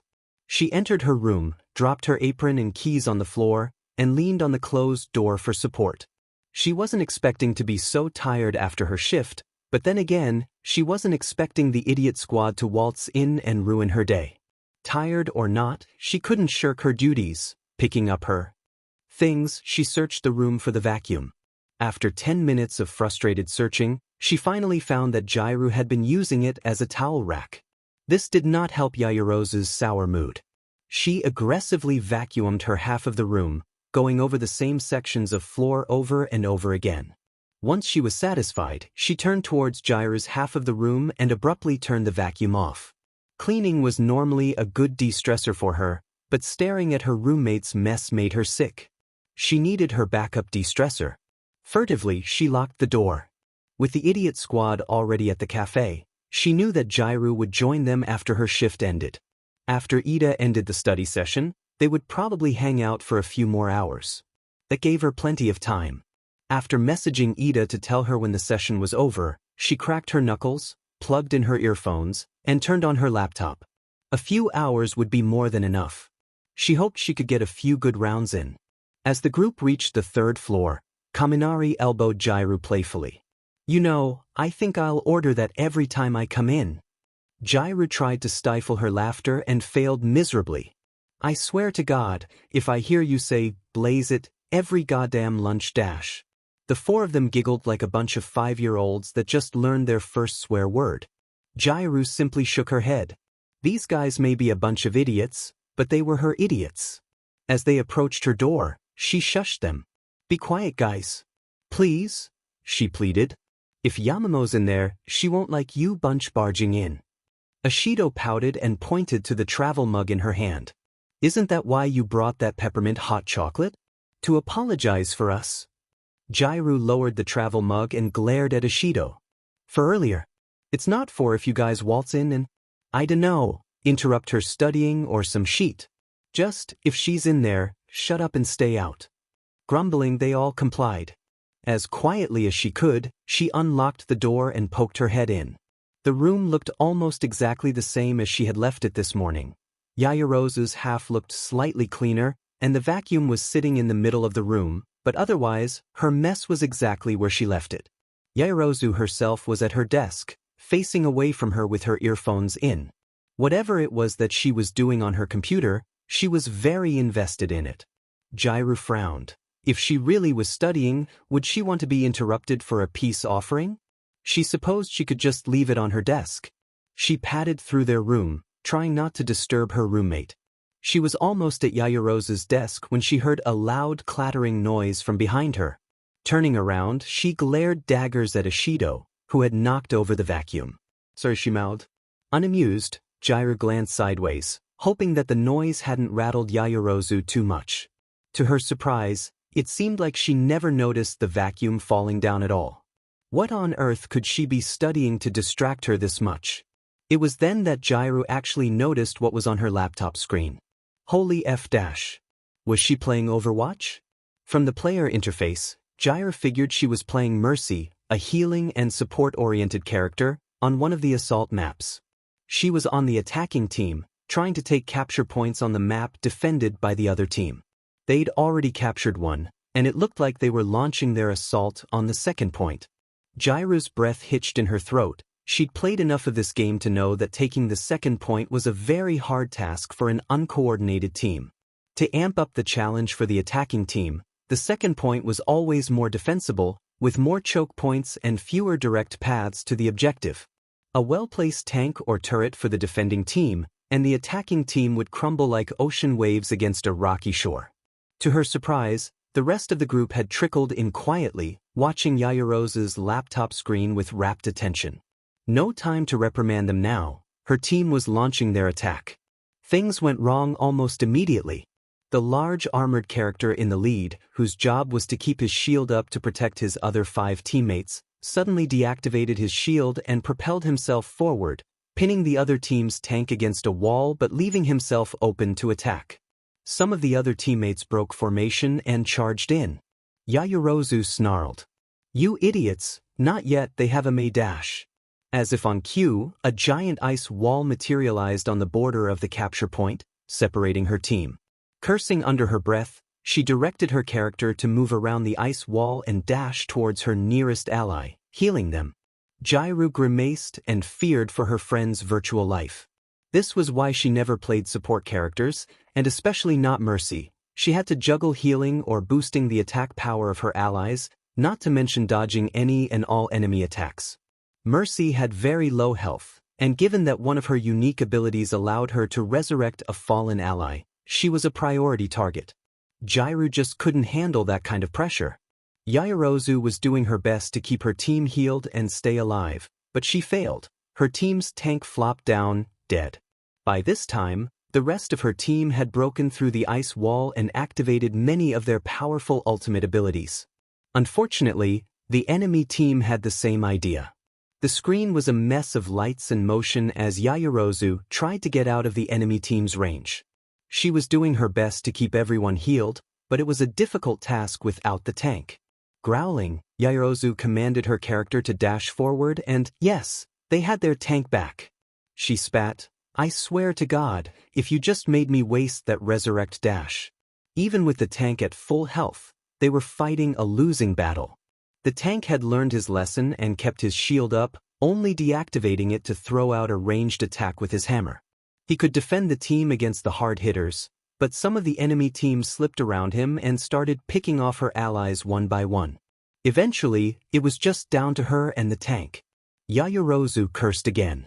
Oh, for the love of dash. She activated her character's ultimate ability, which bolstered all of her stats. Switching from the healing staff to a small pistol, Jar hadn't even known Mercy had a sidearm. She started firing at the enemy team through the tank's shield. Battered and low on health. From her team's earlier attack, they fell like flies. 1 down, 2, 3, in a matter of seconds, all 6 of the opposing team were dead. Satisfied, Yaoyorozu switched back to the healing staff and resumed her usual support role. Her fingers drummed her mouse nervously. It was only a few seconds until they had captured the point. The rest of her team had to be coming soon. They all died before the other team did, so they should be all respawned by now. The other 4 members of her team arrived on the point, making it easier to defend themselves. They captured it just in the nick of time. One of the enemy players had respawned, and if he had reached the borders of the capture point, it would have resulted in overtime. The victory screen popped up, and Yaoyorozu sighed and finally relaxed her shoulders. The rest of her friends did the same. They all knew Overwatch better than she did, and they all looked impressed at Yaoyorozu's handiwork. The screen suddenly switched to a short animation of Mercy, with the subtitle, Play of the Game, Peachy Keen as Mercy. As expected, the game replayed her finest moment, finishing off the entire enemy team. Grinning maniacally, she left the game and rolled her shoulders. Zero patted her back. That was goddamned beautiful. You deserved that play of the game. Giggling like a schoolgirl, she replied, "Ah, thank you." Yaoyorozu suddenly realized exactly what had happened. She turned around and shrieked upon seeing the other people in the room. "What are you doing here?" she screamed. Ashido clasped her hands together. "That was some sweet game. You should play with us." Yaoyorozu pointed at the door. "Get out." Kirishima pouted. "But Yaoyorozu dash. I said get out." Grimacing, Jar held out her hands and tried to herd them out the door. "Okay guys, let's give Yamamo some breathing room." Zero grinned and pointed at Yaoyorozu. "Hey, you should friend us all, my username's Dash." It wasn't Yaoyorozu that screamed this time, but Jair. "Zero, shut up and wait outside." Reluctantly, the 4 of them exited the room and Jairu slammed the door shut. Turning around, she offered a meek smile to her roommate. "I am super-duper sorry for all of that." Yaoyorozu didn't seem to notice her apology. She was too busy burying her face in her hands and rocking back and forth. As Jairu approached, she could faintly make out what her roommate was saying. Oh my god, they saw me play, they heard me curse, oh my god, what must they think of me dash." Was that what she was worried about? Jair had to hold back her giggles. She reached out and gently lowered Yaoyorozu's hands, calling, "Hey, it's all right." She was unconvinced. Close to tears, she whimpered, "I must have sounded like such an uncivilized heathen." Jairu snorted. "Cupcake, this is what they're like all the time. They even love you for this." Yaoyorozu sniffed. Glancing at their door, she said, "They're never going to leave me alone about it, are they?" "Nope." Yaoyorozu pouted and took a sip of the drink on her desk. Smiling, she asked, "Peppermint hot chocolate?" Jairu scratched her cheek. "I didn't think you'd want coffee this late." Yaoyorozu sighed and took another sip. "You're an angel, you know that? An angel that doesn't know how to fold her clothes, but an angel nevertheless." Jairu grinned and, without thinking, kissed her forehead. Yaoyorozu blinked at Jairu, who had frozen upon realizing what she'd just done. Without warning, she sped off towards the door, waving a rushed goodbye. Even if we get our butts beaten and we want to run. It's uncool, so what shall we do? If we advance, we'll learn, and if we learn, we'll change. In time, our awkward movements will grow into our unique style. Seishin Satsubatsurin, Class 3E Song Unit. X. Assassination Classroom. Midoriya shifted his weight nervously. The last time that the entire dorm was called into a mandatory meeting, Mr. Aizawa, the residential director, had banned popcorn from the building following an incident where someone on the 4th floor, everyone automatically assumed it was one of the bro trio, burned their popcorn, setting off the fire alarm at 3 in the morning. A soft murmuring thrummed through the lounge as the 40 residents whispered to each other, trying to figure out what they'd done this time. Out of the corner of his eye, Midoriya could see Ida frantically muttering and counting on his fingers. 5, 6, 7. Midoriya cringed. Was that how many times the 4th floor had caused trouble in the last 2 weeks? A grinning Hadu and an apprehensive Amajiki waved their hands and the whispering subsided. Midoriya relaxed. If Hadu was happy, it must not be too bad. Hopping up and down, she announced, "We're going to have another dorm-wide game." The lounge erupted into screams and cheers. A boy with blonde hair and gray eyes started cackling maniacally. Finally, the 2nd floor will have their revenge against the 4th. Kendo lightly punched his shoulder. "Hey Minoma, take a chill pill." "Tut," sang Hadu, waving her finger. "No teams for this game. This time, you'll be on your own in this wonderful game called Assassins." All 40 residents leaned forward as Hadu explained the rules.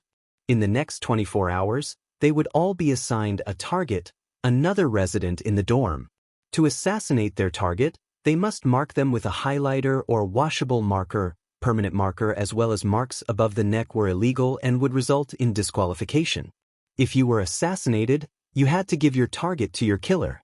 The game would continue until there was one player left standing. Safe zones were bathrooms, classrooms, and your own room. Kaminari raised his hand and shouted, "Does the winner get anything?" Hadu tapped her chin thoughtfully. She turned to Amajiki and quietly asked, "Do we have anything?" Sheepishly, Amajiki searched his pockets. It seemed like all he found was some pocket lint and a $5 bill. Hadu frowned. She scratched her head. Winner gets eternal glory and bragging rights?" The residents cheered in response.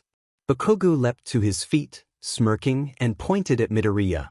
"I'm gonna win this thing, and I'm going to kill Deku to do it." Midoriya whimpered and shuffled to hide behind Todoroki. The old Bakugu was back. Day 0, Friday. Even though he had already memorized the text on the index card, Todoroki folded it open again. The game starts at midnight tonight. Reminders: no permanent marker, nothing above the neck, and safe zones in the dorm will be marked. On the next line was the name of his target. He stared at the letters until his vision blurred. How on earth was he supposed to assassinate them? Ida slammed open their door with his usual aplomb. "Good evening, my friends." From under one of his outstretched arms, Uraraka poked her head in. "Hey Deku, we're not late to the strategy meeting, right?" Midoriya hopped off of his bed and smiled. "Nope, you're okay. Oh, and don't forget to close the door." Ida did as he was told while Uraraka took a seat on the edge of Midoriya's bed. Tilting her head, she asked, "Got any ideas for how you'll win?" Midoriya sighed and turned away from her. I think it'd be best if I just helped one of you guys win." Ida folded his arms and frowned. "Is this about Bakugu and his declaration of war?" Midoriya nodded solemnly. "He won't let me forget." Todoroki folded up his index card and focused on the creases in the paper. If he focused on something, anything, he might forget about Bakugu. Bakugu trying to trip Midoriya in the hallways, not bothering to be discreet about it. Bakugu sneering at Midoriya and his malicious grin when Midoriya turned to make eye contact. Bakugu threatening Midoriya every few hours, whether it be screaming at him around corners or leaving crude notes and drawings stuck to the door. Bakugu doing his damnedest to scare the shit out of Midoriya and succeeding. He tried his best, but he couldn't forget the nightmare Midoriya had last night. His roommate was thrashing and whimpering, but Todoroki lay still, pretending he was asleep. His cries worsened. The only word Todoroki could make out was, "Kaken." He'd woken up with a yelp, panting heavily. When Todoroki woke up, Midoriya was still sitting on his bed, his blankets wrapped around him. He'd never gone back to sleep. Todoroki crushed the folded index card in his hand. Uraraka huffed. "He's a shitty person. We should focus on making him lose." Todoroki swore he could actually see the chill run up Midoriya's spine. No. That's a terrible idea. He would dash. Ida gestured affirmatively. "If one of us just gets through the target circle, we could take him out fair and square. No need for him to find out all of us conspired against him." Reluctantly, Midoriya nodded his head. "But which one of us will do it?" An uncomfortable silence settled over the room. With Bakugo as riled up as he was, who in their right mind would go after him? Todoroki curled up in the corner where his headboard met the wall and unfolded the crumpled index card. As he read his target's name, something dawned on him. This could work. Confidently, he said, "Midoriya, I think you could win this game. And it would be incredibly karmic if you killed Bakugo to do it." His friends reacted as he expected, blank stares and worrying for his sanity. Ida stepped forward. "Todoroki, it would be nice for all of that to happen, but I'm not sure if we could make it work. There are too many unknowns right now." Midoriya twiddled his thumbs. "Yeah, we don't even know who has me. We'd have to do some extensive intel or just have me under heavy guard 24/7. Todoroki moved forward and sat on the edge of his bed. "It'll work," he assured them, holding out the index card. The three of them padded closer to read the name of his target. "Izuku Midoriya. Here's my plan. Midoriya, I'm not going to assassinate you. As long as I can borrow your notes and you bring me meals, I have no reason to leave this room. My assassin will have very little opportunity to eliminate me, which means you can move around freely. Ida and Uraraka can help you with your targets." Midoriya's eyes widened.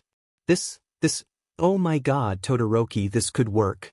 The shadow of a smile appeared on Todoroki's face. "All the information we need now is the name of my assassin." "Yeah, but we need the complete assassination circle." "But why?" As the two roommates animatedly discussed their plans, Ida and Uraraka glanced at each other. "Wow," Uraraka breathed. "They are really getting into this." Ida gestured positively. "It's certainly nice to see Todoroki so invested in something." Uraraka nodded quietly, studying Midoriya and Todoroki. She'd seen Midoriya happy, of course. His face lit up whenever they hung out, and they were always on the same wavelength. She'd seen his smile, brighter than the sun and stars, and she'd seen him with his guard down. But there was something about the way he interacted with Todoroki. Some spark in his eyes that she'd never seen before, the way his shoulders relaxed, the way he felt safe enough to reach out and touch him. Oh, she noticed, all right. Midoriya still froze up whenever she hugged him. There was no way she wouldn't feel that. And he was still hesitant to initiate any kind of touch with her, be it a hug or a handshake. She and Todoroki weren't so different, were they? What did he have that she didn't? Midoriya abruptly turned towards her and she was caught off guard. "Hey, Uraraka? Hey." Midoriya waved his hand in front of her face and she blinked. Sorry, what's up?" "We need as much information on everyone's targets as we can. Want to help text everyone?" Uraraka sighed and smiled. Nodding her head, she took out her phone. The room was silent, save for the occasional text tone and someone getting up to write an assassin target pairing on Midoriya's clipboard. After about an hour of waiting of replies, they hadn't gotten anywhere else. All the information they had added were Tokoyami's and Azui's targets, Ashido and Ida, respectively. Ida had blanched at the information and begged Uraraka not to betray him. It seemed that the paranoia had set in. No one knew who to trust except their own roommates. As it turned out, Uraraka had Tokoyami as her target. Ida swore to several holy deities that he would protect his roommate at all costs, but in the middle of his rousing speech, all of their phones went off. Aramis Hall. Tenebrae. Whoever has me as their target, I will be in the courtyard reading a book from 11 to please take me out. I have no wish to take part in this mad banquet of darkness. Nijire Hadu. Tenebri, your sad face does nothing to me. Midoriya shrugged. At least you'll be getting a kill tomorrow? Ida's target was Aoyama. They figured that Ida could just hang around the theater building, and Uraraka made a joke about distracting him with glitter. Of course, Ida didn't understand that it was a joke and immediately messaged Ishido, asking for a bottle of glitter. Uraraka leaned forward. So who do you have, Deku? Midoriya rummaged through his pockets, finally fishing out a small, crumpled index card. Glad I didn't do laundry today. I have, he frowned. Kirishima. Todoroki rubbed his cheek thoughtfully. He's too friendly for his own good. You can probably lure him into a trap easily. Uraraka nodded. Yeah, and I don't think he'd hold it against you. Why are you worried? In retrospect, Uraraka should have known his answer. After a few seconds of silence, Midoriya managed to mutter. Kaken. She reached out and placed a gentle hand on his shoulder. Trying not to notice the way he flinched and froze, she said, You know, Kirishima's not always around Bakugo. Ida began gesturing. She is right, you know. On weekends, Kirishima is usually with Kaminari, Siro, and Ishido. The only time he's near Bakugo is at the dorm dinner. His arms dropped sadly. With all the assassin paranoia, I guess we aren't having those for a while. Todoroki interjected. How and why do you know how Kirishima spends his time? Ida folded his arms and huffed. It is the duty of the RA and a mother to know how their children spend their time. Todoroki grimaced. No, it's not. Please stop stalking us. They all fell silent at the sound of Ishido's voice floating down the hallway. Her presence was normal on the 4th floor. She and the bro trio usually joined forces for hijinks and shenanigans. But what she was saying, what on earth? Mineta, she cooed in a sing-song voice. I know you're here. Where are you? I have something for you. Mineta. Uraraka had only seen him a few times in the last month. It seemed like he didn't really get out much, and the rest of the 4th floor was hesitant to talk about him. In particular, Shuji would freeze up and stare into the distance at something that was never there. Ojiro would have to bring him back to reality and immediately change the subject. Ida cracked the door open as they poked their heads out. Many of the other residents did the same. Evidently, someone calling on Mineta was unheard of. They all watched as Ishido shamelessly knocked on his door. And what was that she had in her hand? Mineta burst through the door and into the hallway, eager to see why a girl was calling on him. With triumphant laughter, Ishido swung her arm in a wide arc, leaving a bright pink mark on his arm. While the boys around her gaped at the spectacle, Uraraka glanced at the clock in Midoriya's room. Midnight. The game had begun. Day 1, Saturday. Players remaining, 39. Unfortunately for them, Ishido wasn't the only one attempting a midnight assassination. Shouts and battle cries echoed through the hallways. Residents peeked out of their doors, wondering what the commotion was, and then immediately locked themselves in upon realizing the game had started. The door across from Midoriya opened, and his life flashed before his eyes. An irritated, pajama-clad Bakugo stepped into the hallway with a marker hanging from a loose string necklace. He mumbled something about stupid idiots before realizing that Midoriya's door was open. His red eyes fixed on them all while an evil smirk slowly spread across his face. He lunged forward, screaming, "Stand still, pink cheeks." Things got very blurry and very confusing. Midoriya knew that Uraraka had screamed, but he didn't know where she was anymore. He was a little preoccupied with trying to shut his door against a struggling Bakugo. If it had been just him, Bakugo would have won, no problem. But with forceful shoves from Ida and Todoroki, they managed to get the door mostly closed. Mostly, because they had closed it on Bakugo's arm, which was flailing about, brandishing a marker. Bakugo kept cursing, and Uraraka kept screaming, and Midoriya wanted to scream too because Todoroki was telling Ida to open the door and no, are you crazy, don't open the door Todoroki, don't let him get in. Above the craziness and impending panic attack, he heard Todoroki's voice. Midoriya, trust me. Midoriya took a breath and fell back. He sat there in a daze as Ida opened the door enough so that Todoroki could shove Bakugo's arm out of the way. The two of them slammed the door shut with a shout and Todoroki scrambled with the lock. The room was quiet, save for their exhausted panting. Midoriya thought he heard someone call his name, thought he felt someone grasp his hand. Focus, he needed to focus. Focus and take deep breaths. As he slowed his breathing, he concentrated on the object immediately in front of him. Red and white, mixing together? No, split perfectly into halves. If he concentrated long enough, he could see the roots of his hair. Even then, it was natural. He could actually follow the divide in his hair color. Blue and gray, odd, mismatched, beautiful. Despite the color differences, Midoriya could see that the eyes regarding him were soft, warm, maybe even a little scared. Midoriya. Someone did call his name. He squeezed his right hand and found that, yes, someone did grasp his hand. Midoriya.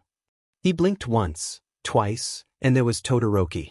Midoriya, are you all right? He nodded mutely, trying to process the last 5 minutes. Bakugo, scary Bakugo had charged them. They closed the door. Bakugo had said something about pink cheeks, but what?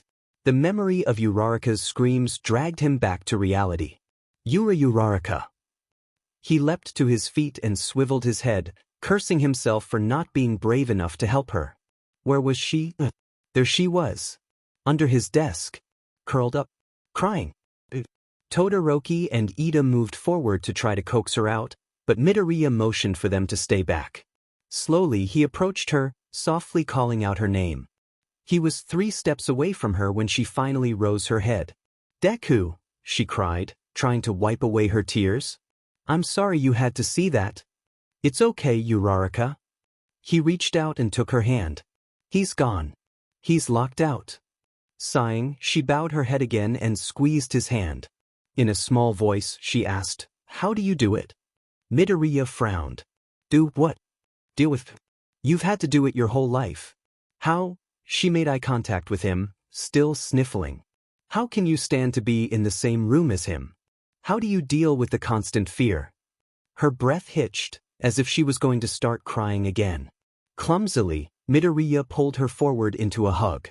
How did he deal with his fear of Bakugo? If he was being honest, he never really dealt with it. He was sure his friends all knew he was still scared. His lips thinned as he thought back to all the times Bakugo had bullied him. Not once did he stand up for himself.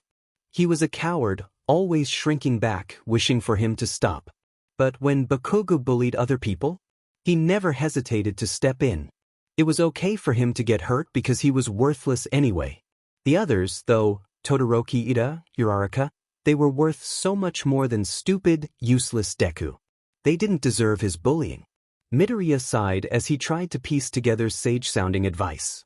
Patting her back, he said, Sometimes, there are things more important than fear. Sniffling, she returned the hug. Thank you, Deku.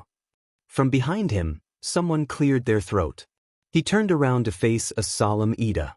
It doesn't sound like Bakugo is going anywhere in a hurry, and technically, you still aren't safe here, Uraraka. She emitted a pained whimper and pressed closer to Midoriya. Midoriya pursed his lips. I'm safe because Todoroki's here, and Sue has you, so unless she's out in the hallway, you're safe. We don't know who has Todoroki yet. Todoroki tilted his head. Can't we just sleep in shifts and wait until Bakugo goes to sleep or to the restroom? Midoriya frowned. I think you're underestimating Kaken. Once he wants something, he'll get it. Ida interjected by chopping the air. Now hold on just a moment. Not sleeping, I can see. But holding off on using the restroom? Grimacing, Midoriya waved his hands. Trust me, you don't want to know. Uraraka squeezed his arm. So what was your idea? Bakugo stood outside the door, arms folded and tapping his foot. His target was foolish enough to be near him the moment the game started. He wasn't about to squander his advantage. Stupid Deku knew that trying to outweight him was impossible. No doubt that idiot would be trying to cobble together some plan to get her back to her room. Too bad, he knew everything Deku was capable of, which was not a whole lot. Whatever that useless F came up with would be no match for him. Without warning, the door burst open and he was met with a screaming Midoriya and Ida. They both made a beeline for him, grabbing his arms and placing themselves in front of him. But where was the? She was rushing down the hallway, towards the stairwell. He struggled against the two of them, but with the way they were positioned, it was difficult to move without first freeing his arms. Bakugo arrived at the best possible solution. He headbutted Midoriya. The impact from their foreheads colliding temporarily screwed with his perception, but it had done its job. Midoriya screamed like a baby and instantly let go of his arm. This had the added bonus of Ida also letting go to inspect Midoriya, and Bakugo took his opening. Shoving them aside, he bolted towards the stairwell. He took the steps 3 at a time, flying down the flights. He stumbled a little on the landing on the 3rd floor. He made a mental note to start working on his agility. There she was. Her door opened and slammed shut. And there she goes. Bakugo gritted his teeth. Dimanda. Karapi, tsuyu Azui. 5 minutes. Azui. It is Tenya Ida. I am loath to ask this of you, but it must be done. You must assassinate me as soon as possible. Yeah, I can, but why? Bakugo's target is Uraraka, and she needs a bodyguard. I will be unable to focus on my duties with someone after me. Please, for Uraraka. Look behind you.